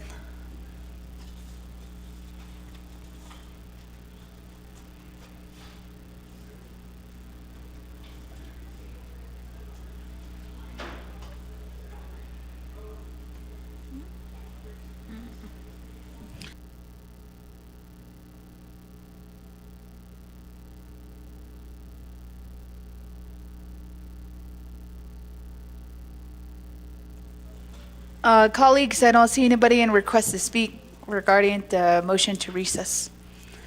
Second. Oh, you didn't second? Okay. Correction. Is there a second? Second by Honorable So. Colleagues, I don't see anyone in request to speak. Second call. Third call. Colleagues, we're going to the voting board for 2 minutes to vote on the motioning to recess.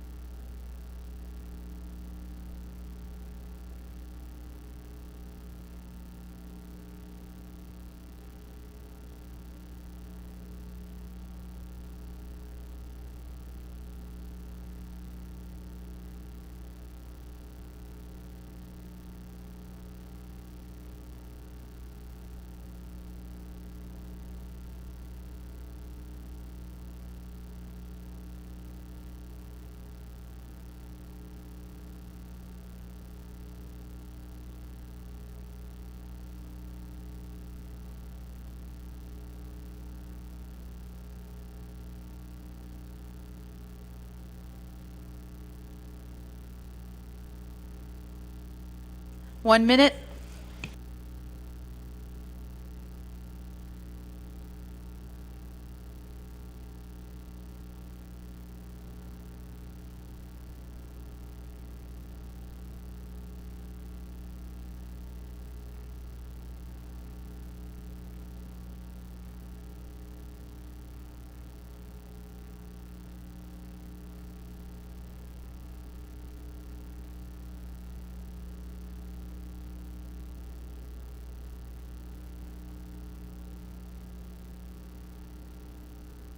Twenty seconds.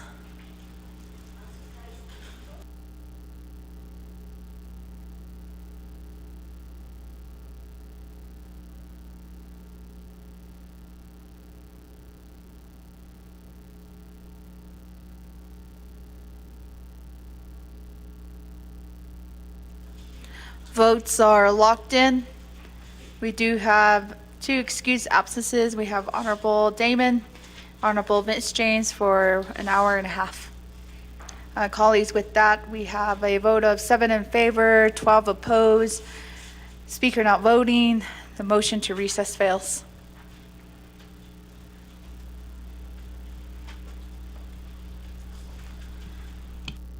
Ada kudo hadat nido lel.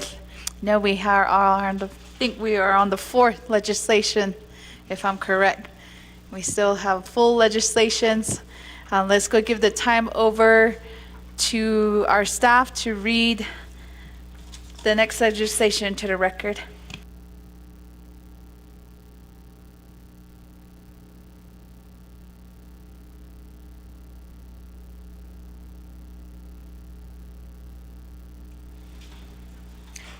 Legislation 0052-23, an act relating to the Law and Order, Resource and Development, and Navajo Committees and the Navajo Nation Council, amending 2 NNC Section 104 and 11 NNC Section 8B to prohibit council delegates from serving as board members and shareholder representatives for Navajo Nation-owned instrumentalities.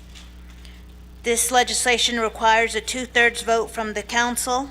The sponsor of this legislation is Honorable Amber Knazba-Crotty. Co-sponsor, Honorable Seth Damon. Co-sponsor, Honorable Danny Simpson. Co-sponsor, Honorable Sherilyn Yazzie. This legislation has been read into the record by electronic voice recording per Navajo Nation Council Rules of Order Number 9. Madam Speaker. Thank you, staff, for reading the legislation to the record. Colleagues, I don't see anybody in request to speak. Are there any questions or comments on this legislation? Do we have a motion? Okay. Do we have a motion on the floor?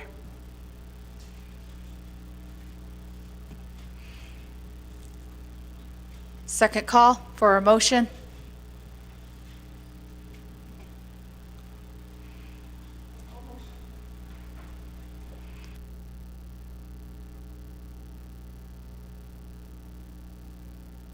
Okay, we have a motion by Honorable Crotty. Do we have a second? Second by Vice Chair Slater. Thank you, colleagues. We have a motion and a second. Colleagues, are there any questions that would be coming from the floor? Please press your request to speak if you are. Second call. We do have a question on the floor. We'll give Honorable Crotty 20 minutes for her presentation.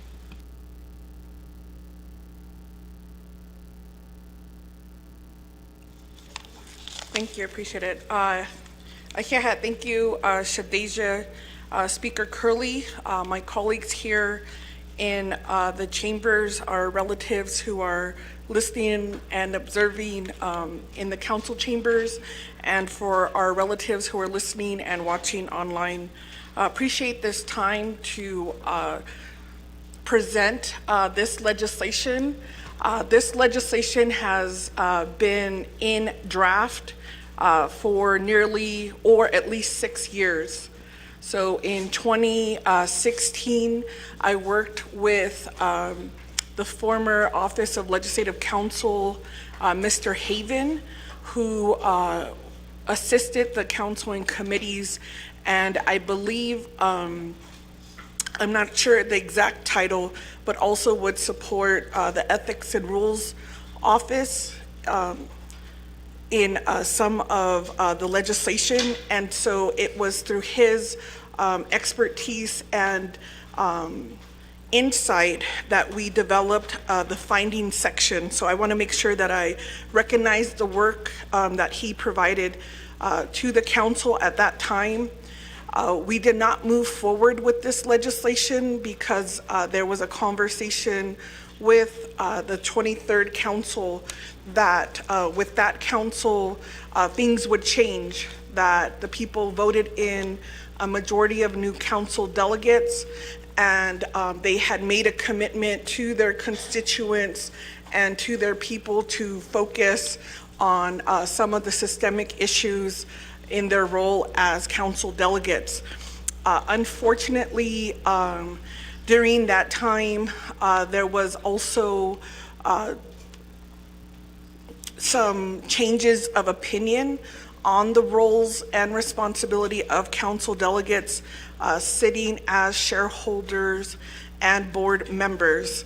I do want to refer delegates, and I could re-forward that if you look through your email, beyond the training that was provided at Twin Arrows through Office of Legislative Counsel, we provided on May 11th, 2023 at 9:40 an additional shareholders' roles and responsibilities. That was an in-depth training that was provided to the 23rd Navajo Nation Council and to the oversights in really digging into what are the roles of shareholders, the responsibility of the shareholder, and it discussed some of the challenges. So prior to 2016, there had been Navajo Nation delegates sitting in their capacity as shareholders who sued the enterprise that they were shareholders with. And you can go to that legislation is cited in this document. And so from that conversation, it actually pulls language from the Supreme Court that issued an opinion on the roles and responsibilities of the shareholders.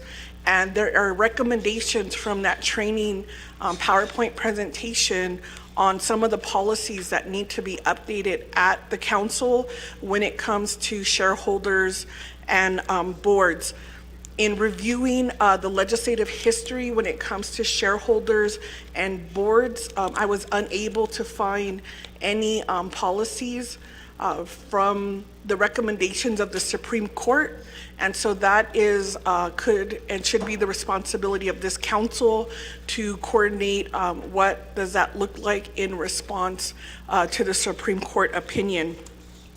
In addition, I will go on page 2 of 6.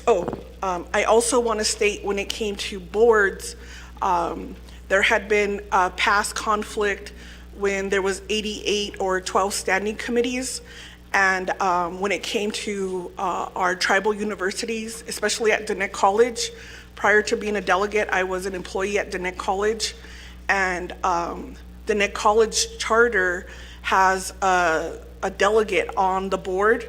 And so there was 2 instances, well, one as a delegate and one as an employee. As an employee, there was the chair of the former education committee sat on the board of Dine College. When there was a controversial vote and the chair, when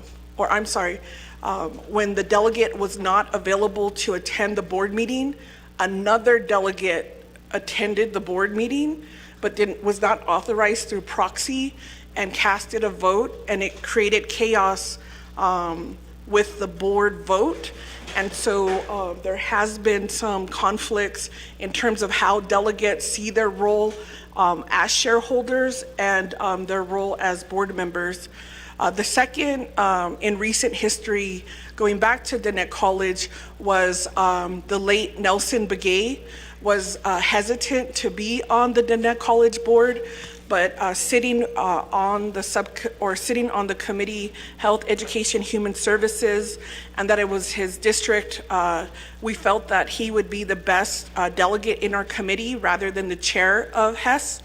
And so there was also some votes that were cast, and the college president sued the board, which meant the delegate was being sued, and it created some conflict and tension on the oversight committee because actions were taking place more on the individual vote and not coming back to the committee on any recommendations or how we can make sure votes that are cast are not considered controversial as they represent the subcommittee, or I'm sorry, I keep saying subcommittee, as the board members represent the committee. That information and communication was not flowing back and forth, and so that delegate at the time found themselves in another lawsuit.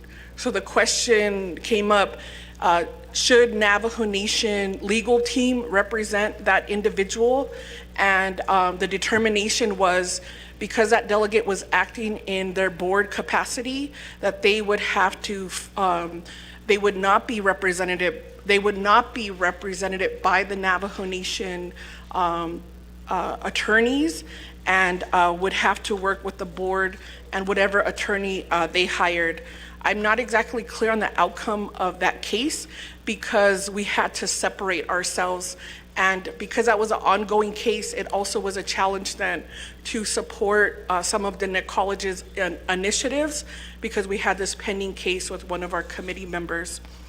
So I want to go back to the findings, page 2 of 6, and so the Navajo Ethics in Government Laws, Title 2, Section 3741 includes a general prohibition that, quote, public officials and employees of the Navajo Nation avoid any action, whether or not specifically prohibited by the standards of conduct.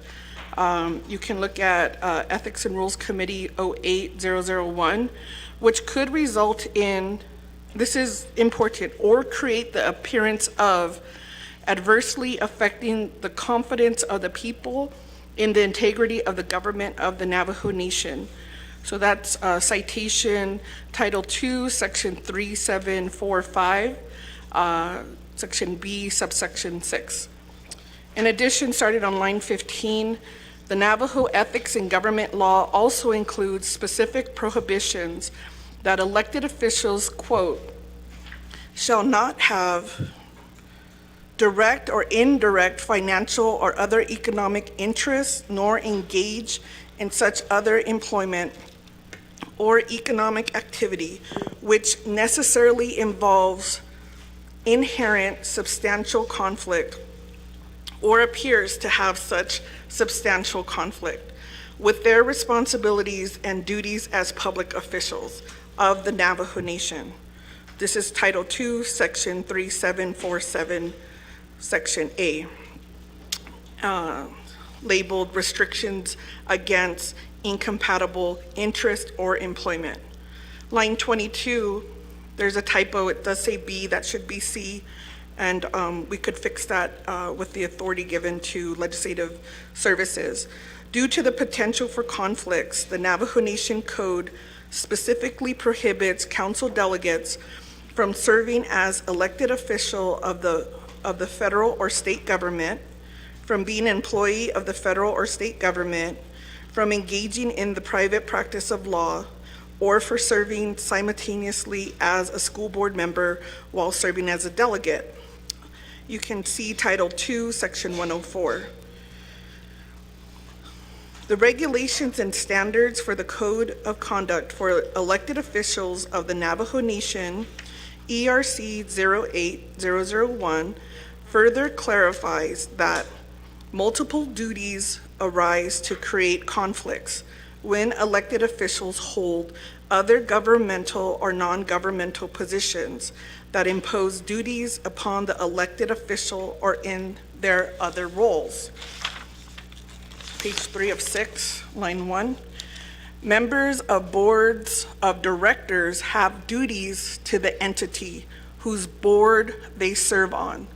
A board member who is also an elected official should refrain from actions involving that entity while performing functions as an elected official.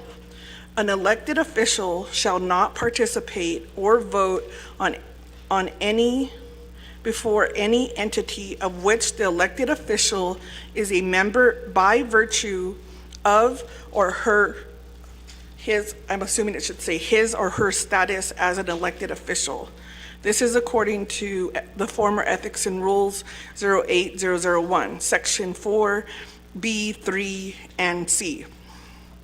So under statutory plans of operations, articles of incorporation, operating agreements, corporate charters, and/or bylaws, council delegates may, by virtue of serving as members of the Navajo Nation Council, to be appointed to boards, commissions, or management committees governing specific Navajo Nation-owned instrumentalities, for example, enterprises, companies, corporations, authorities, entities, etc., hereinafter instrumentalities, under the statutory plans of operation, articles of incorporation, operating agreements, corporate charters, and/or bylaws, council delegates, by virtue of serving as members of the Navajo Nation Council, may also be appointed as shareholder representatives or member representatives to specific Navajo-owned instrumentalities.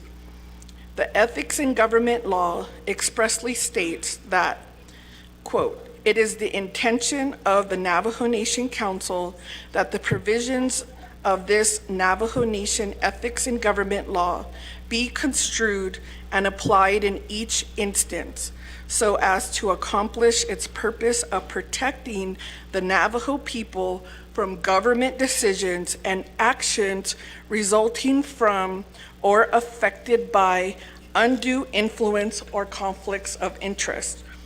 Title II, Section 3742B. The duties and responsibilities of the Navajo Nation Council delegates should be limited to appropriations and establishing the laws and policies for the Navajo Nation. Council delegates should not serve on the governing boards, management committees, or commissions of any of the Navajo Nation-owned instrumentalities. Council delegates should not serve as shareholder representatives or member representatives to any Navajo Nation-owned instrumentality. So you can move forward to page 4 of 6. This is a great time to pause and state a great question raised at the Resource and Development Committee in terms of commissions that are authorized through the code. As stated, there's an examples of Navajo Nation instrumentalities. I think I'm saying that word right. And so there could be a difference where those commissions have been identified in the code. There's a budget for the participation of the committees who are assigned by the council, and those budgets are maintained at the office of the speaker. So there is some clear indication in terms of the language there, and it is not, and this is solely for Navajo Nation instrumentalities. Am I saying that right? Okay. English language is strange sometimes. Okay, so we'll move on to the Title II amendments. So those are the findings, right? That's where we're at now. Here's the meat of the proposed legislation. Anything underlined is what we're changing to Title II, Chapter 3, Subchapter 2. So page 4 of 6, line 22, no council delegate shall serve as shareholder representative or member of a governing board, management committee, or commission of any Navajo Nation-owned instrumentality, which includes all Navajo Nation-owned enterprises, companies, corporations, authorities, and entities.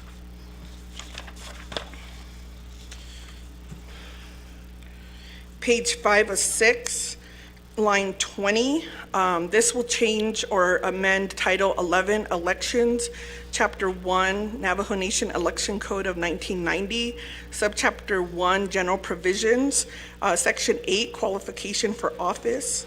So on line 20, will state, elected candidates who serve as members of boards of directors, management committees, or commissions that govern a Navajo Nation-owned instrumentality, enterprise, corporation, company, authority, or entity shall resign from such positions before taking the council delegate oath of office.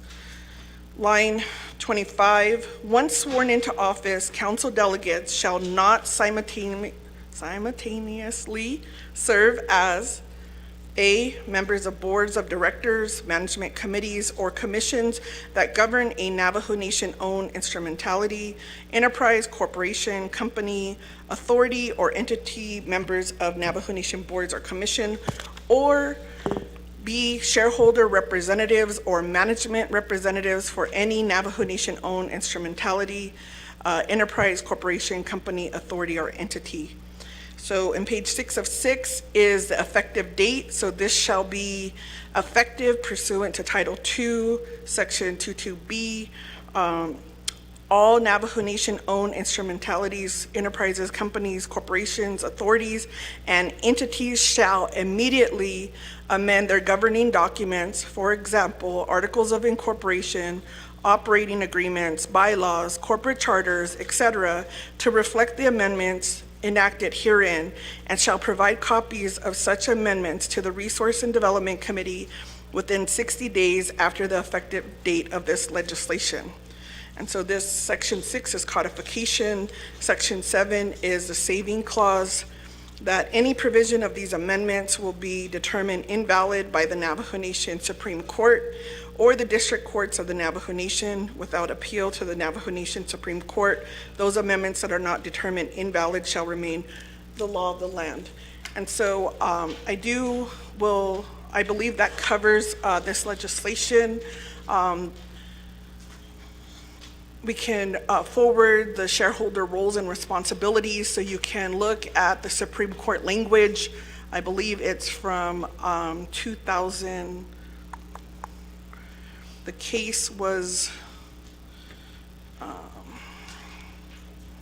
apologize, just scrolling up here. The early or mid 2000s.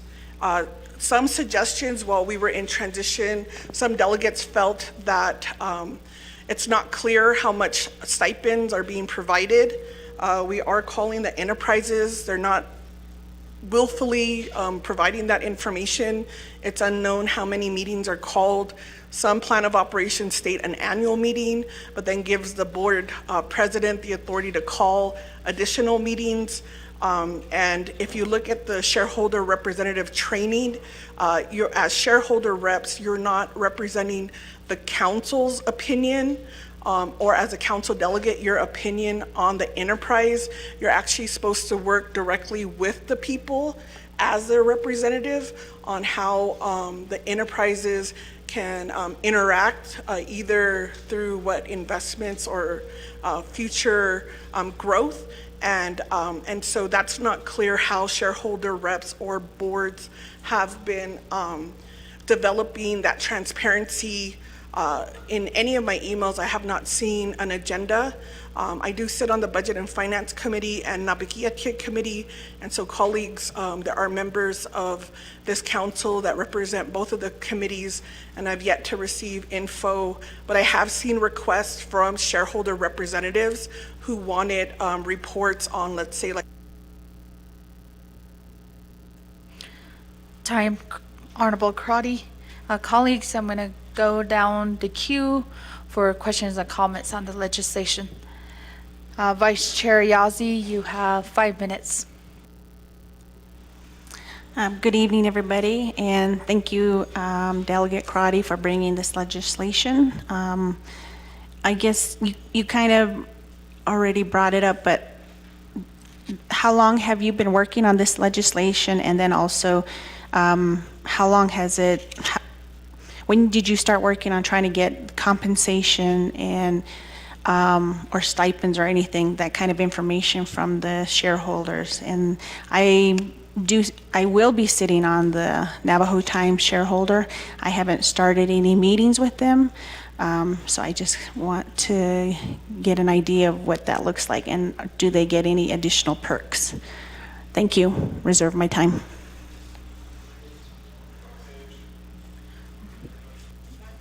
Reserve time of 4:16. Next in queue, we have Vice Chair Slater, 5 minutes. Thank you very much, Speaker, and Akihat Shema for introducing this legislation and bringing this conversation to the Navajo Nation Council. There's two things I want to start with, and that is I do have serious reservations about this legislation. I initially was very much for it, and then took another look at it, and I thought, okay, well, what's going to happen to the enterprises? I feel like we're setting them free because there's no next step. And we've had, I think, a really unclear situation on the Navajo Nation where we have shareholder representatives, but we say the Navajo Nation wants to have business separated from politics and business separated from government. And yet, by definition, we're just married right there at the hip. And I think that this legislation is an opportunity to revisit what that engagement looks like.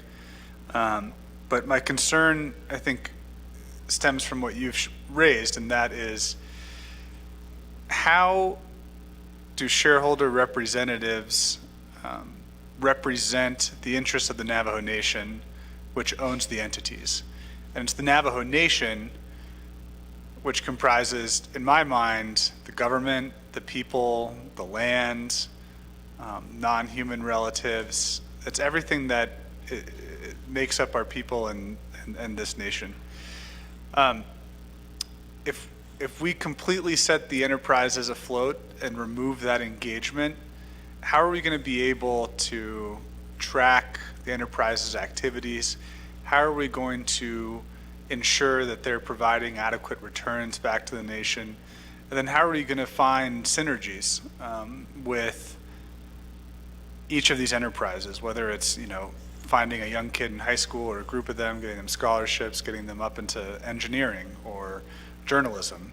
I think those are some of the values that we see from shareholder activity. I am going to vote yes for this legislation. I think this is a step in the right direction.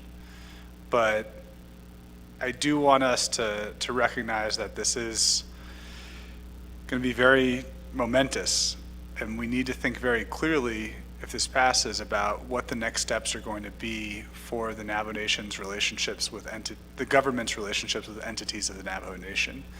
And not having a plan right now could be a pretty big issue. So I just want to raise that, but we saw the discussion and what happened with Honorable Rick Nez and Honorable So with the hospitality enterprise. And that's something where it all could have been avoided if we had a different makeup of how the government is represented on boards. And I really hope that we take time as a council to look at consolidating the enterprises into one sort of organization. And that way you could have a more limited set of shareholders that could be appointed by the council, that could be appointed by the president, who are not politicians. And those people could look at coordinating these activities across each of the enterprises. And I think that that's something I want all of us to keep in mind as we move forward. There's no reason to have like 800 different shareholders for all these different enterprises. We could have one entity that looks at all of the revenues, all of the profits, looks at how we can more efficiently and elegantly invest and coordinate across, instead of competing like we have with some of our enterprises on natural resource extraction. So thank you, colleagues, for indulging me, but I encourage you to vote green. I think this is a step in the right direction. And we can focus more of our time on attending to the needs of our people instead of attending shareholder meetings. I'll waive my time, Speaker. Thank you. Vice Chair Slater waives his time. Next in queue, we have Honorable Jesus, 5 minutes. Yeah, Madam Chair, Speaker Curley, Adoinda, members of the 25th Navajo Nation Council. Ado Shadeja, Honorable Karate, thank you for bringing this legislation. I believe that there was some great discussion on this particular legislation when it came before Resources and Development Committee. Again, I know that oftentimes there are always issues about ethics that are usually brought up, but one of the things that I want to mention here is, as Navajo Nation delegates, having that Navajo Nation interest with these enterprises, it's only a form of keeping abreast of all of the discussions and plans and financial obligation that I believe as stakeholders from the Navajo Nation legislative branch, we would have to be informed all the time. And I believe that was the whole point of having a shareholder or even a board member within these enterprises to the Navajo Nation. So again, I just also wanted to bring a side point to this, is that our division directors are also appointed individuals. And I know that some of these division directors that are currently in these appointed capacities right now are also serving on other boards. And I know that's taking away from their productivity for the division that they were appointed for.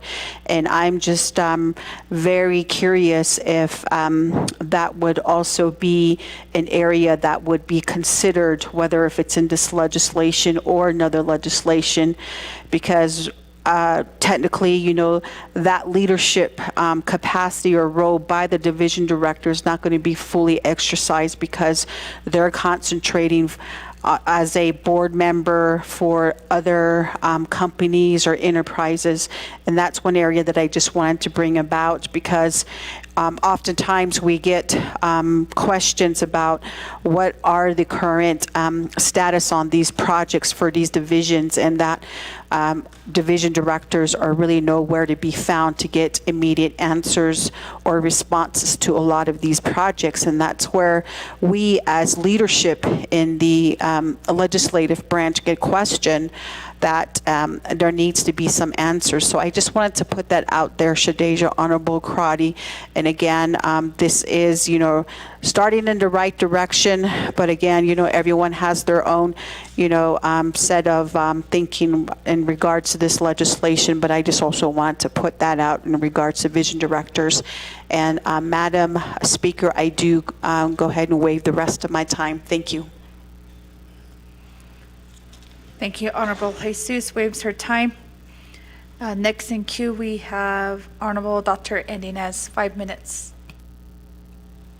Thank you, Shada Speaker Curley, for bringing this legislation forward. I just wanted to also kind of just address the degree of relationship that is also being compromised between the Navajo Nation as well as some of the shareholder reps within some of our some of the enterprises. And I know some don't have shareholder reps, like NECA, like NACE, and those, the differences between those that do have shareholders. I can see the degree of this legislation passing, because I know with certain shareholder reps, there's like 4 meetings throughout the year, and it's kind of makes you question what's the purpose of sitting as a shareholder rep if you're really just meeting for such a limited time throughout the whole entire year. The other thing, perhaps you can share some examples, and I'm glad you did share a few, especially to one specific board position that I had interest in. I'll declare that here on council floor, but it also helps me understand too some of the positions that we as delegates place ourselves when it comes to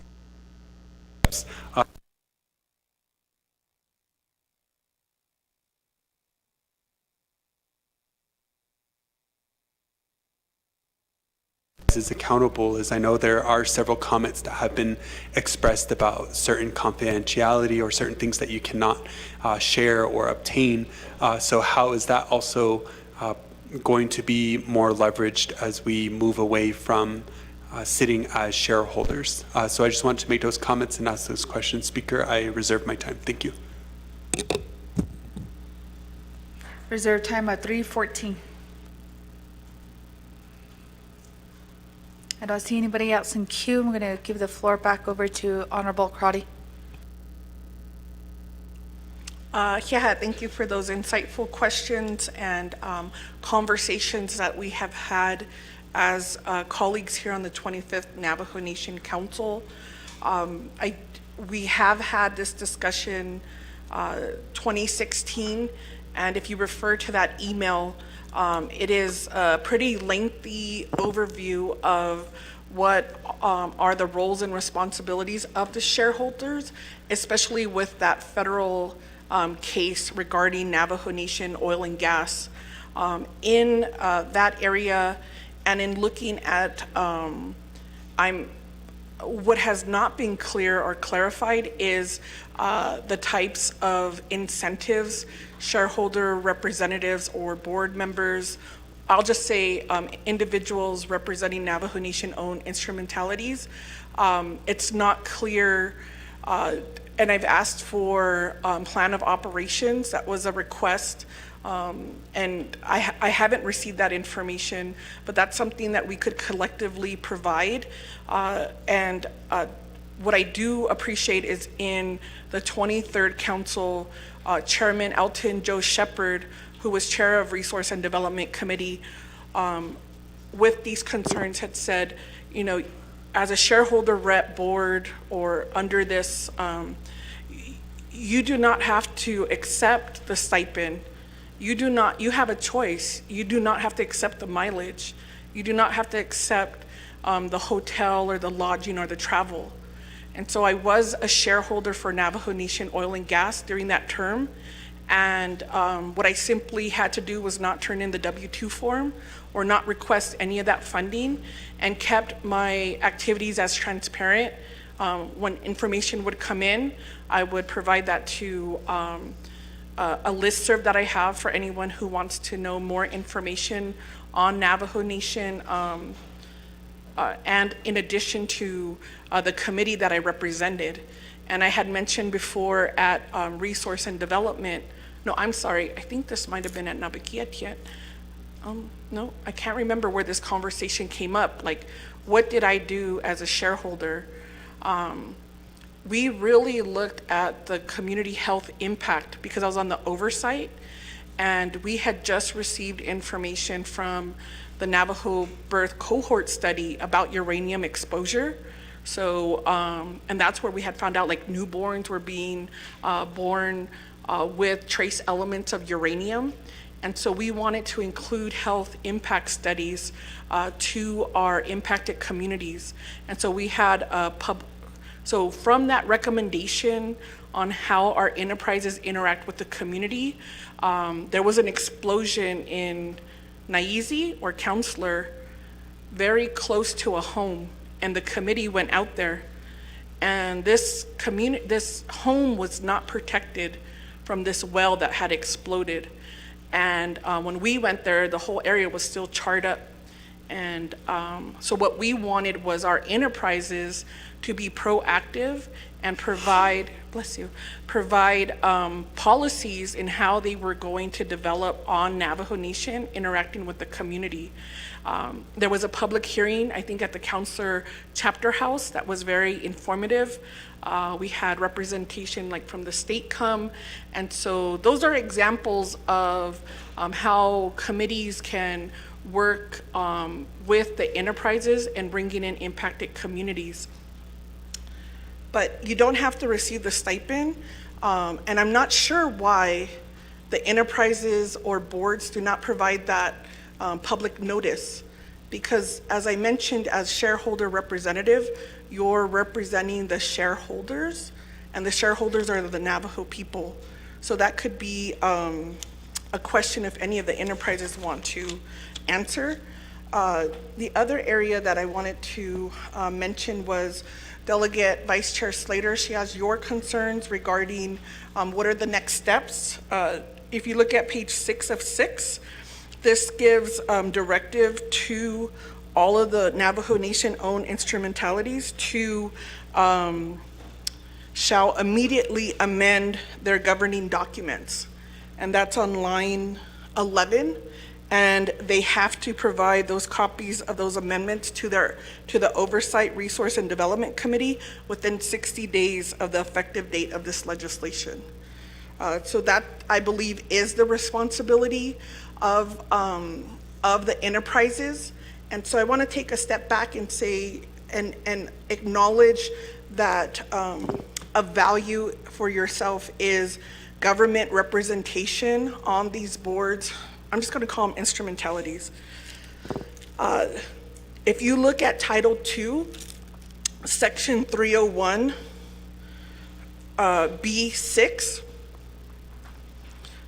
it, quote, to require the presentation and submission of reports by any enterprise, authority, or entity chartered or approved by the Navajo Nation Council or its committees. So as council delegates, we have the authority to request reports or presentations or to submit documents. If it's story time again on budget and finance, there was a time pre-COVID, so I'm thinking it's 2019, that one of our enterprises, NTEC, did not provide the audit to the Navajo Nation controller, and it was such a tension where budget and finance, we were actually going to subpoena those documents. And we had to go back to the code and say, you are required to submit your audits to the Office of the Controller. And so we do have oversight here on the Navajo Nation Council. We delegate authority in Title II to different committees, but the committee, either at Nabaquiatin or the council, can always request those reports. Historically, for example, Budget and Finance would have an annual report from its enterprises.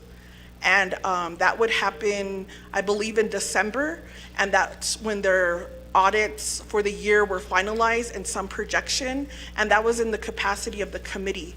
And so there, as delegates, you're still given access to that information, and working with our attorneys, if there's, let's say the enterprise say that's private information, we can have a conversation with our attorneys, put it under confidential, or have an executive session. And so I know that in the past, a delegate has mentioned what I say is common sense. And so I'm just looking at your eyes, like nodding, yes, you know this. Okay, come on, Ms. Crotty, let's move on.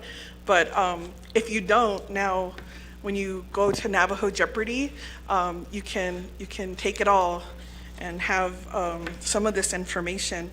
When it comes to other enterprises, so for example, enterprises that do not have shareholders or boards or delegates, are like gaming, Navajo Housing Authority, as mentioned, Arts and Craft Enterprise, and Engineering Construction Authority. I would say there has been challenges in the past when there was 88 delegates.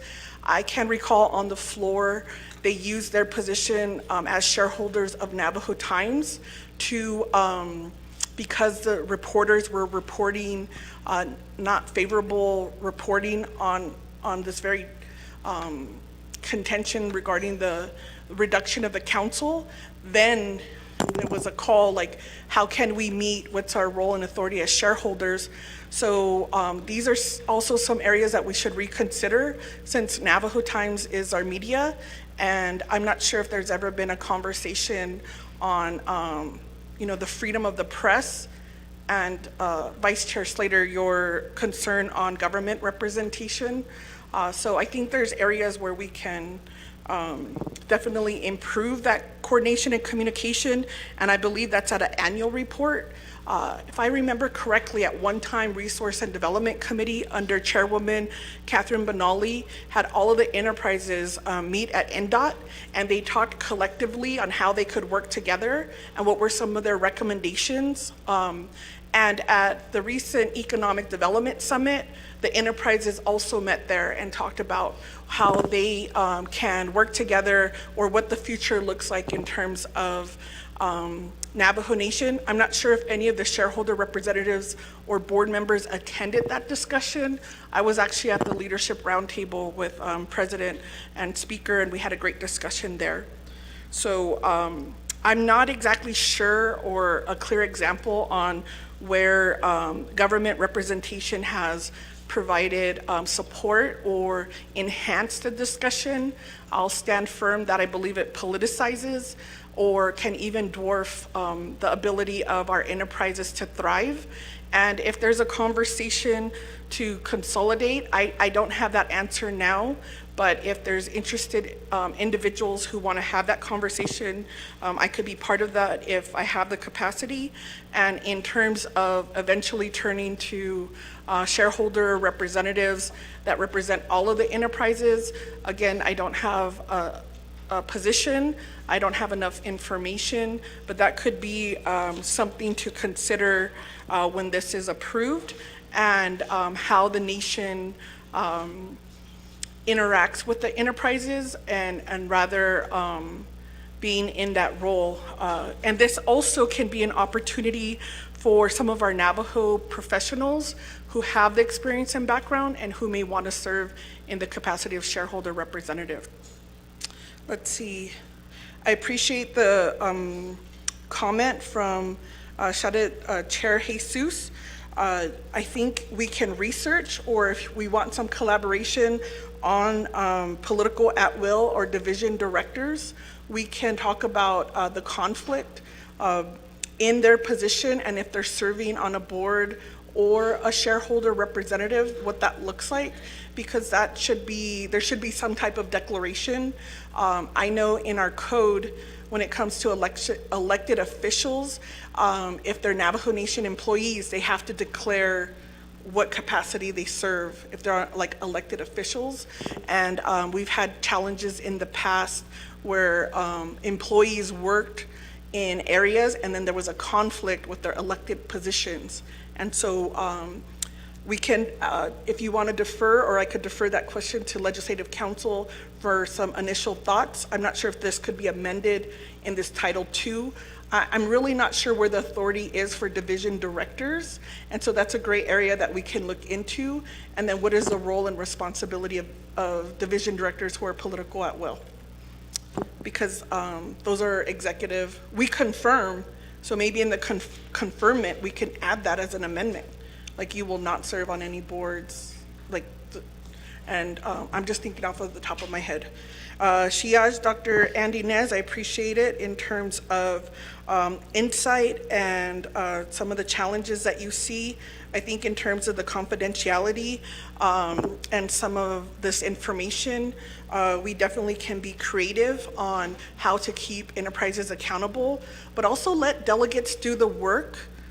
We have so much work that has to be done. Anything that has not been authorized or designated to another entity falls on the council delegate.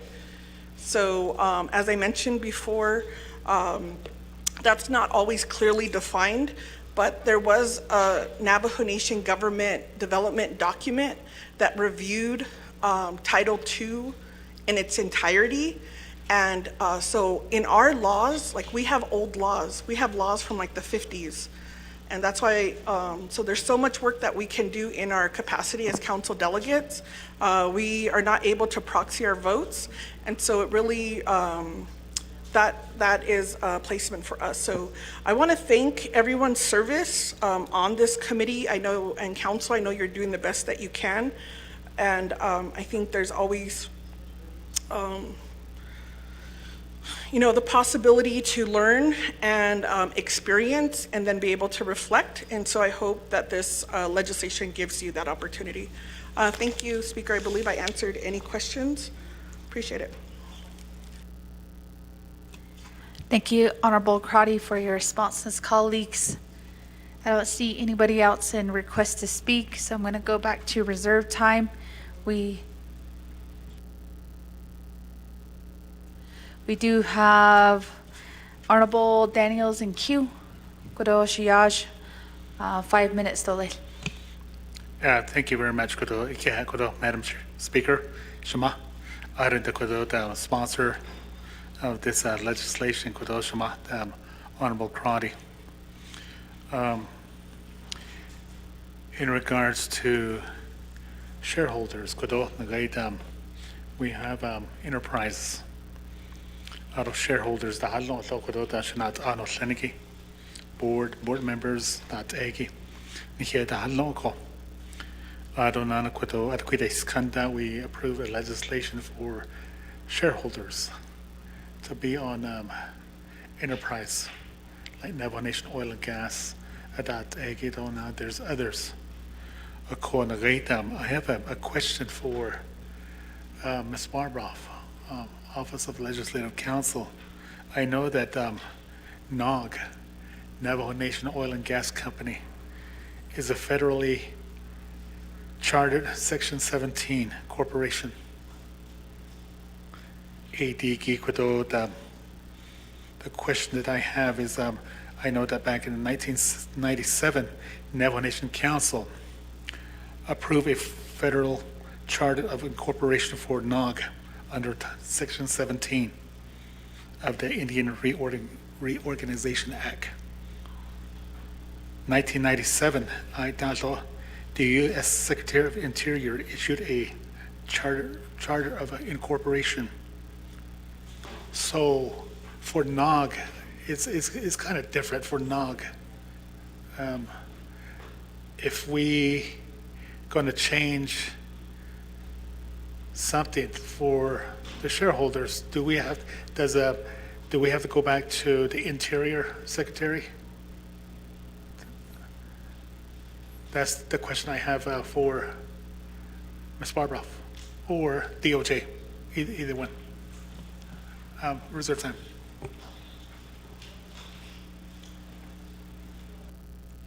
Reserve time of 2:54. Although not there, kid. We'll turn the floor over that question to Ms. Barbara. Thank you, Delegate Daniels. So yes, NOG, Navajo Oil and Gas, does indeed, they are a Section 17 corporation, which just as Delegate Daniels said, their corporate charter, their Section 17 charter was approved not only by the Navajo Nation Council, but then before it becomes effective, it has to be approved or concurred to by the Secretary of the Interior. But it can be amended. Council would pass an amendment to the charter, and then it would be submitted to the Secretary of Interior.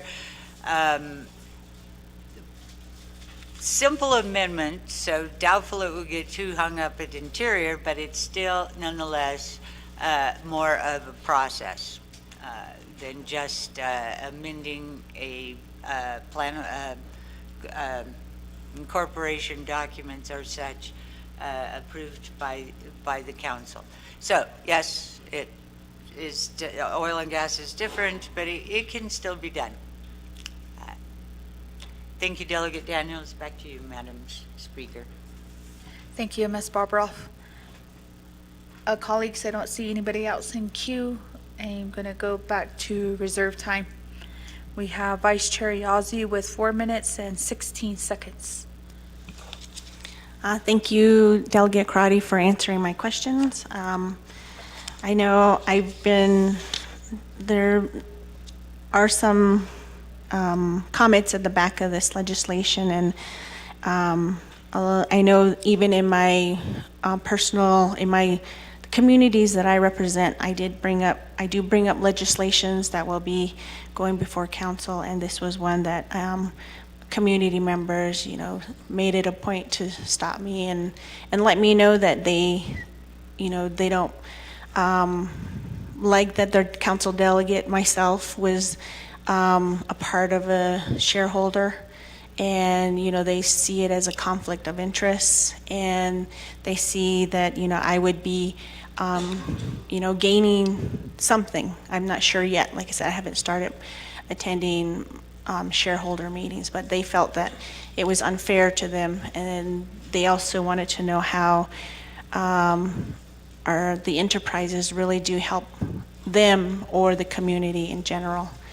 And so, I do listen a lot to my community, and I do believe that, we brought it up a bunch of times here on council floor, that change, they are looking for that change, and so I think this would be a good change that they want to see, so I do support the legislation. So I don't have any other questions, so I think I'm going to waive the rest of my time. Thank you, Vice Chair Yazzie. Waives her time. Next on reserve time, we have Honorable Dr. Andy Nez with 3 minutes and 14 seconds.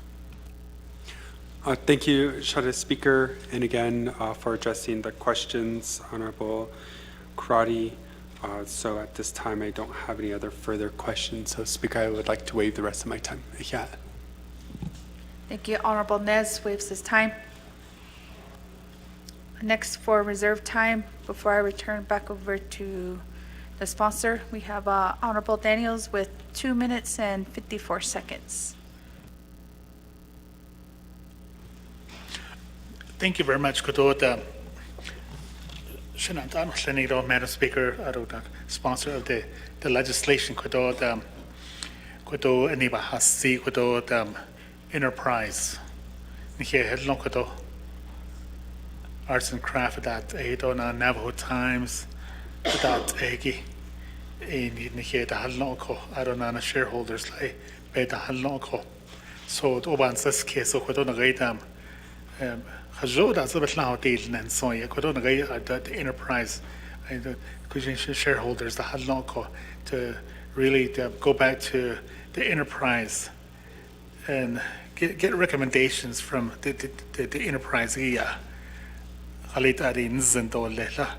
So even Nashgo Kodona Gatam, Koisiban Yadil Tietid and Gatam, or you sent a Hondil niche, I see by Yadil Tietid to have a work session on this Kodona Gatam, out all Abans's case, and get recommendations from enterprises.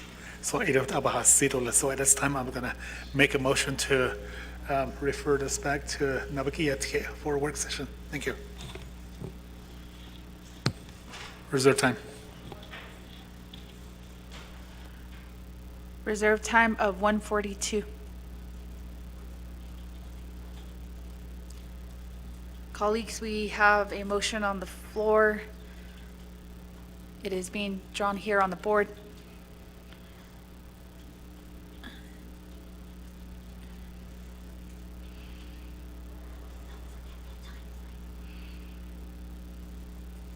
For clarification, Kodoshi Yash, can you give us a time frame? Time frame, the next council session, which would be fall.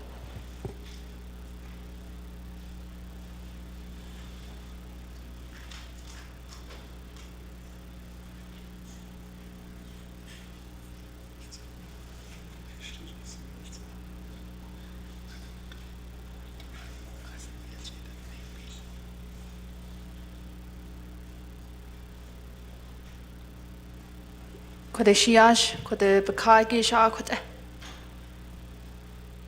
Says motion to refer legislation 0052-23 to a Nabakiyat committee work session and bring back by Navajo Nation Council fall session. Yes. Is there a second? Second by Honorable Toll. Colleagues, according to Rule 20B, the motion to refer to committee shall be seconded and it is not debatable.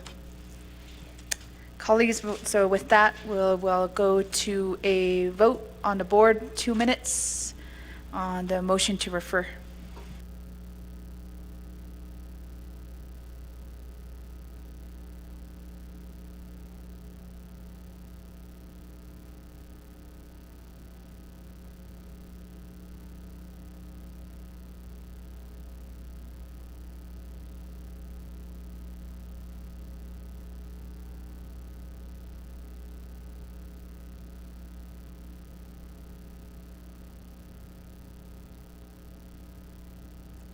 It will require a simple majority vote.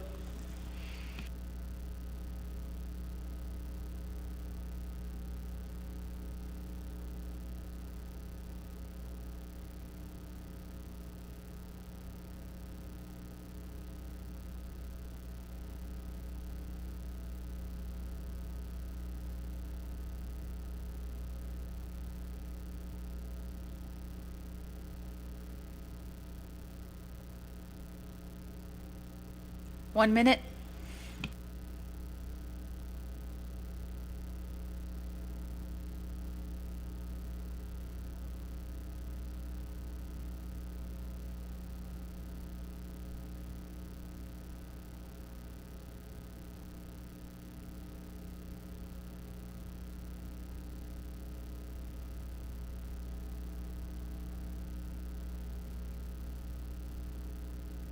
Thirty seconds.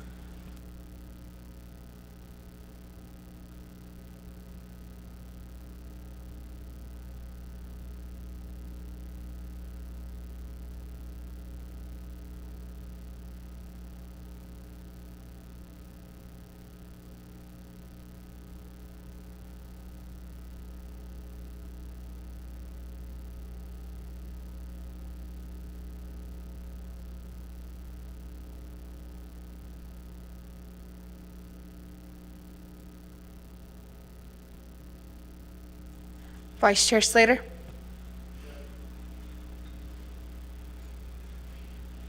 Vice Chair Simonson.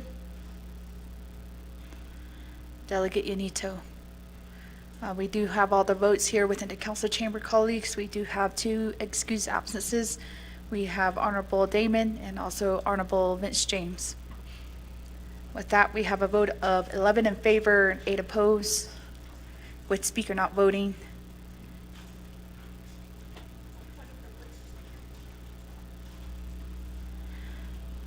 The motion does carry forward to refer the legislation to a Nabikia Committee work session. Point of privilege raised by Honorable Crotty. Oh, yeah, thank you, Shadeja. Speaker, I do have to apologize to my committee members, colleagues. So my phone, the last 2 days is out of service. So if there was any text or recommendations and you didn't receive a response via email or come and talk to me is the way to go this session. And I want to request documents, Speaker, for this work session. It wasn't clear on the agenda of the work session just to have a work session with enterprises.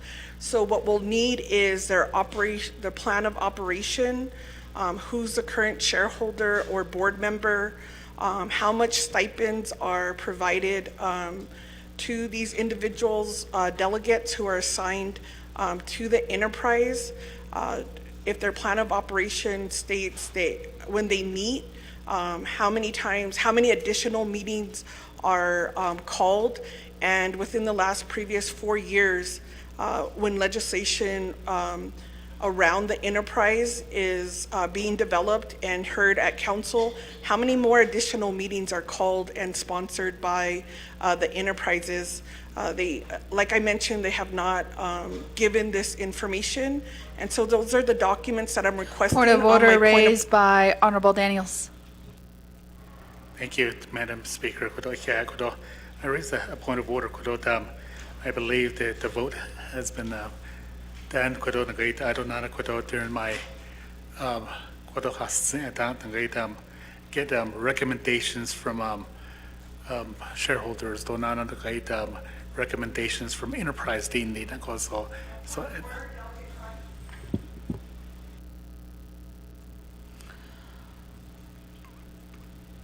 Point of order raised by Honorable Crotty. Thank you, Shadeja, I appreciate that. I'm calling a point of order. When a point of order is called, the delegate has to reference the rule. If I could have Delegate Daniels reference what rule he is calling in his point of order. Thank you. I raised a point of privilege that allows a delegate to access documents. Thank you. Thank you, Honorable Crotty. I did going to recognize Honorable Daniels. I know he did recommend it for within that. So being as a chair for Nabikia Ticket Committee work session, I can make those following recommendations for those documents.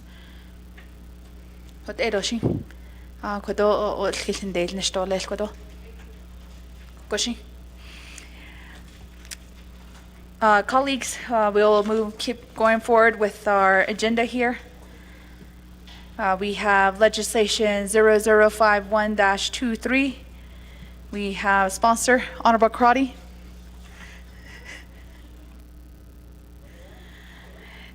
Staff, could you help us read the legislation to the record? Legislation 0051-23, an action relating to the Law and Order and Nabikia Ticket Committee and the Navajo Nation Council, rescinding CJA-01-18, relating to agreements not requiring Navajo Nation Council or Committee approval to provide for transparency and accountability. This legislation is sponsored by Honorable Amber Knuzba Crotty. This legislation requires a 2/3 vote of the Navajo Nation Council. This legislation has been read into the record by electronic voice recording per Navajo Nation Council Rules of Order Number 9. Madam Speaker.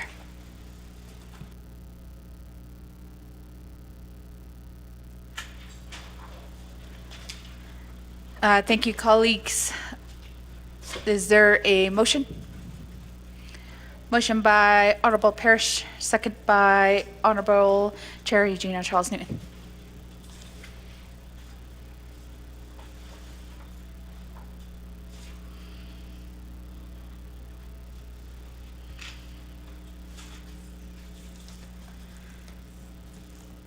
Thank you, colleagues. Do we have any questions on this legislation?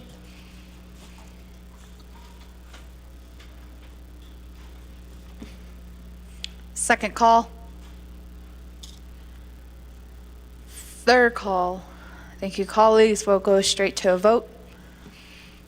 It will require 2/3 vote of the full council. Voting board will be open for 2 minutes.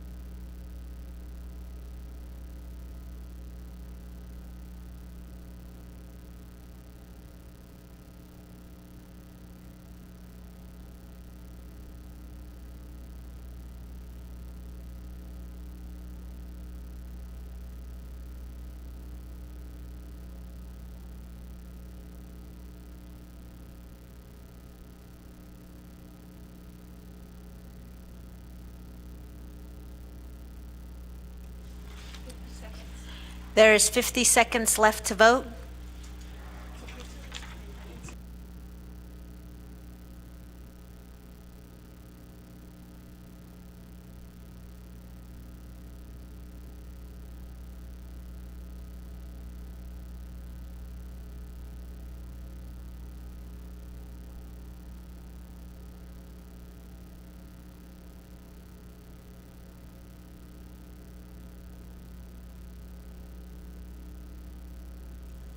Twenty seconds.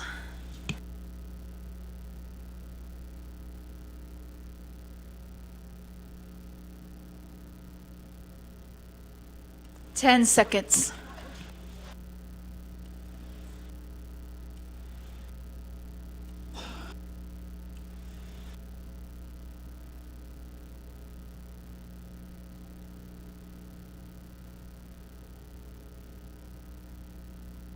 Honorable Norman Begay. Honorable Tulth. Vote screen. Honorable Yanito. Colleagues, voting down locks. We do have 2 excused absences. We have Honorable Damon, Honorable Vince James. Colleagues, we have a vote of 19 in favor, 0 opposed, with Speaker not voting. The motion carries.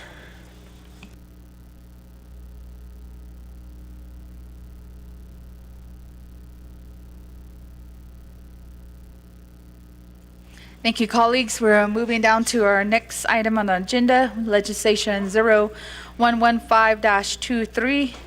We have the prime sponsor here. Staff, could you help us read the legislation to the record? Legislation 0115-23, an action relating to the Nabagiat Committees and the Navajo Nation Council, amending CAP-13-23, the Navajo Nation Fiscal Recovery Fund Delegate Region Project Plan for Honorable Shundeen Parish's Delegate Region. Chapters include Chilchimbito, Denahotso, Kienta, to include additional projects for this delegate region.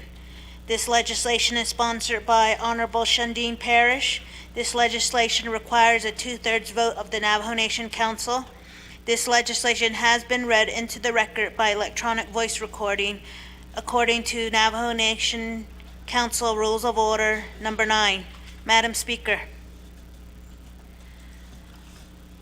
Thank you, staff, for reading that legislation to the record. We do have a motion by Honorable Karate. Is there a second? Second by Honorable Helena Nesbegay.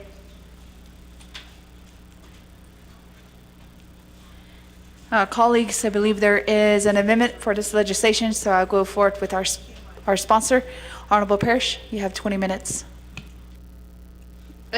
Speaker Curley, Otto, it's Nana, 25th Navajo Nation Council. Good evening, colleagues. Today, I want to thank you for allowing me to present legislation 011523, and also for allowing me to offer an amendment on the legislation.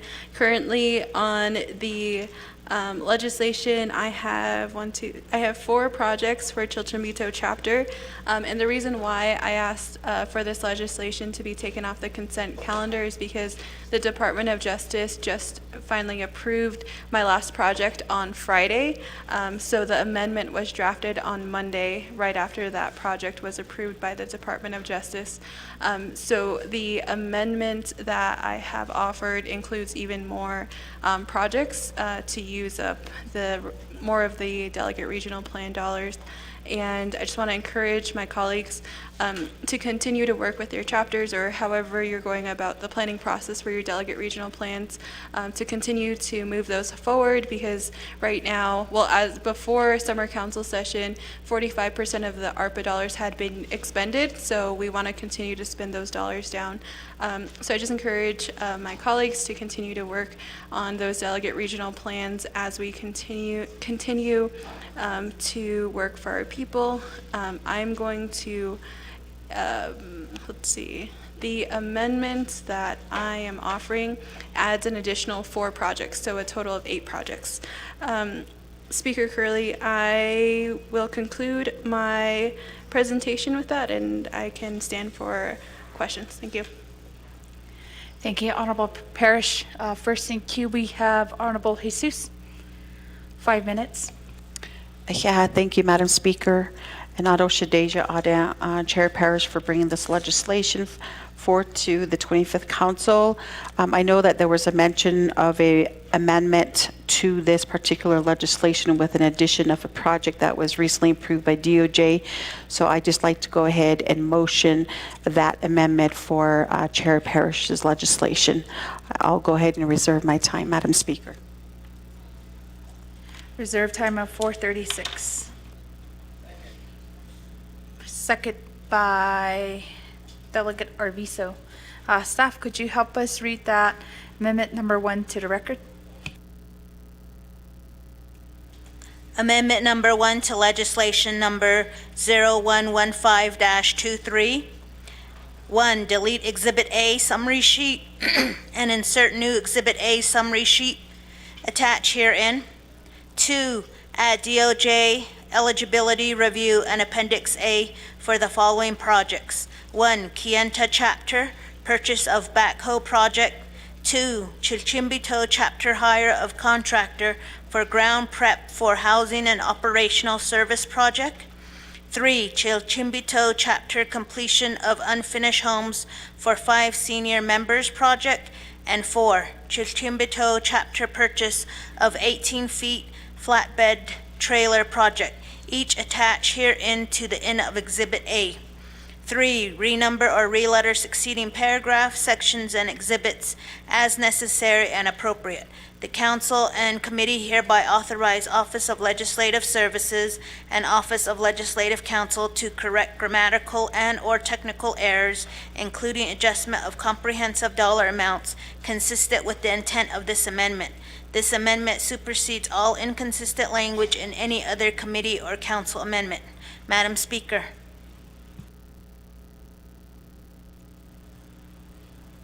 Thank you, staff, for reading amendment number 1. Colleagues, are there any questions or comments? I don't see any in queue. Second call. Third call, going for a vote on amendment number 1. You'll have 2 minutes on the board.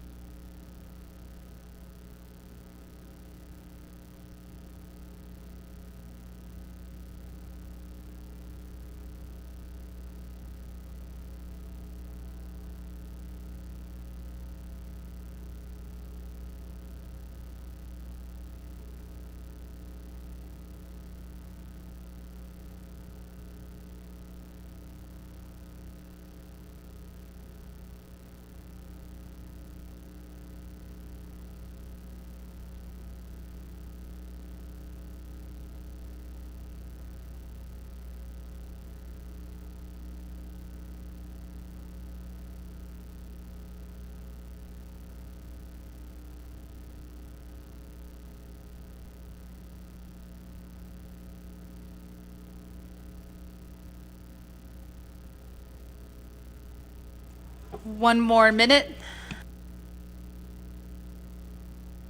Work session dato ni lako.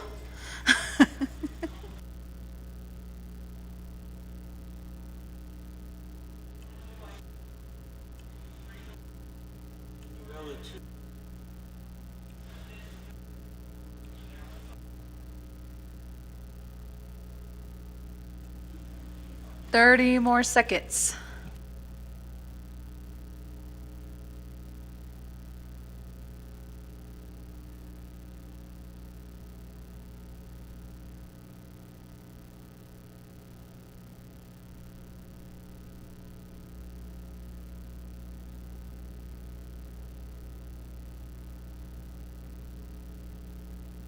Ten more seconds.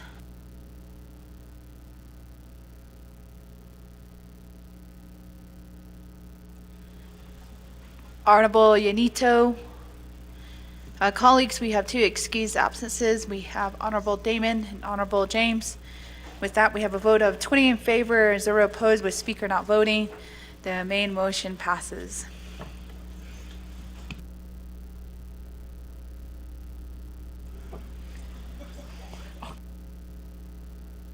Oh, that was amendment number 1, getting ahead of myself. Thank you, colleagues. We're back on the main motion. I don't see anybody in request to speak, so I'm going to go back to reserve time. Honorable Jesus with 4 minutes and 36 seconds.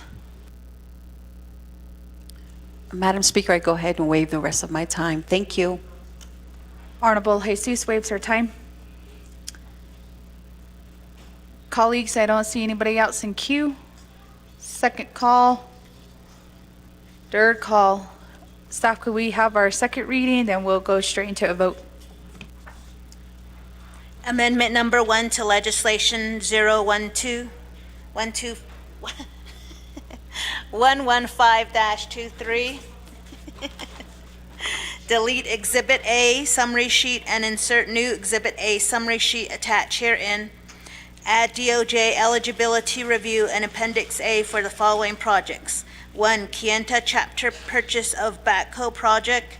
2, Chilchimbito chapter hire of contractor for ground prep for housing and operational service project.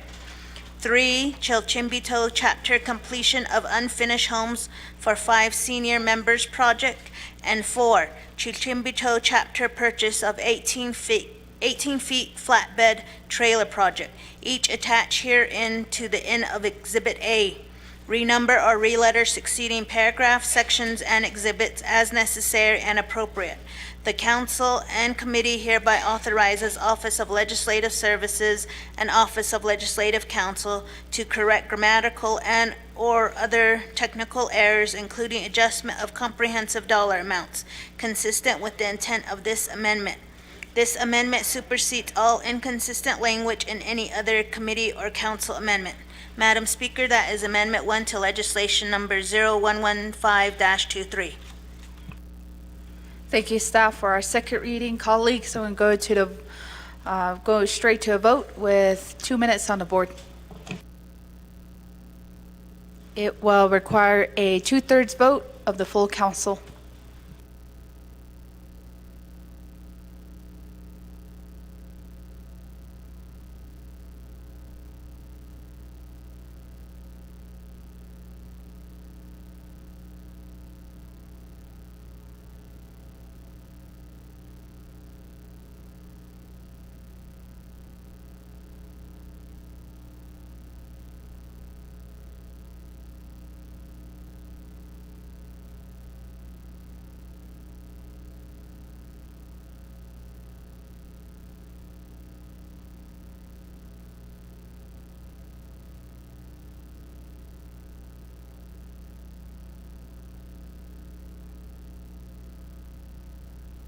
Colleagues, dinner is here, so don't motion to recess. We have 1 minute.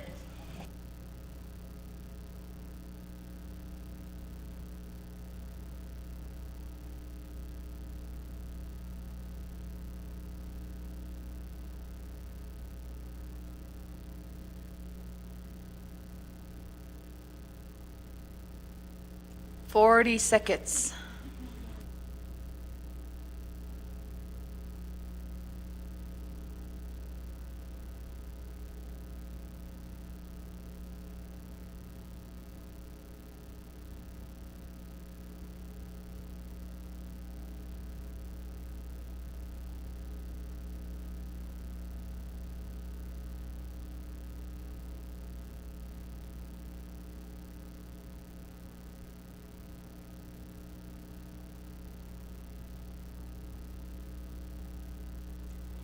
Thank you, colleagues. I believe that's all the votes. That's all the votes here within the council chamber. We have 2 excused absences, Honorable Damon and Honorable James. With that, colleagues, we have a vote of 20 in favor, 0 opposed, with speaker not voting. The main motion passes.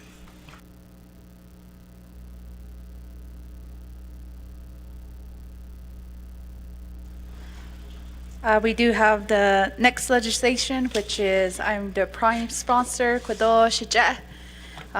Deal with Honorable Eugenia Charles Newton to be pro temp speaker.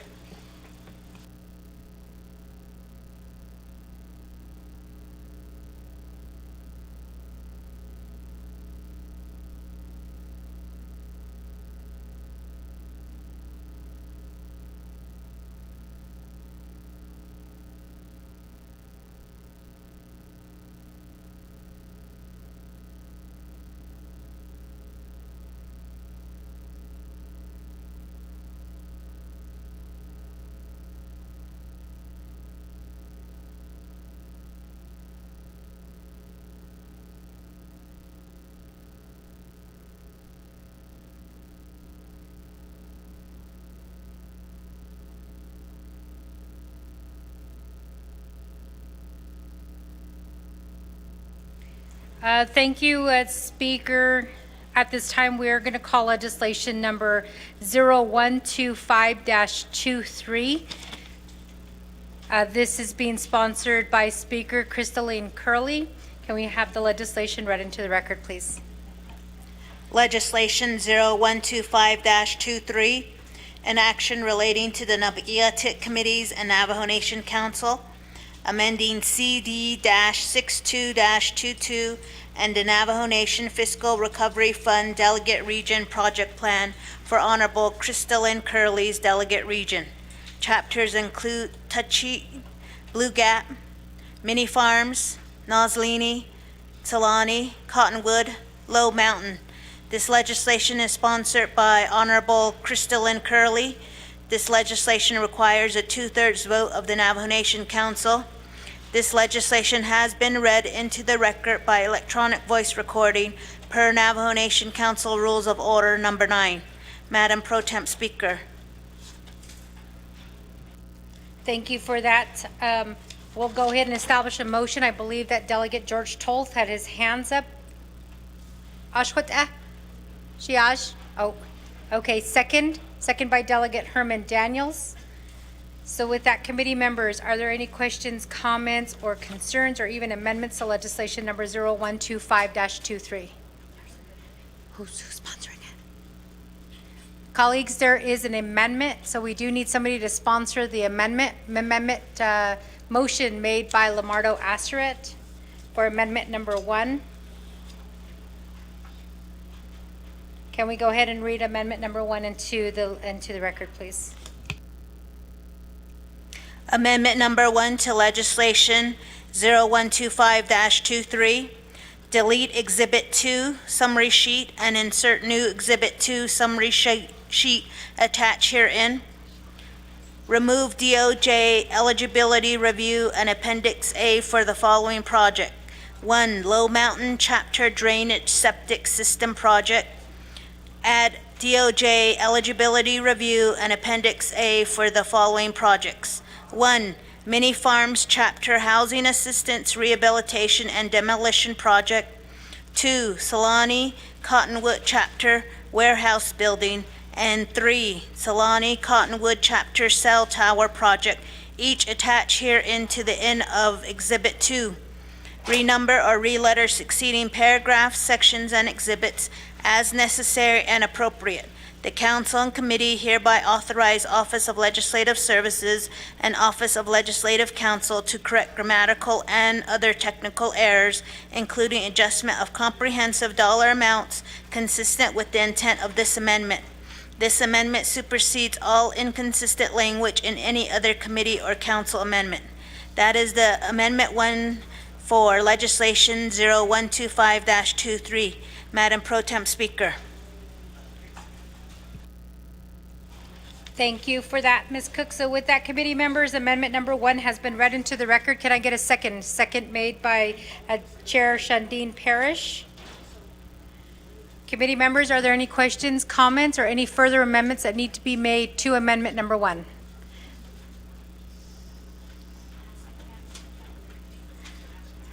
Going once? Going twice? Okay, I don't see anything. Let's go ahead and go to the board to vote on amendment number 1. Staff, can you assist us with that, please?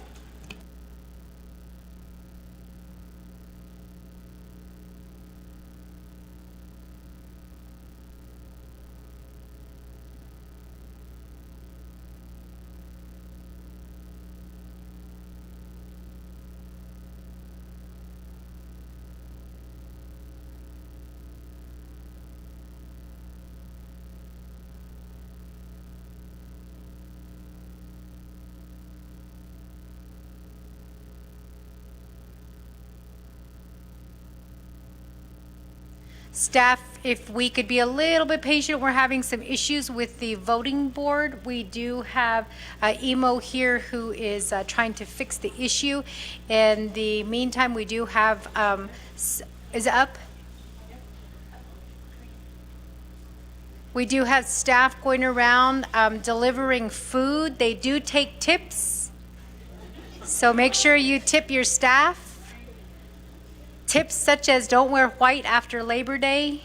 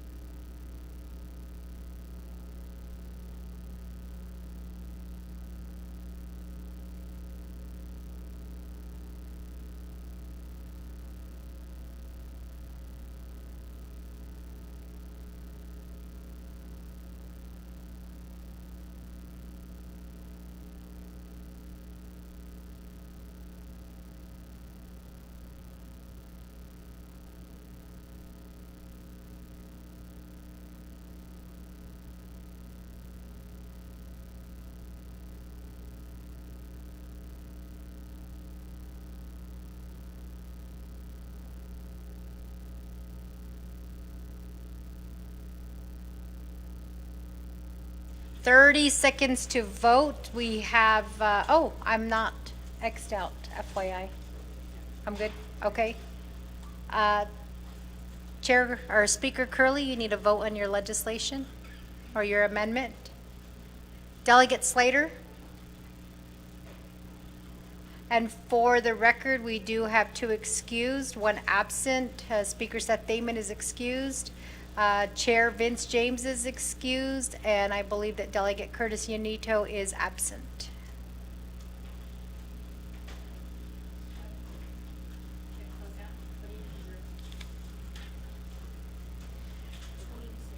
With that, committee members, we do have 20 in favor, 0 opposed, Speaker Pro Tem not voting.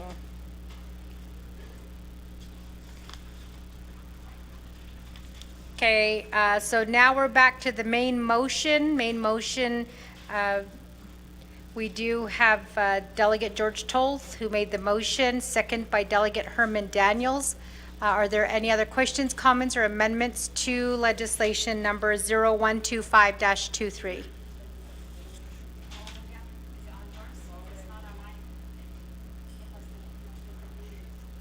Okay, not hearing anything. Staff will go ahead and go to vote at this time.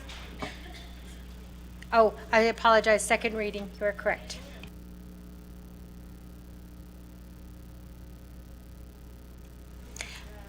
First, Amendment number 1 to legislation number 0125-23. Delete Exhibit 2 summary sheet and insert new Exhibit 2 summary sheet attached herein. Remove DOJ eligibility review and Appendix A for the following projects. Low Mountain Chapter Drainage Septic System Project. 3, add DOJ eligibility review and Appendix A for the following projects. 1, Mini Farms Chapter Housing Assistance Rehabilitation and Demolition Project. 2, Solani Cottonwood Chapter Warehouse Building. And 3, Solani Cottonwood Chapter Cell Tower Project, each attached herein to the end of Exhibit 2. Renumber or re-letter succeeding paragraphs, sections, and exhibits as necessary and appropriate. The Council and Committee hereby authorize Office of Legislative Services and Office of Legislative Counsel to correct grammatical and other technical errors, including adjustment of comprehensive dollar amounts consistent with the intent of this amendment.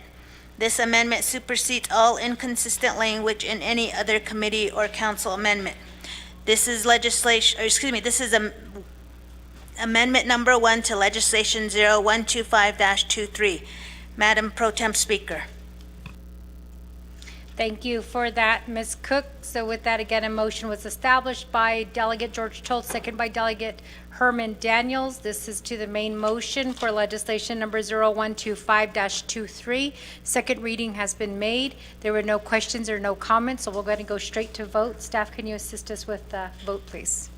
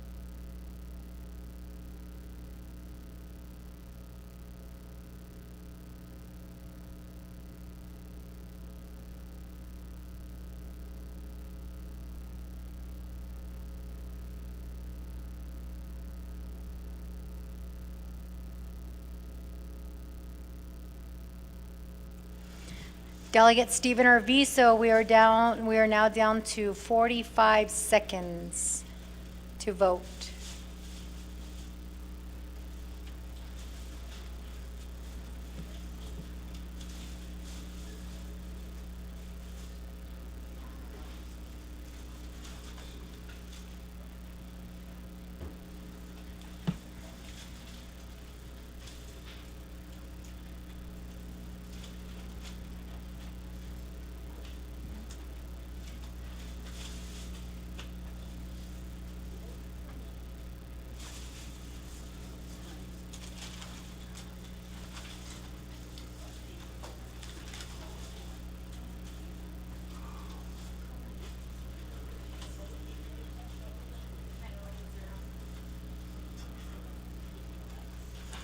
So with that, committee members, our delegates, we do have 19 in favor, 0 opposed, 4 delegates not voting to our excuse. Speaker Seth Damon, Chair Vince James. For the record, Delegate Curtis Yanito is absent, and Delegate Stephen Arvizo was here, but he did not vote.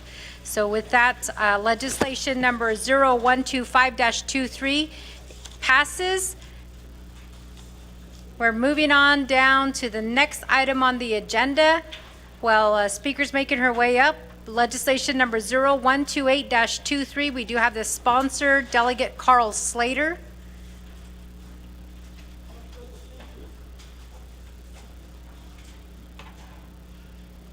Staff, while Carl's making his way up to the table here, we can go ahead and read the legislation into the record. Speaker, I'm turning the gavel back over to you.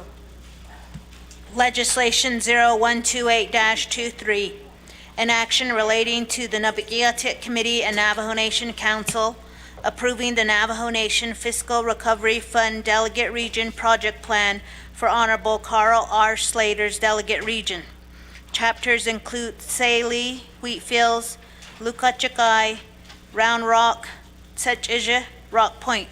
This legislation is sponsored by Honorable Carl R. Slater.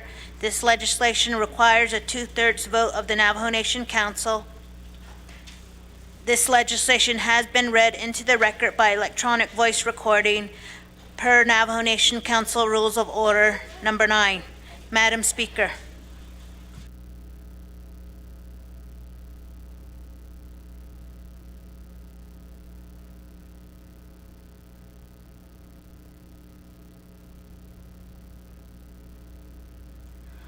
Thank you, staff, for reading that legislation to the record. We have a motion by Honorable Ricky Nez. We have a second by Honorable Dr. Andy Nez.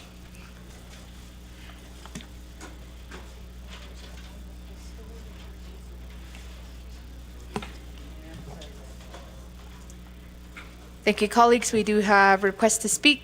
I'll turn the floor over to Honorable Slater. Thank you very much, Speaker. The reason that this legislation is not on the consent schedule is that we would like to add 16 more projects to the FRF Regional Plan for District 11. And colleagues, in the interest of time, I ask that you review the motion that will be presented to you. I emailed it to you earlier. Thank you. Thank you, Honorable Slater. Colleagues, I'm going to turn the floor over to Honorable Simpson. This is to the main motion, 5 minutes. Thank you, Madam Speaker. Members of the 25th Council, I'd like to make an amendment to insert a new Exhibit A, which will include the 6 eligible projects.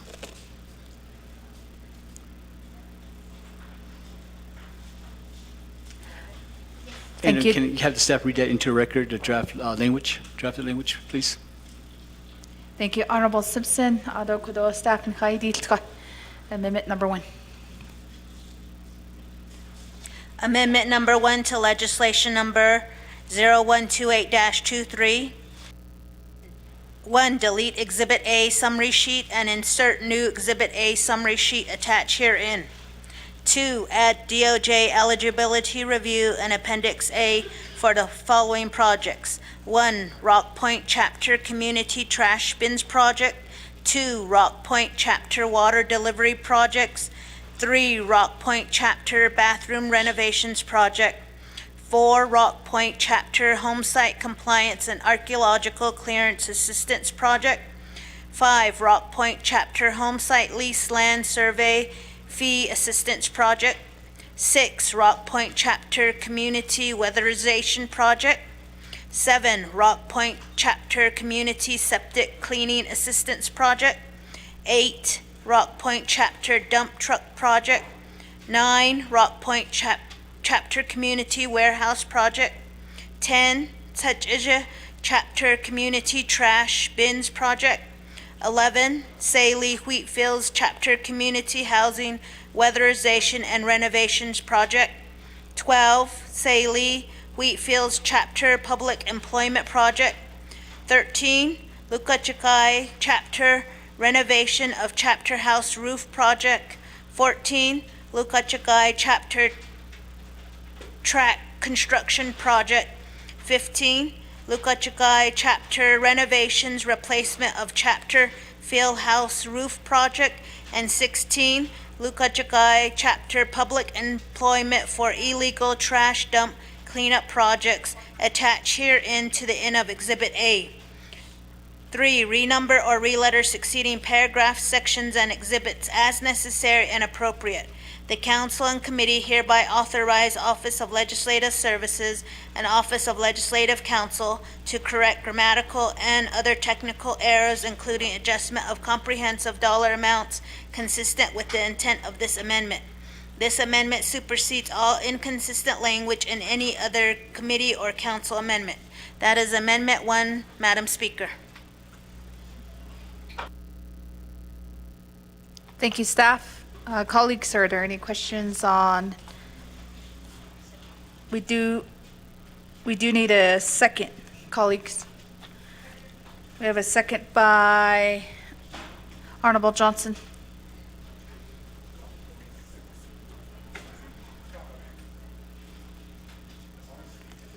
I don't see anybody in queue for questions. Go straight to a vote for amendment number 1. 2 minutes on the board.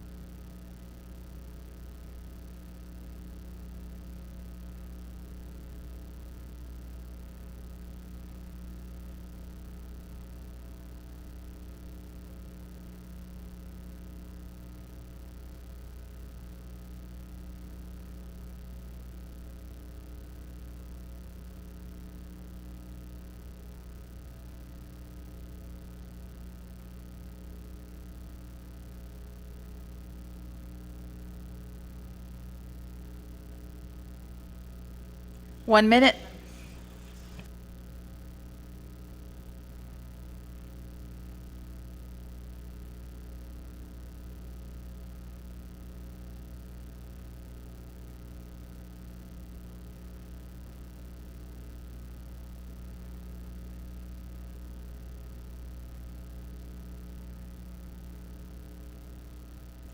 Colleagues, I believe we do have the full vote here from the floor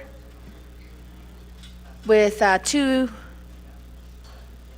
we have Honorable Chair James, who returned back from being excused for a few hours. Honorable James votes green.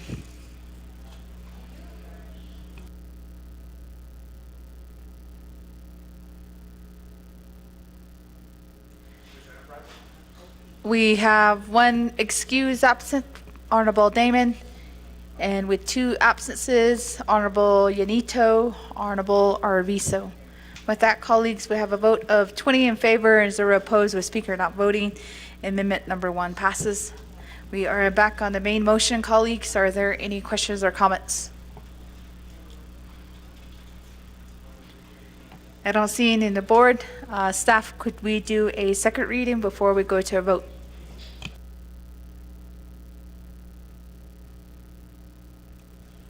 Amendment number 1 to legislation number 0128-23. Delete Exhibit A summary sheet and insert new Exhibit A summary sheet attached herein. Add DOJ eligibility review and Appendix A for the following project. 1, Rock Point Chapter Community Trash Bins Project. 2, Rock Point Chapter Water Delivery Projects. 3, Rock Point Chapter Bathroom Renovations Project. 4, Rock Point Chapter Home Site Compliance and Archaeological Clearance Assistance Project. 5, Rock Point Chapter Home Site Lease Land Survey Fee Assistance Project. 6, Rock Point Chapter Community Weatherization Project. 7, Rock Point Chapter Community Septic Cleaning Assistance Project. 8, Rock Point Chapter Dump Truck Project. 9, Rock Point Chapter Community Warehouse Project. 10, Tachija Chapter Community Trash Bins Project. 11, Salee Wheatfields Chapter Community Housing Weatherization and Renovations Project. 12, Salee Wheatfields Chapter Public Employment Project. 13, Lukachakai Chapter Renovation of Chapter House Roof Project. 14, Lukachakai Chapter Track Constructions Project. 15, Lukachakai Chapter Renovation Replacement of Chapter Fieldhouse Roof Project. And 16, Lukachakai Chapter Public Employment for Illegal Trash Dump Cleanup Project, attached herein to the end of Exhibit A. Renumber or re-letter succeeding paragraphs, sections, and exhibits as necessary and appropriate. The Council and Committee hereby authorize Office of Legislative Services and Office of Legislative Counsel to correct grammatical and other technical errors, including adjustment of comprehensive dollar amounts consistent with the intent of this amendment. This amendment supersedes all inconsistent language in any other committee or council amendment. This is Amendment Number 1 to Legislation Number 0128-23. Madam Speaker. Thank you, staff. Colleagues, we will have 2 minutes on the board on the main motion.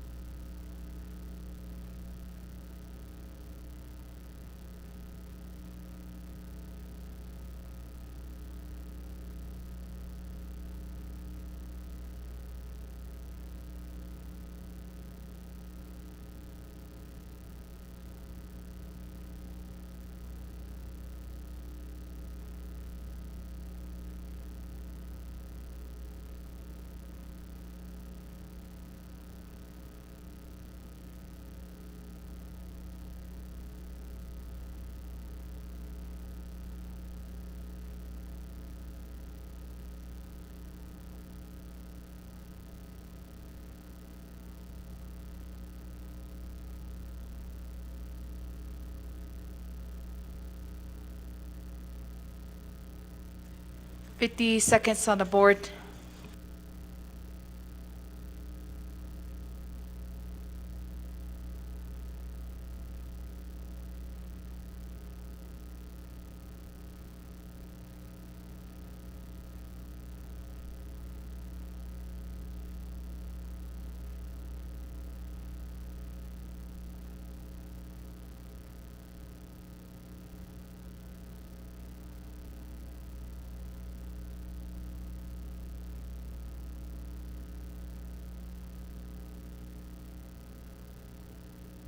Fifteen more seconds on the board.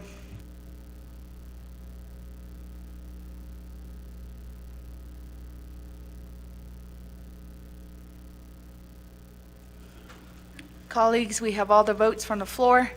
We have one excuse absent. We have Honorable Damon with 2 absents, with Honorable Yanito, Honorable Arvizo. With that, colleagues, we have a vote of 20 in favor, 0 opposed, with Speaker not voting. Main motion passes.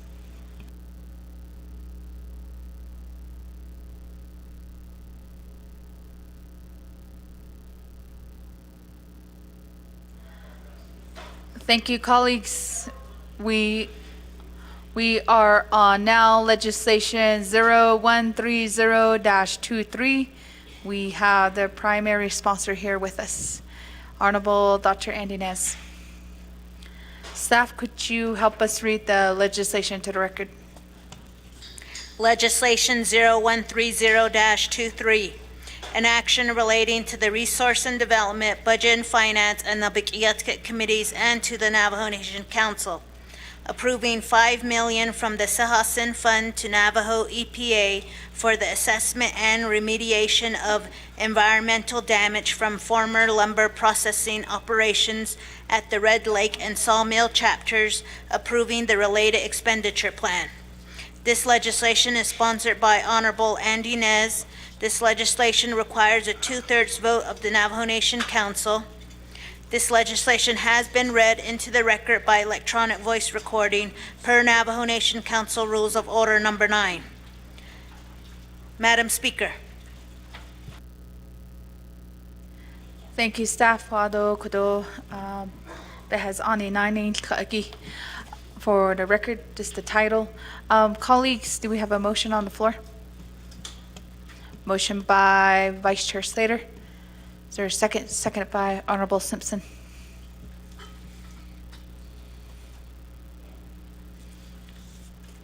Colleagues, we do have requests to speak, so I will give over the floor to Honorable Dr. Endinez for his presentation.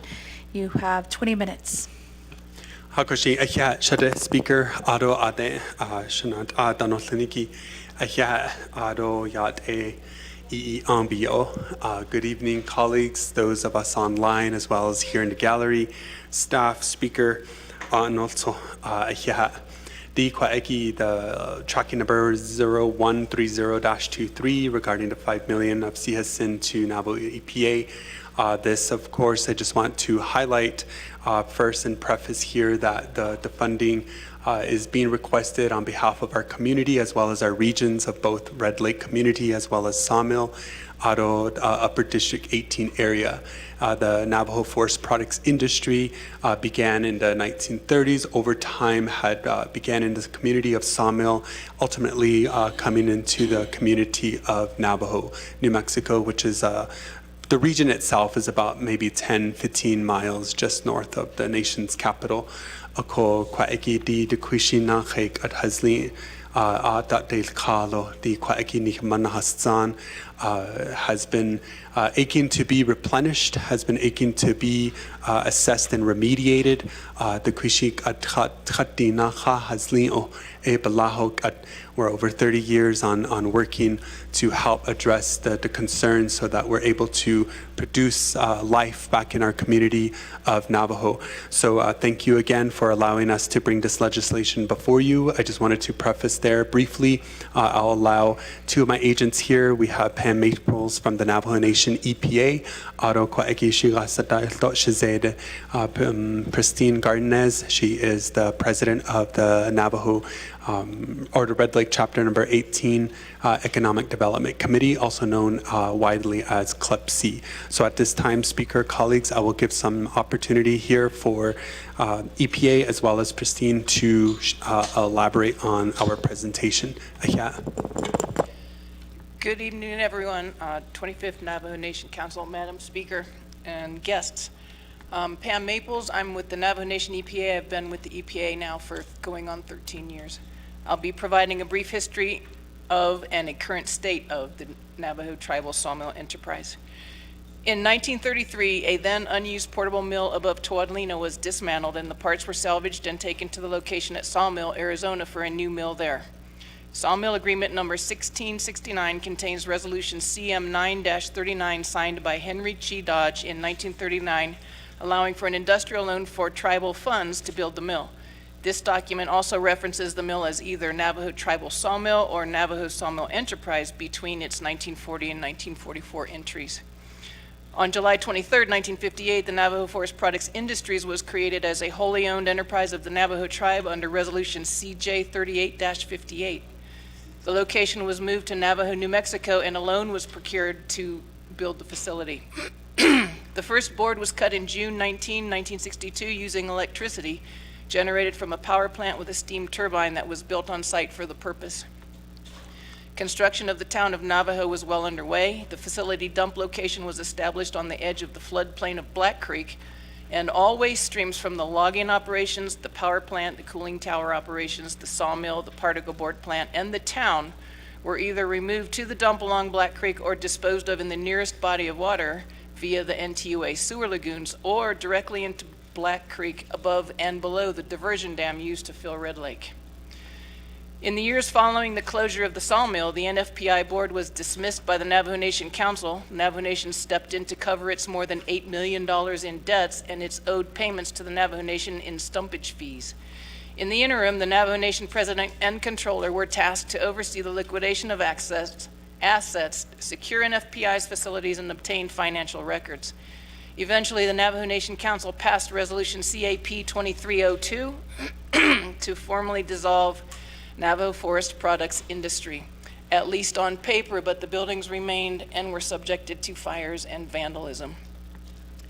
NFPI operated for 8 years before there was a US EPA and for 10 years before there was a Navajo Environmental Protection Commission. In 1972, the Federal Clean Water Act became law and NFPI was in constant violation of its discharge permits. In 76, the NFPI particle board factory became operational, and in 1982, Ponderosa Products, Inc.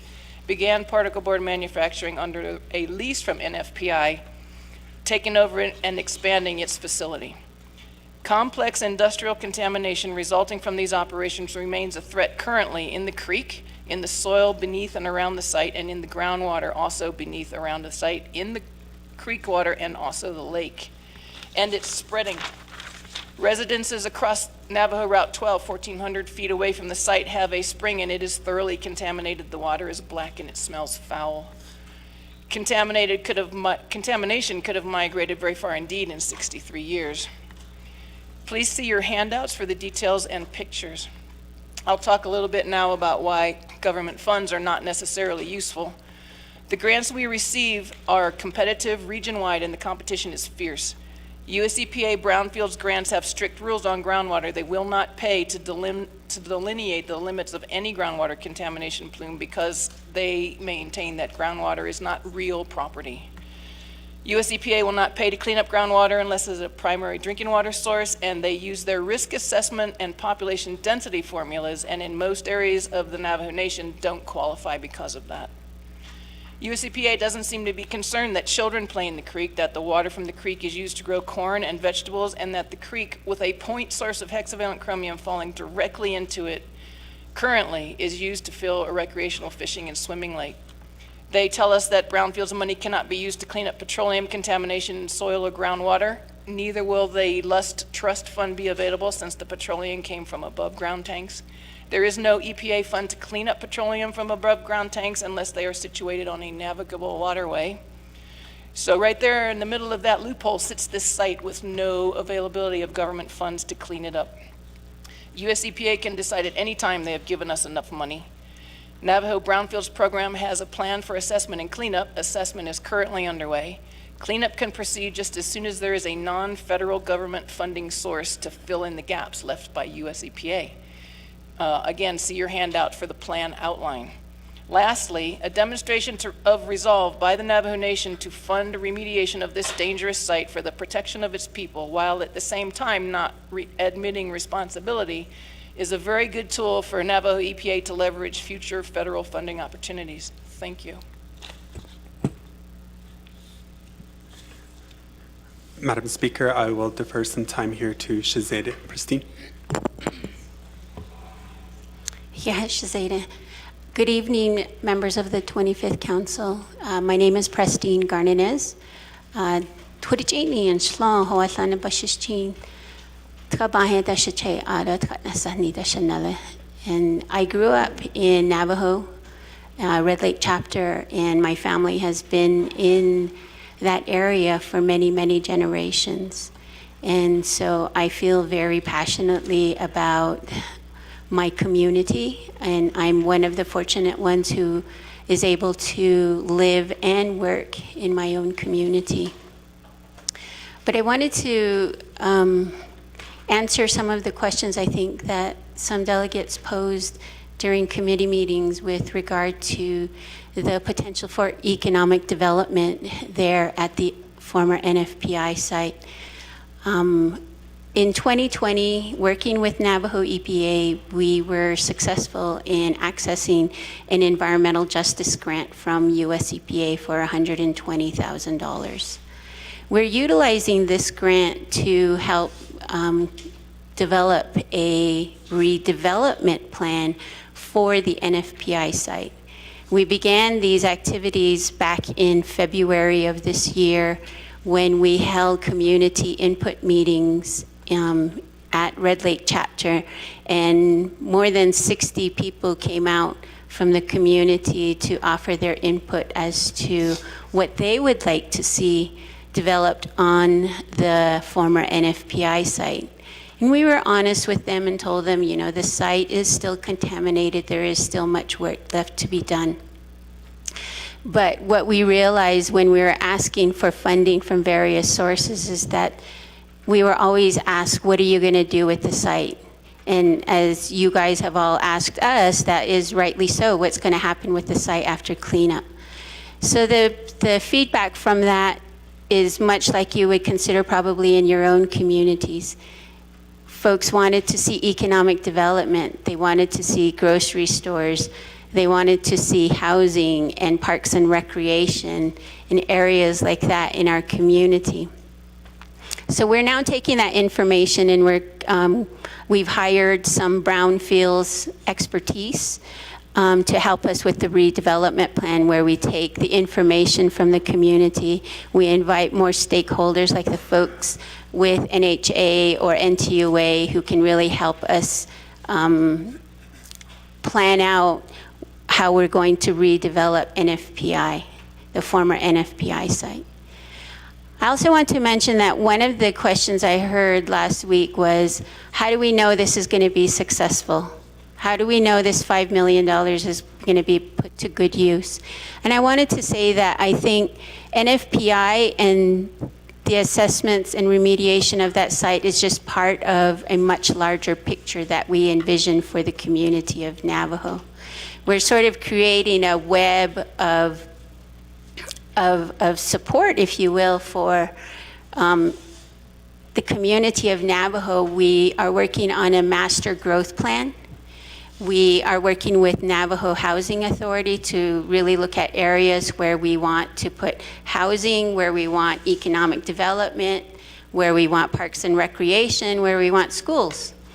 I'm also actively looking for funding to do what is a micro-SEDS, comprehensive economic development strategy for the town of Navajo, and then looking at, if you guys are familiar with Navajo, we have Route 12 that goes right through the community, and looking at doing a corridor study of what kind of economic development that we could do there. We're also working on for the past 3 or 4 years on upgrading our community streets.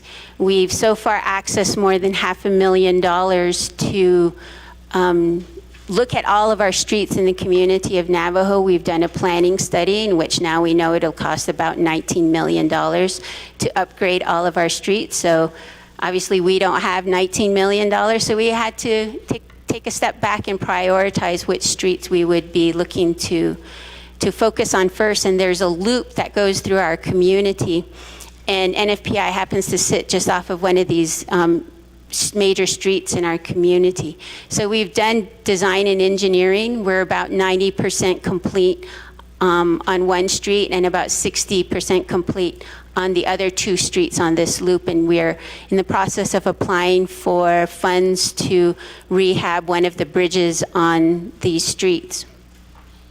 We've also been active in looking at our tourism potential. If you guys have been to Navajo, and as you guys can see we did a mural recently, and it's sort of reflective of what Navajo looks like. Navajo is really quite a pretty place, and we believe we have tourism potential. And with the micro-SEDS that I mentioned before, one of the questions we want to ask is like, what really is our tourism potential? Could we draw tourists away from Winderock and Chinle and Shiprock and have them come to our community? So we're working on all of this within our community, and we've got some transportation monies coming in. We've also working on tourism, and we had recently, we're the recipients of a National Endowment for the Arts Our Town grant, in which we'll be looking at doing a master arts and culture plan. So we can look at the places where we preserve our sacred spaces, where we might look for potential opportunities for development and support our local artisans and artists. So we're doing all of this work in our community to also help support what might happen with NFPI. NFPI has been designated an economic development area, and so whatever we do there, will certainly fit in with our overall plans for the community. But I also want to kind of end on this note too, in that NFPI in the former site offers an economic development possibility there, a huge one. But as I was driving down here today, I was thinking about when I grew up, NFPI was kind of on the tail end. I'm probably part of the generation that last remembers it being in operation, because I think even my Zeta is too young to remember that. So I never got a chance to work there. My parents didn't work there or anything. So the impact of NFPI now, as I was coming back, like, I'm being told now I can't have my sheep herding and grazing along the creek because the creek is contaminated. You know, when I'm having to tell my sisters, like, you really shouldn't use that creek water to irrigate your fields because we don't really know what's in it. And so I feel like I feel obligated to doing something. We have to at least try to correct what had happened there at the NFPI site and the extent of the operations. I think in its heyday, it was really great for the Navajo Nation to have NFPI. There was almost 500 people who were employed there. There was millions of dollars that were made off of that site. But now, my generation and the generations behind me were kind of left with having to clean that site and having to work to have it cleaned and restore it. And so I think if we don't do anything today, you vote otherwise today, you know, like, what will the future generations be thinking, like, and asking themselves, how come they didn't do anything? Because I think about that too, like, when I was a kid, NFPI closed down. And so I think now, why didn't they do anything back in the mid-1990s when they had a chance, when it was, the contamination hadn't extended beyond the fences of the former NFPI site. So I just wanted to end with that. Thank you.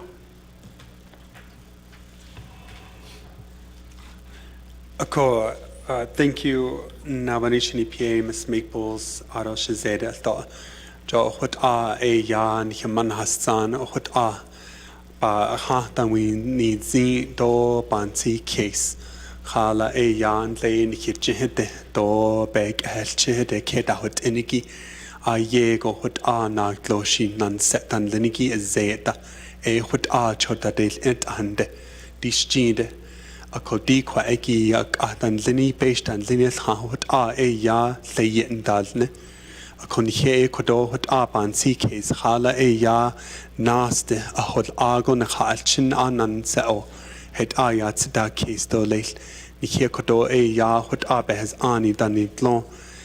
Kwa eki a naglon shidat egi nan set dat egi chil dat egi hut a ban si case. Hala ya dada alto.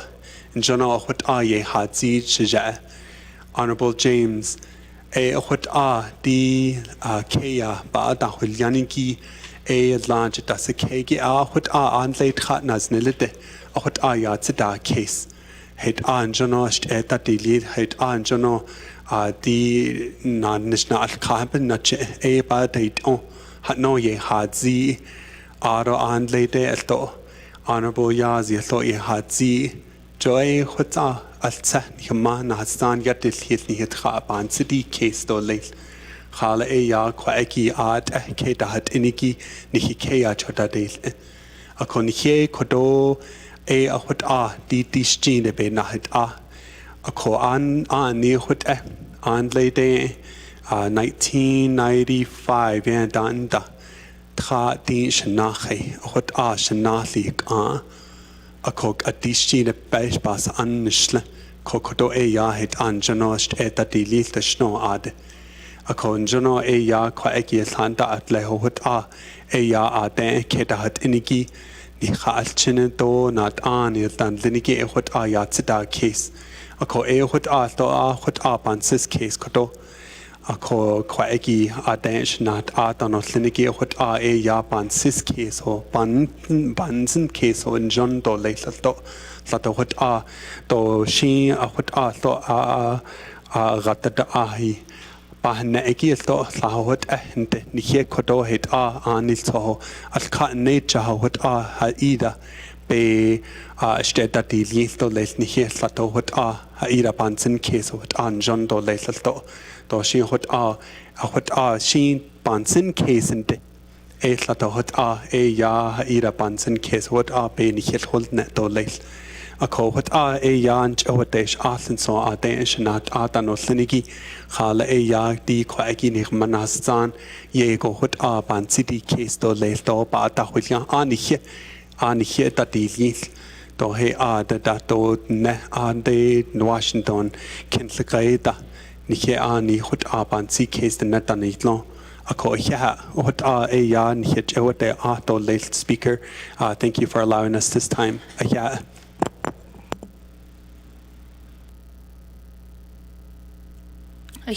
Honorable Nez, kudo njunagon kilhuinne. Do kudo na kid holoniki it's Honorable Slater dole.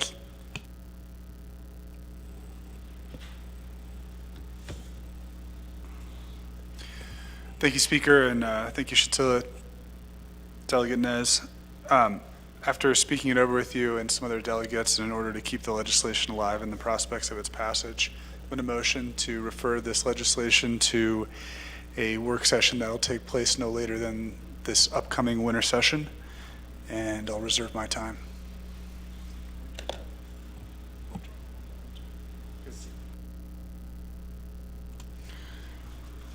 Reserve time of 4:41.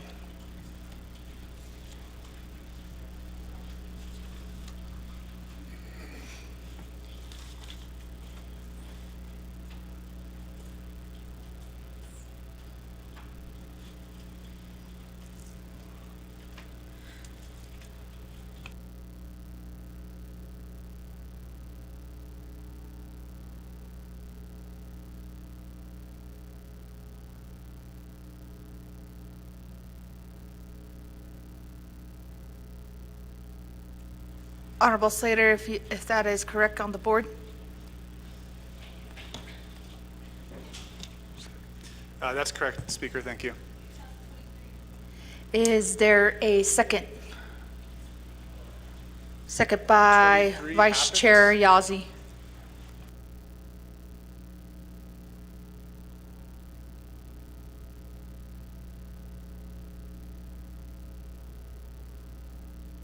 Thank you, colleagues. That language is here on the board, and Rule 20 to our Council Rules of Order, a refer to a committee is not debatable. So, yep, yes, no big deal.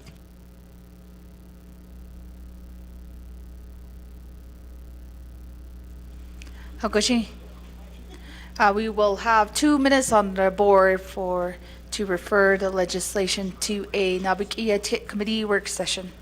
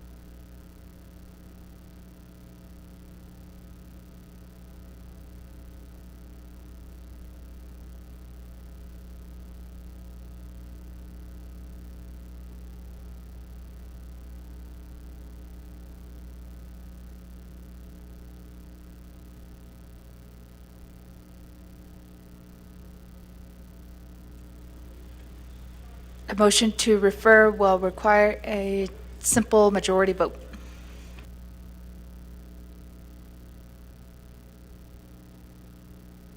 $50 more seconds on the board.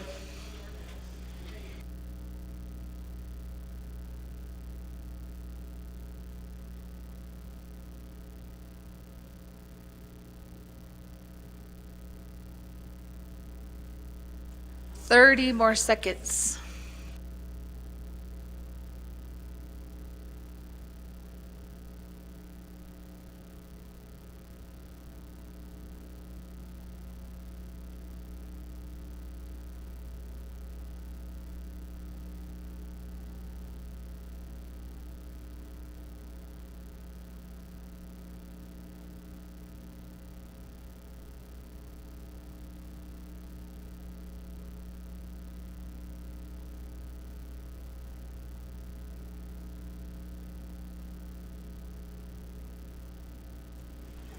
Delegate Daniels?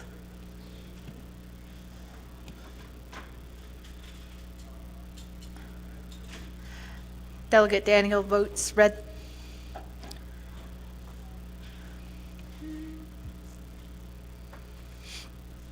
Colleagues, we have one excused absent. We have Honorable Damon. With that, call in, we have 4 absences. Vote Honorable Yanito, Honorable So, Honorable Azret, and Honorable Arviso. With that, colleagues, we have a vote of 9 in favor and 9 opposed. We do have a tie. I think this is my first tiebreaker.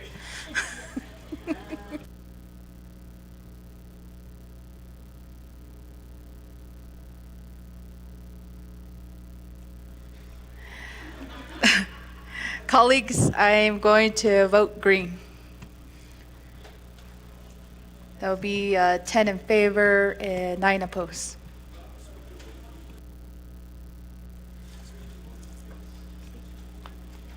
So we do have a vote of 10 in favor with speaker voting and 9 opposed.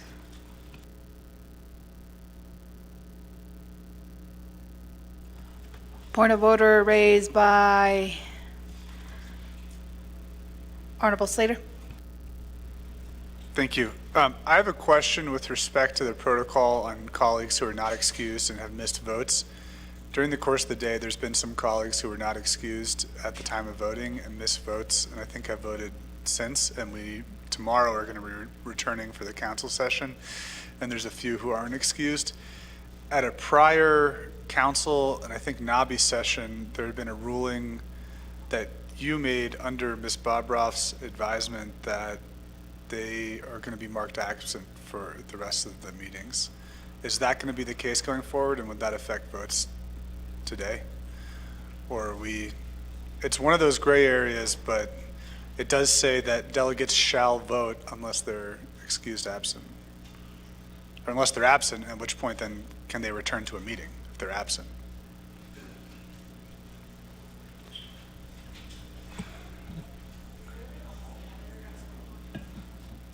Was I over the whole one? No.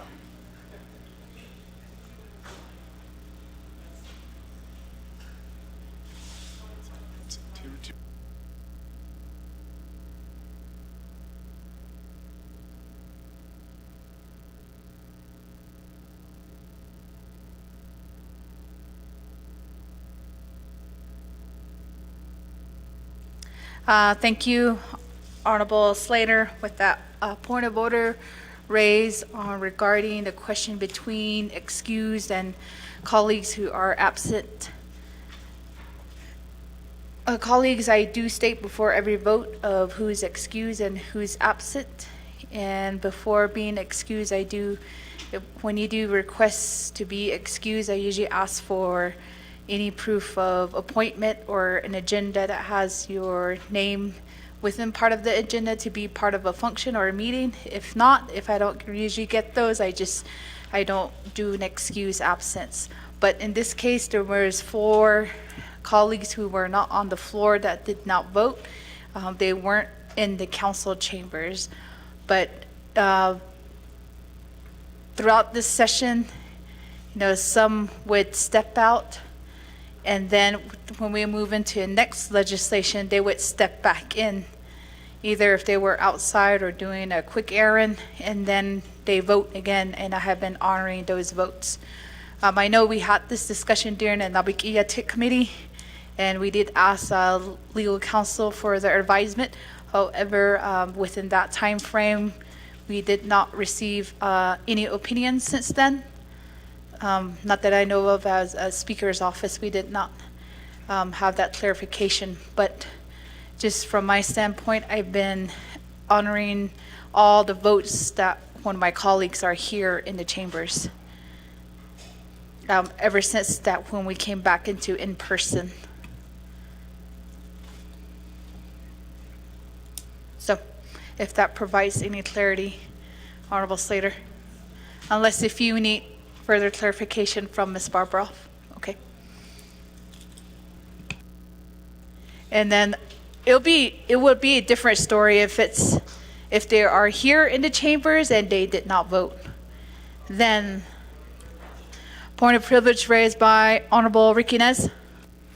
Thank you, Madam Speaker. With all due respect, Shananta, Speaker, when delegates are walking out, ask them, put them on the spot if they're leaving. That way we have it on the record. We're all elected officials here. We try to do our best to work together to pass, vote on these legislations. Na nishiki sato bitzil ko yanstki shananda. Beshmas an oche kakon nageo nande je nageo 1 hour later arenanat na ota shakera. We can't be doing this. I can understand going to the bathroom, coming back in. But to do that, let's have some leadership right here. Madam Speaker, Ashwanda. Goshi hihat shiyaj ate behunzi ani ota. Late ani kode touches da. I do have my staff before a vote is taken to check the South and North Conference room. Late age le that the shakedo. Le got lodge in sha le go hawash is not all what late hot out text message in daily. And I say, no, I can't excuse you, I'm sorry. During the middle of debate. And I don't want to be disruptive on some of our colleagues when they are talking, but we do have staff and our Sergeant of Arms who try to keep them inside the chambers. But if you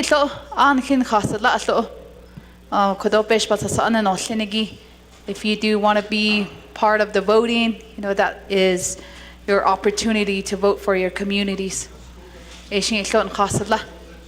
But I do ask, if you are leaving, usually some of you do give me a courtesy of an agenda or an appointment statement to be excused. But if we do just have colleagues who sometimes they just sneak off, and it's hard to force them to be here.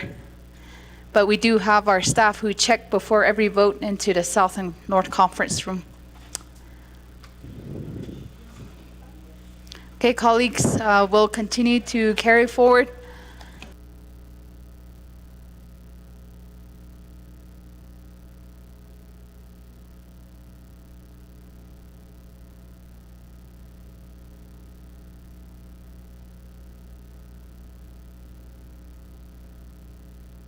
Point of privilege raised by Honorable Vince James. Speaker, thank you very much. In regards to Shanella, Honorable Ricky Nez, Speaker, I kindly ask that you keep the meeting in order, and I ask my colleagues to let's be respectful to one another. Shanella, Honorable Ricky Nez made a point, and at times, as delegates, we make comments after another delegate states their comment, and we make certain joking comments after a delegate makes a point. And we shouldn't be doing that as delegates, as leaders. We need to respect each other. And a comment was made right after Honorable Ricky Nez made a statement that a chain should be put on the door. And so those are some disrespectful comments that should not be made after a delegate has made their point. So Speaker, I kindly ask you to keep the meeting in order. I know probably you don't hear these comments up there, but here on council floor, we do hear it, and afterwards we jokingly laugh about it. And we shouldn't be doing that to each other as delegates. So I just wanted to make that as a point of order and to make it known to you as you being our speaker. Thank you. Honorable James, I'm going to honor that point of order.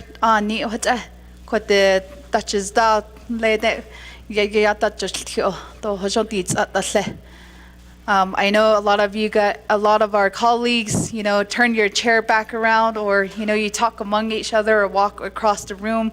And usually I don't hear those conversations that you're having. But colleagues, just to have that mutual respect. Rule 16 to maintain among each other all members of the council. So we have a lot of legislations on the agenda today, and let's just work together, colleagues, and we'll continue to go forward with our agenda. Shiyaj, Honorable James, for pointing that out.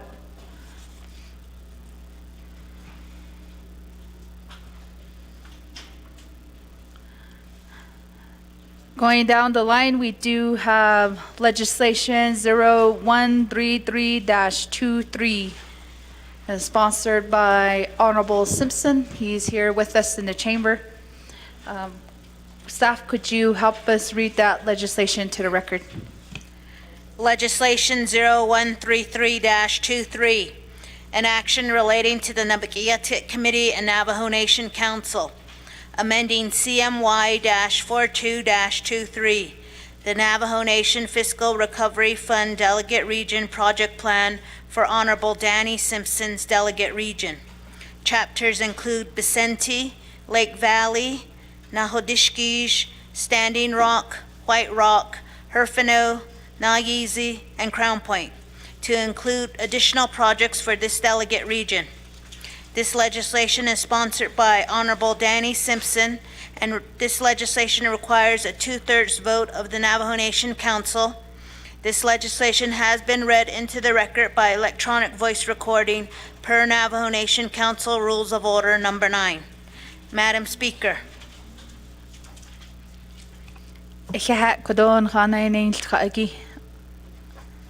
Do we have a motion, colleagues? Motion by Honorable Parrish.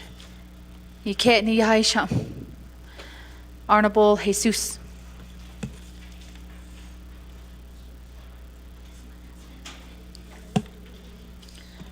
Colleagues, there is a request from the sponsor for an amendment. I'm going to return the floor over to our sponsor, Honorable Simpson.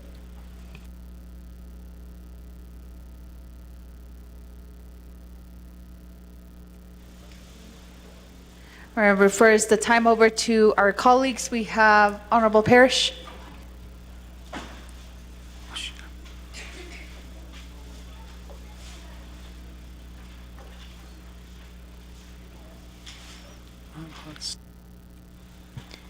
Speaker, thank you for recognizing my request to speak. I would like to offer Amendment 1 in regards to legislation 013023 offered by the sponsor.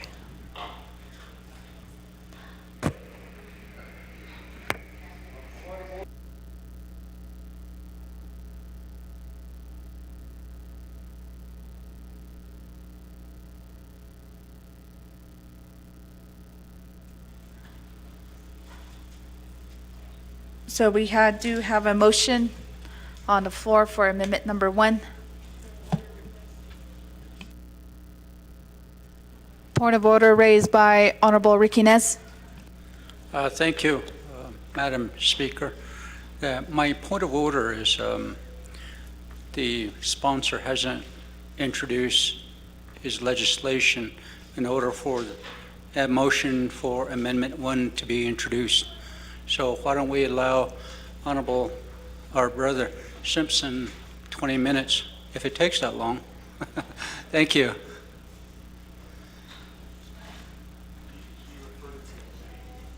Thank you, Honorable Riquinez. I did see a hand to refer over to Honorable Parrish, but just for the record, maybe Honorable Simpson, I'll allow you some time.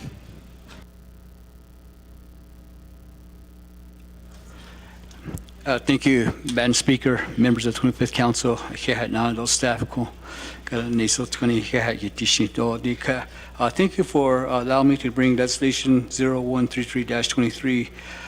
We did get distracted with eligible projects for the regional delegates, ADA. So as this went before Navigate, additional eligible project came about, so we are requesting to have this legislation amended to add these 6 additional projects. Madam Chair, do I nana? Thank you, Honorable Simpson. Colleague, there was an existing motion on the floor by Honorable Parrish for amendment number 1. Staff, could you help us read amendment number 1 into the record before I recognize a second?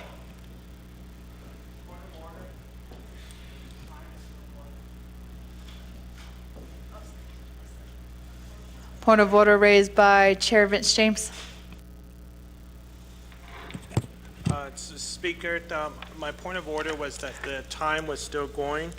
I don't know if you want to reverse his the time to 20 minutes or some times that he lost there. And then on the board, there's no motion and second as well.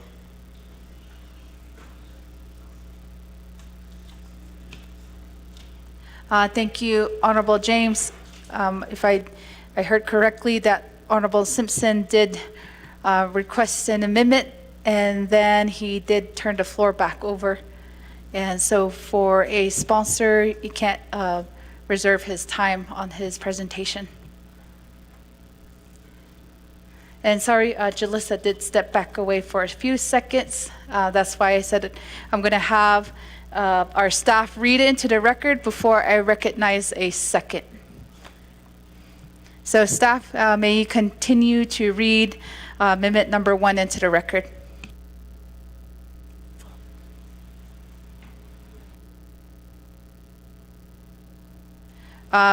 We already do have a motion, a main motion by Honorable Parrish, and it was a second by Honorable Jesus.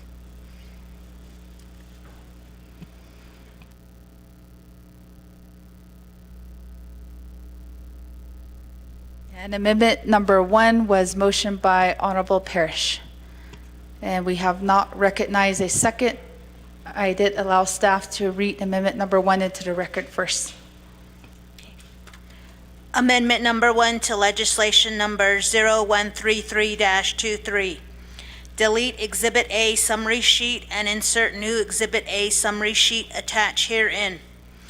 Add DOJ eligibility review and Appendix A for the following projects. 1. Lake Valley Chapter Septic Cleaning Projects. 2. Lake Valley Chapter Employ of Water Line, Power Line, Row Agent. 3. Taya'a Chapter Heavy Equipment, Major Parts Replacement, Blades, Bucket Tires Project. 4. Taya'a Chapter Septic Tank Cleaning Project. 5. Taya'a Chapter Home Renovations Project. 6.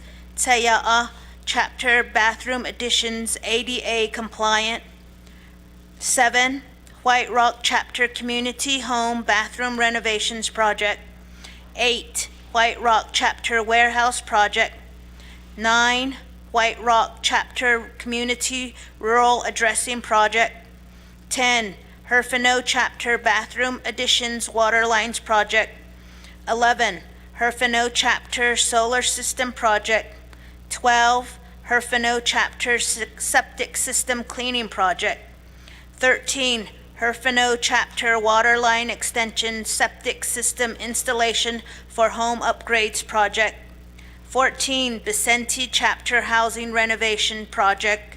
15. Nahodishki's Chapter Home Improvements Project. And 16.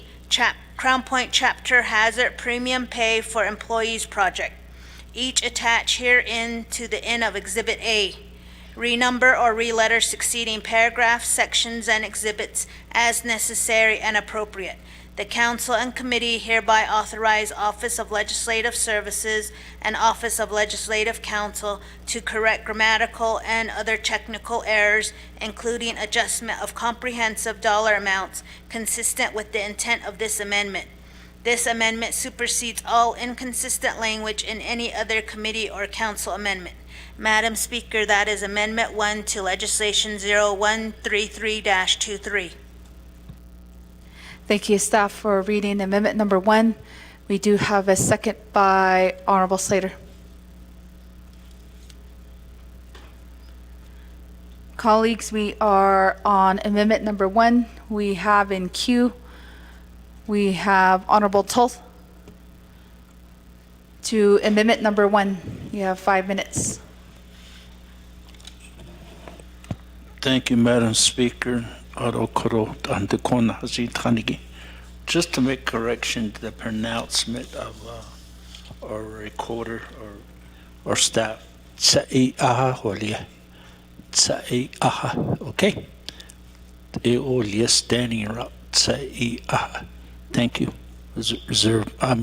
Waive my time. Thank you, Honorable Toth. Waives his time on amendment number 1. Colleagues, I don't see anybody else in queue to speak for amendment number 1. Second call. Third call. Going to the board to vote on amendment number 1. Be 2 minutes.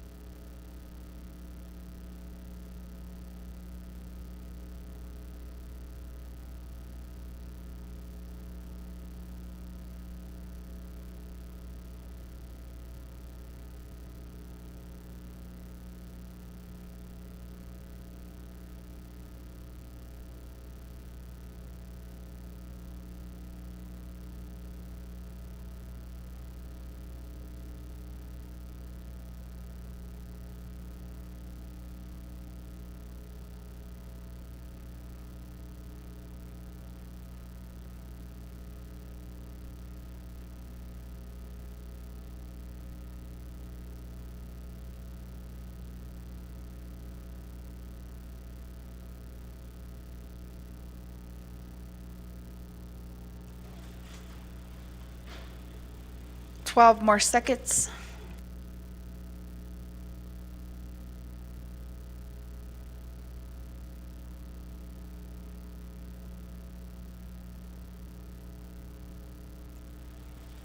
Colleagues, we do have one excused absent, Honorable Damon, and we have 4 absences, Honorable Arvizo, Honorable Azaret, Honorable So, Honorable Yanito. With that, colleagues, that is a vote of 18 in favor, 0 opposed, with Speaker not voting on amendment number 1. Amendment 1 does carry.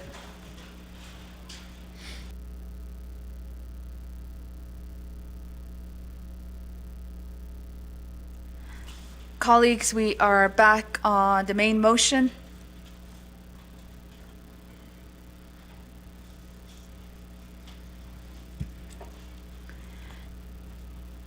I don't see anyone in queue. And there's also no reserve time. Second call. Third call. Staff, can we have our second reading? Then we will enter into a vote. Amendment number 1 to legislation number 0133-23. Delete Exhibit A summary sheet and insert new Exhibit A summary sheet attached herein. Add DOJ eligibility review and Appendix A for the following projects. 1, Lake Valley Chapter Septic Cleaning Project. 2, Lake Valley Chapter Employ of Waterline Power Line Row Agent. 3, Ta'iaha, Chapter Heavy Equipment Major Parts Replacement Blades, Bucket Tires Project. 4, Ta'iaha, Chapter Septic Tank Cleaning Project. 5, Ta'iaha, Chapter Home Renovations Project.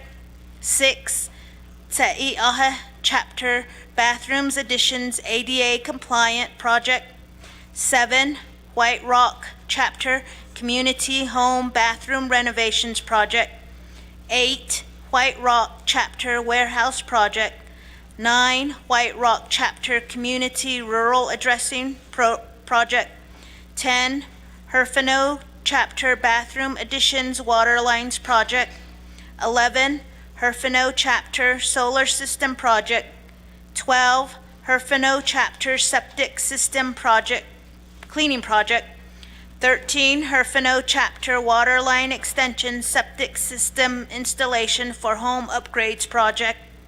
14, Vicente, Chapter Housing Renovation Project. 15, Nahodishkij, Chapter Home Improvements Project. And 16, Crown Point, Chapter Hazard Premium Pay for Employees Project, each attached herein to the end of Exhibit A. Renumber or re-letter succeeding paragraphs, sections, and exhibits as necessary and appropriate. The Council and Committee hereby authorize Office of Legislative Services and Office of Legislative Counsel to correct grammatical and other technical errors, including adjustment of comprehensive dollar amounts consistent with the intent of this amendment. This amendment supersedes all inconsistent language in any other committee or council amendment. This is Amendment Number 1 to Legislation 0133-23. Madam Speaker. Thank you, staff, for our second reading. Colleagues, we're going to go into a vote. You have 2 minutes to vote.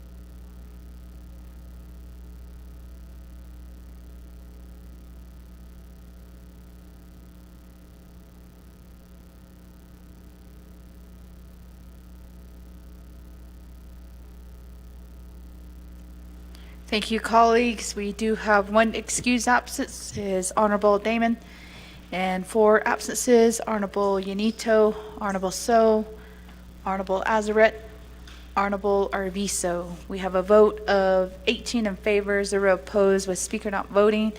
The main motion carries.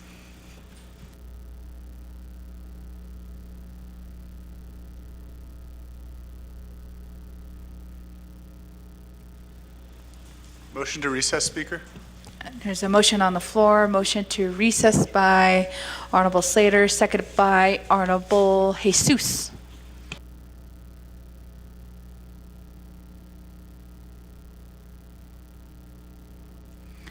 point of privilege raised by Chair Eugenia Charles Newton. Speaker, I raised the point of privilege under Rule 16B, the safety of the council, specifically my safety, Speaker. Yesterday, I informed this council about my concerns regarding being recorded. And I just got a message that I am being recorded and that it is on Facebook. Speaker, I have asked this council to consider my safety as a delegate who is being threatened with my life, and who have law enforcement who agree that this is a real threat. I have asked to not be recorded for that reason. I don't know what else to do. I am raising this point of privilege because it's my safety. Now, as my colleagues, maybe you don't care about my safety, but Speaker, you are the Speaker. Now, I think because this is how I feel, because I know that this does not make me feel comfortable at all, that my only option at this point is to not return tomorrow and to make a statement, Speaker, that I have asked and I have begged my colleagues to take that into consideration. And it is being ignored again today. For what? For views? For popularity? I don't know what else to do, Speaker. I am really concerned. I had a brief meeting with Chief Noon this morning. We talked about this, and if I cannot participate in council, then I expect you, Speaker, to come to my community and inform them why I can't be here. Now,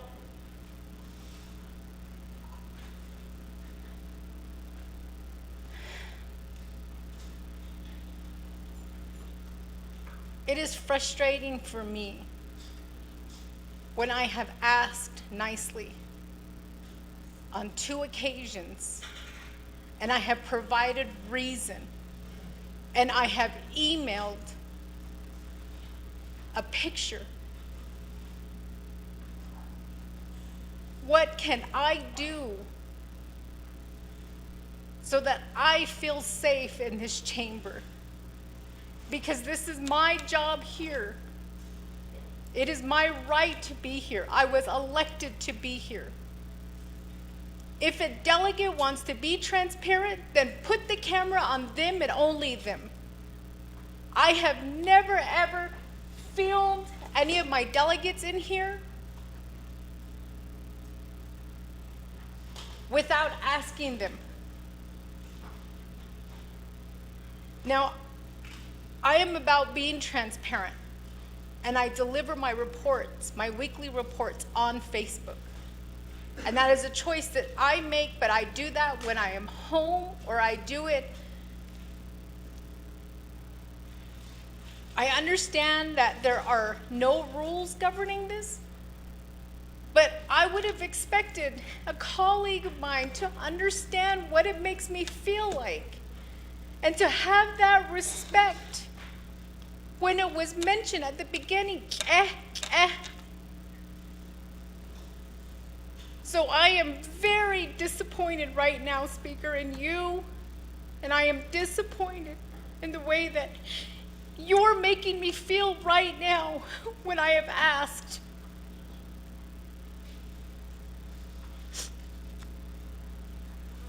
And and I will take it to my community if I have to. But I do not give anybody permission to film me.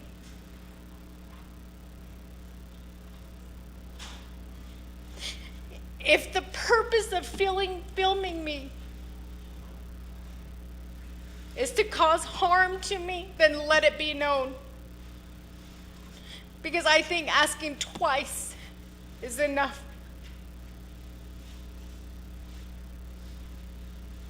So I call this point of privilege right now, Speaker, to beg my colleagues. I am being threatened with my life. My animals are being threatened. I have police following me.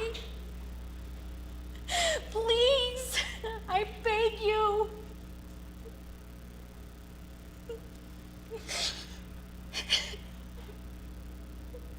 And I'm embarrassed that I have to bring this up right now on council while people are watching, but I pray that they're watching and they agree with me.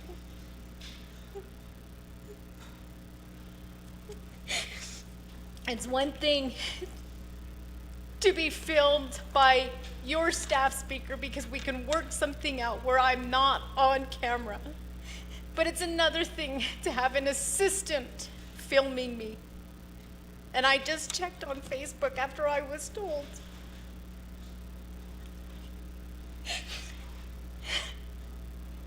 So I call this point of privilege, Speaker, for my safety. And I ask all of you, please, take that into consideration. It's a scary thought, it's a scary feeling.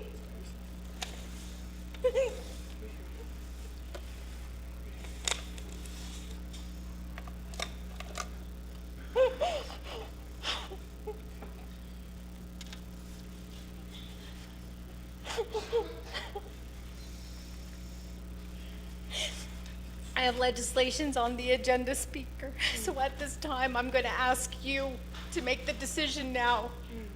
If this filming is going to continue, I will not return because my safety is more important. My animals at home and their safety is more important. My husband and my home is more important.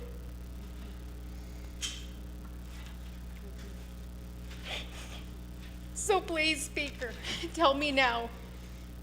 If this recording is going to continue, I will not return. And I'm letting my colleagues know this now.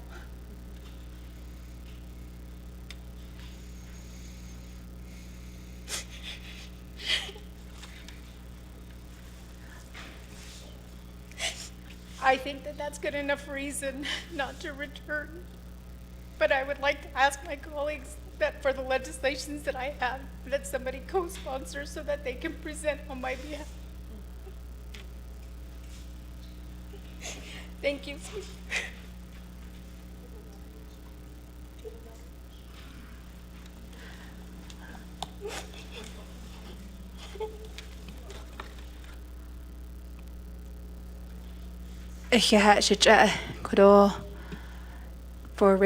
For raising that point of privilege this evening, colleagues. Jo tada hota be hata hasit zito nihigat ahi ilo hota nihilchina. Colleagues, I am very sorry that you have to be going through this, and I know that every meeting that we have in here within the council chambers is an open meeting. And it is a public meeting. And, you know, our visitors in the gallery, staff, you know, they do take pictures and take videos because it is an open public meeting. Each of our sessions and committee meetings, standing committee meetings, and we do live stream here from the council's page, but colleagues, you know, if that is the direction that you want to take, then we can all take the live streaming down on all media platforms. I know we did stop filming on Facebook and we transitioned over to YouTube just for this reason, for safety reasons. And just from your recommendations as well, we did turn off the comment sections as well because it does entice some sorts of threats, harassments, bullying,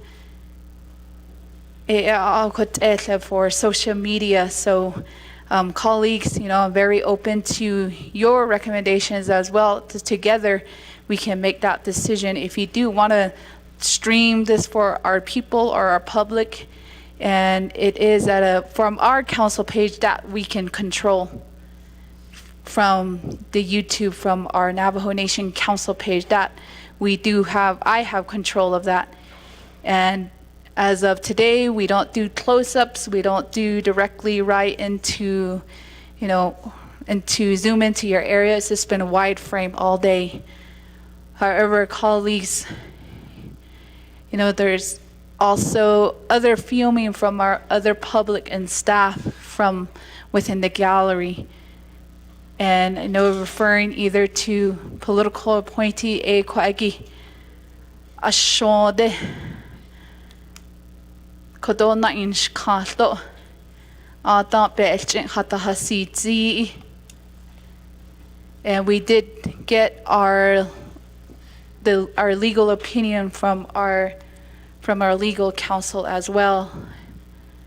And it was made really clear from my office that, that we try to compromise. I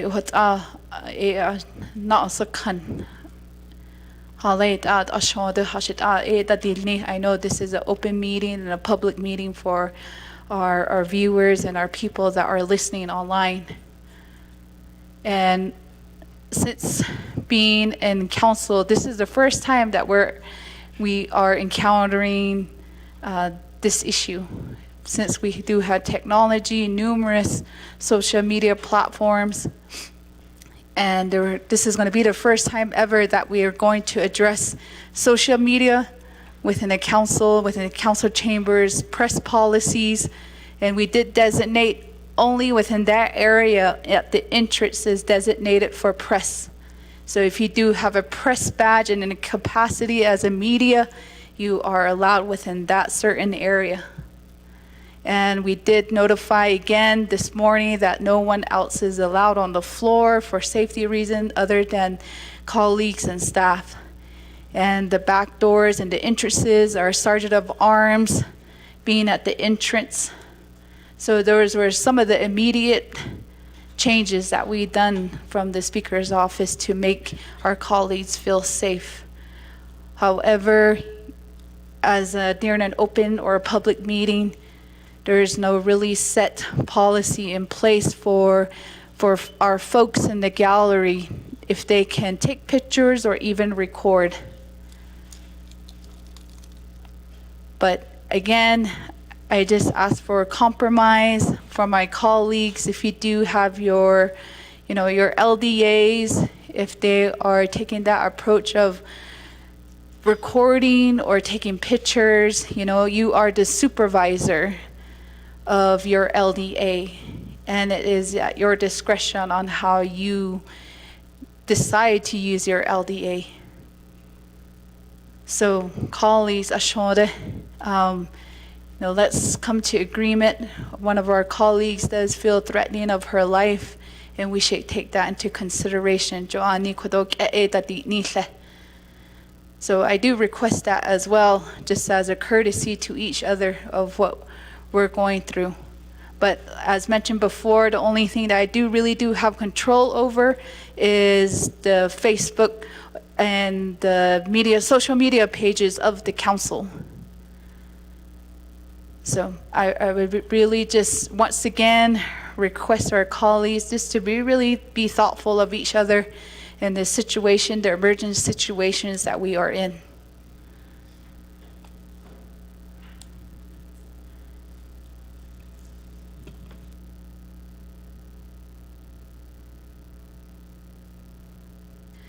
Colleagues, this is another suggestions. We can meet again after this and just come into, if we can call a leadership meeting among this issue as well. And I'm very open to that, colleagues. If we do recess for today, let's come back together for a leadership meeting after this. Ashwade. so we can make a consensus decision, because we are against public meetings and open meeting policies as well. But with your guidance and the support of one another, I think that decision needs to be made as well as an emergency among each other. So colleagues, if we can meet after this meeting, after we recess for a leadership meeting.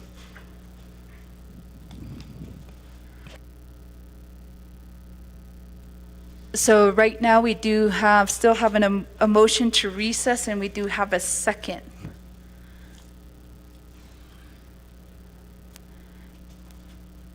So I'm going to go first on the motion to recess. We have Honorable Ricky Nez.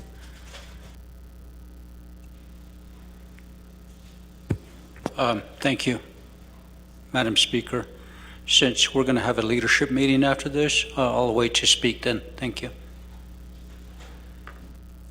On the recessing motion, Honorable So.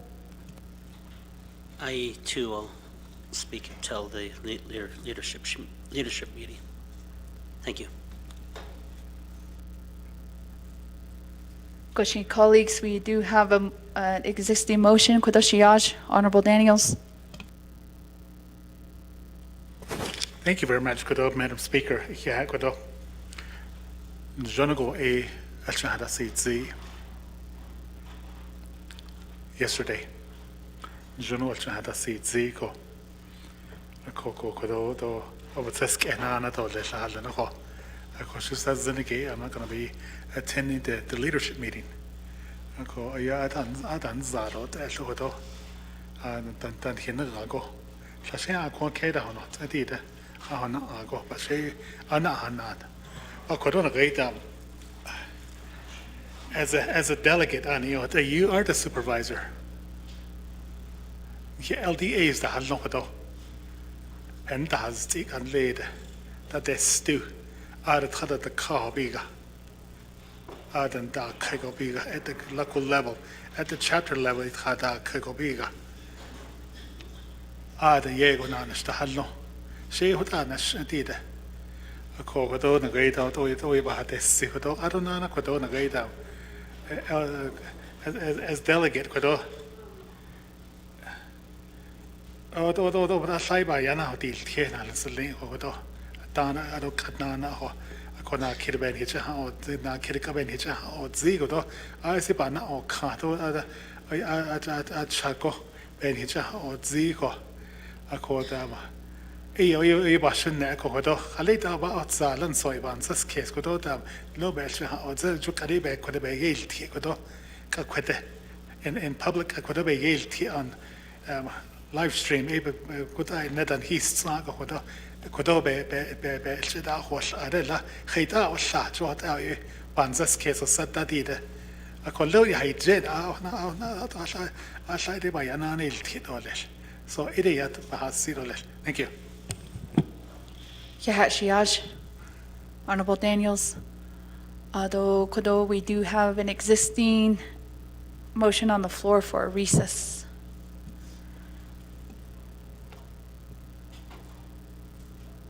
Honorable Simpson. Thank you, Madam Speaker, members of the 25th Council. What Madam Charles Newton brought up is very serious. And I have received numerous information what she's going through from different people. We have to do something. You state there's no policy in place. It's your discretion to protect the council here, especially Madam Chair Charles Newton, what she brought up.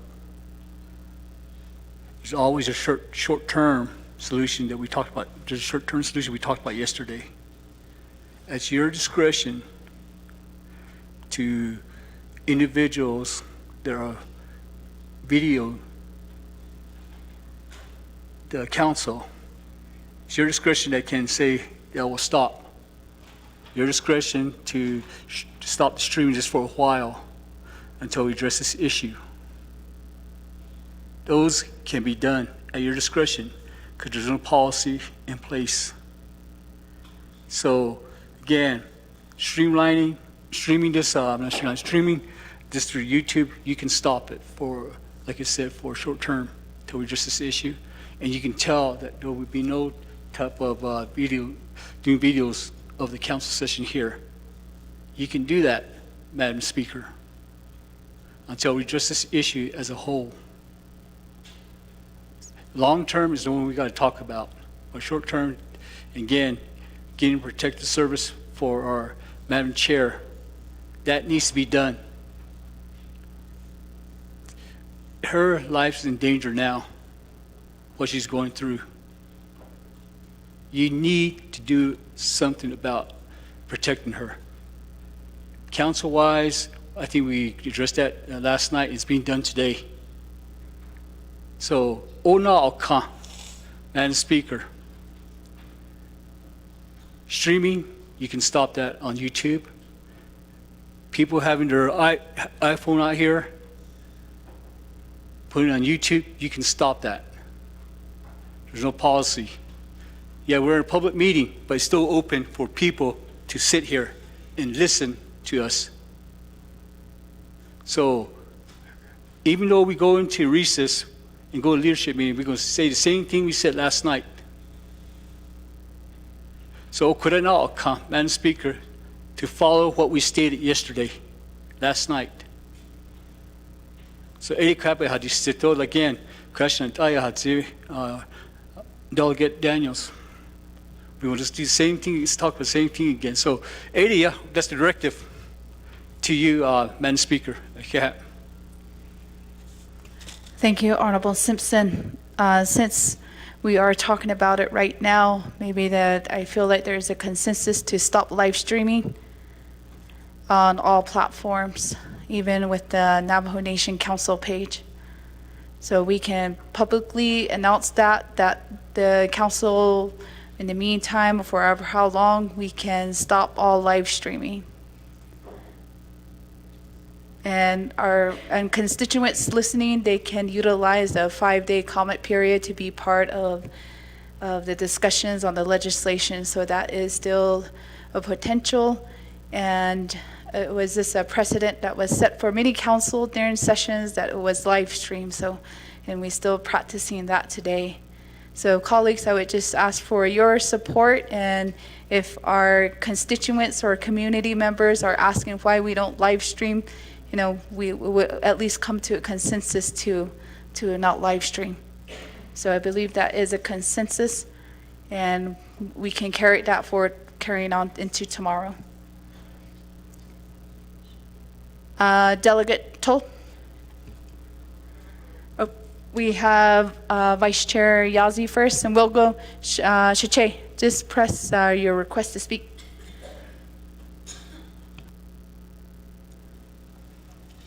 We have first in queue, Kudo, Honorable Vice Chair Sherilyn Yazzie. Do kuna inana Vice Chair Slater.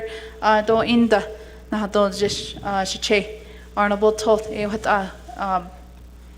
talk go. I don't get the Honorable Yazzie. Thank you, everybody. Point of order raised by Honorable Vince James. Speaker, you do currently have a motion on the floor to recess. You have a motion and a second. We either withdraw that motion and then do a substitute motion to put this item on our agenda, or we move forward with the motion in a second and then vote on that and then just go straight into leadership meeting. But we do have a motion and a second on the floor, so that's my point of order. Thank you, Honorable Vince James. Just due to the sensitivity of this subject, colleagues, I'm going to honor Honorable Vince James' point of order raised. Colleagues, as mentioned before, we can go right into a leadership meeting after we take a vote. Colleagues, I am going to honor that point of order and go straight to a vote on our recessing motion. 2 minutes on the board.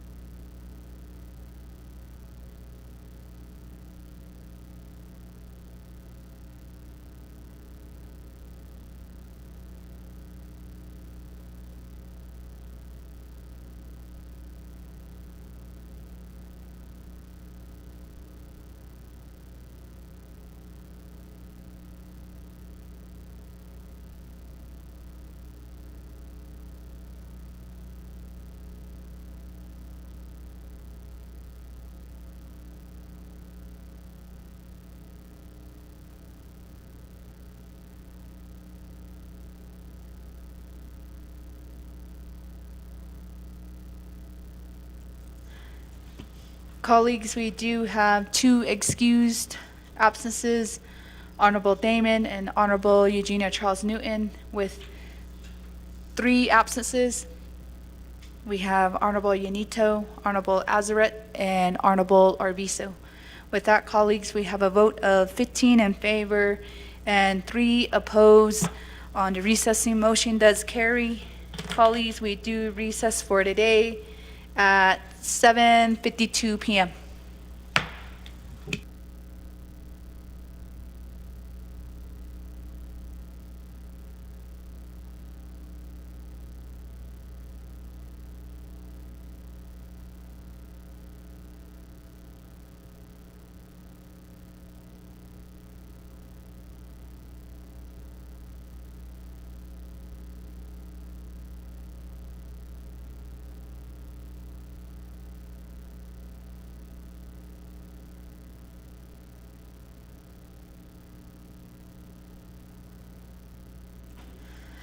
Colleagues, we can have our leadership meeting in here.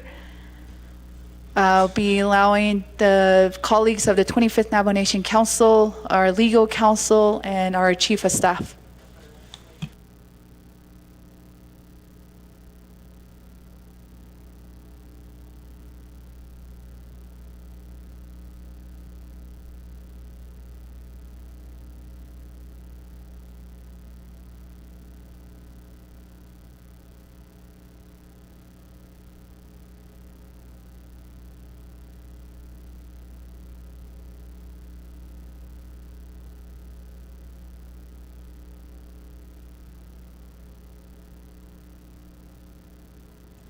Colleagues, just give us 10 minutes to allow our staff to gather all their equipment.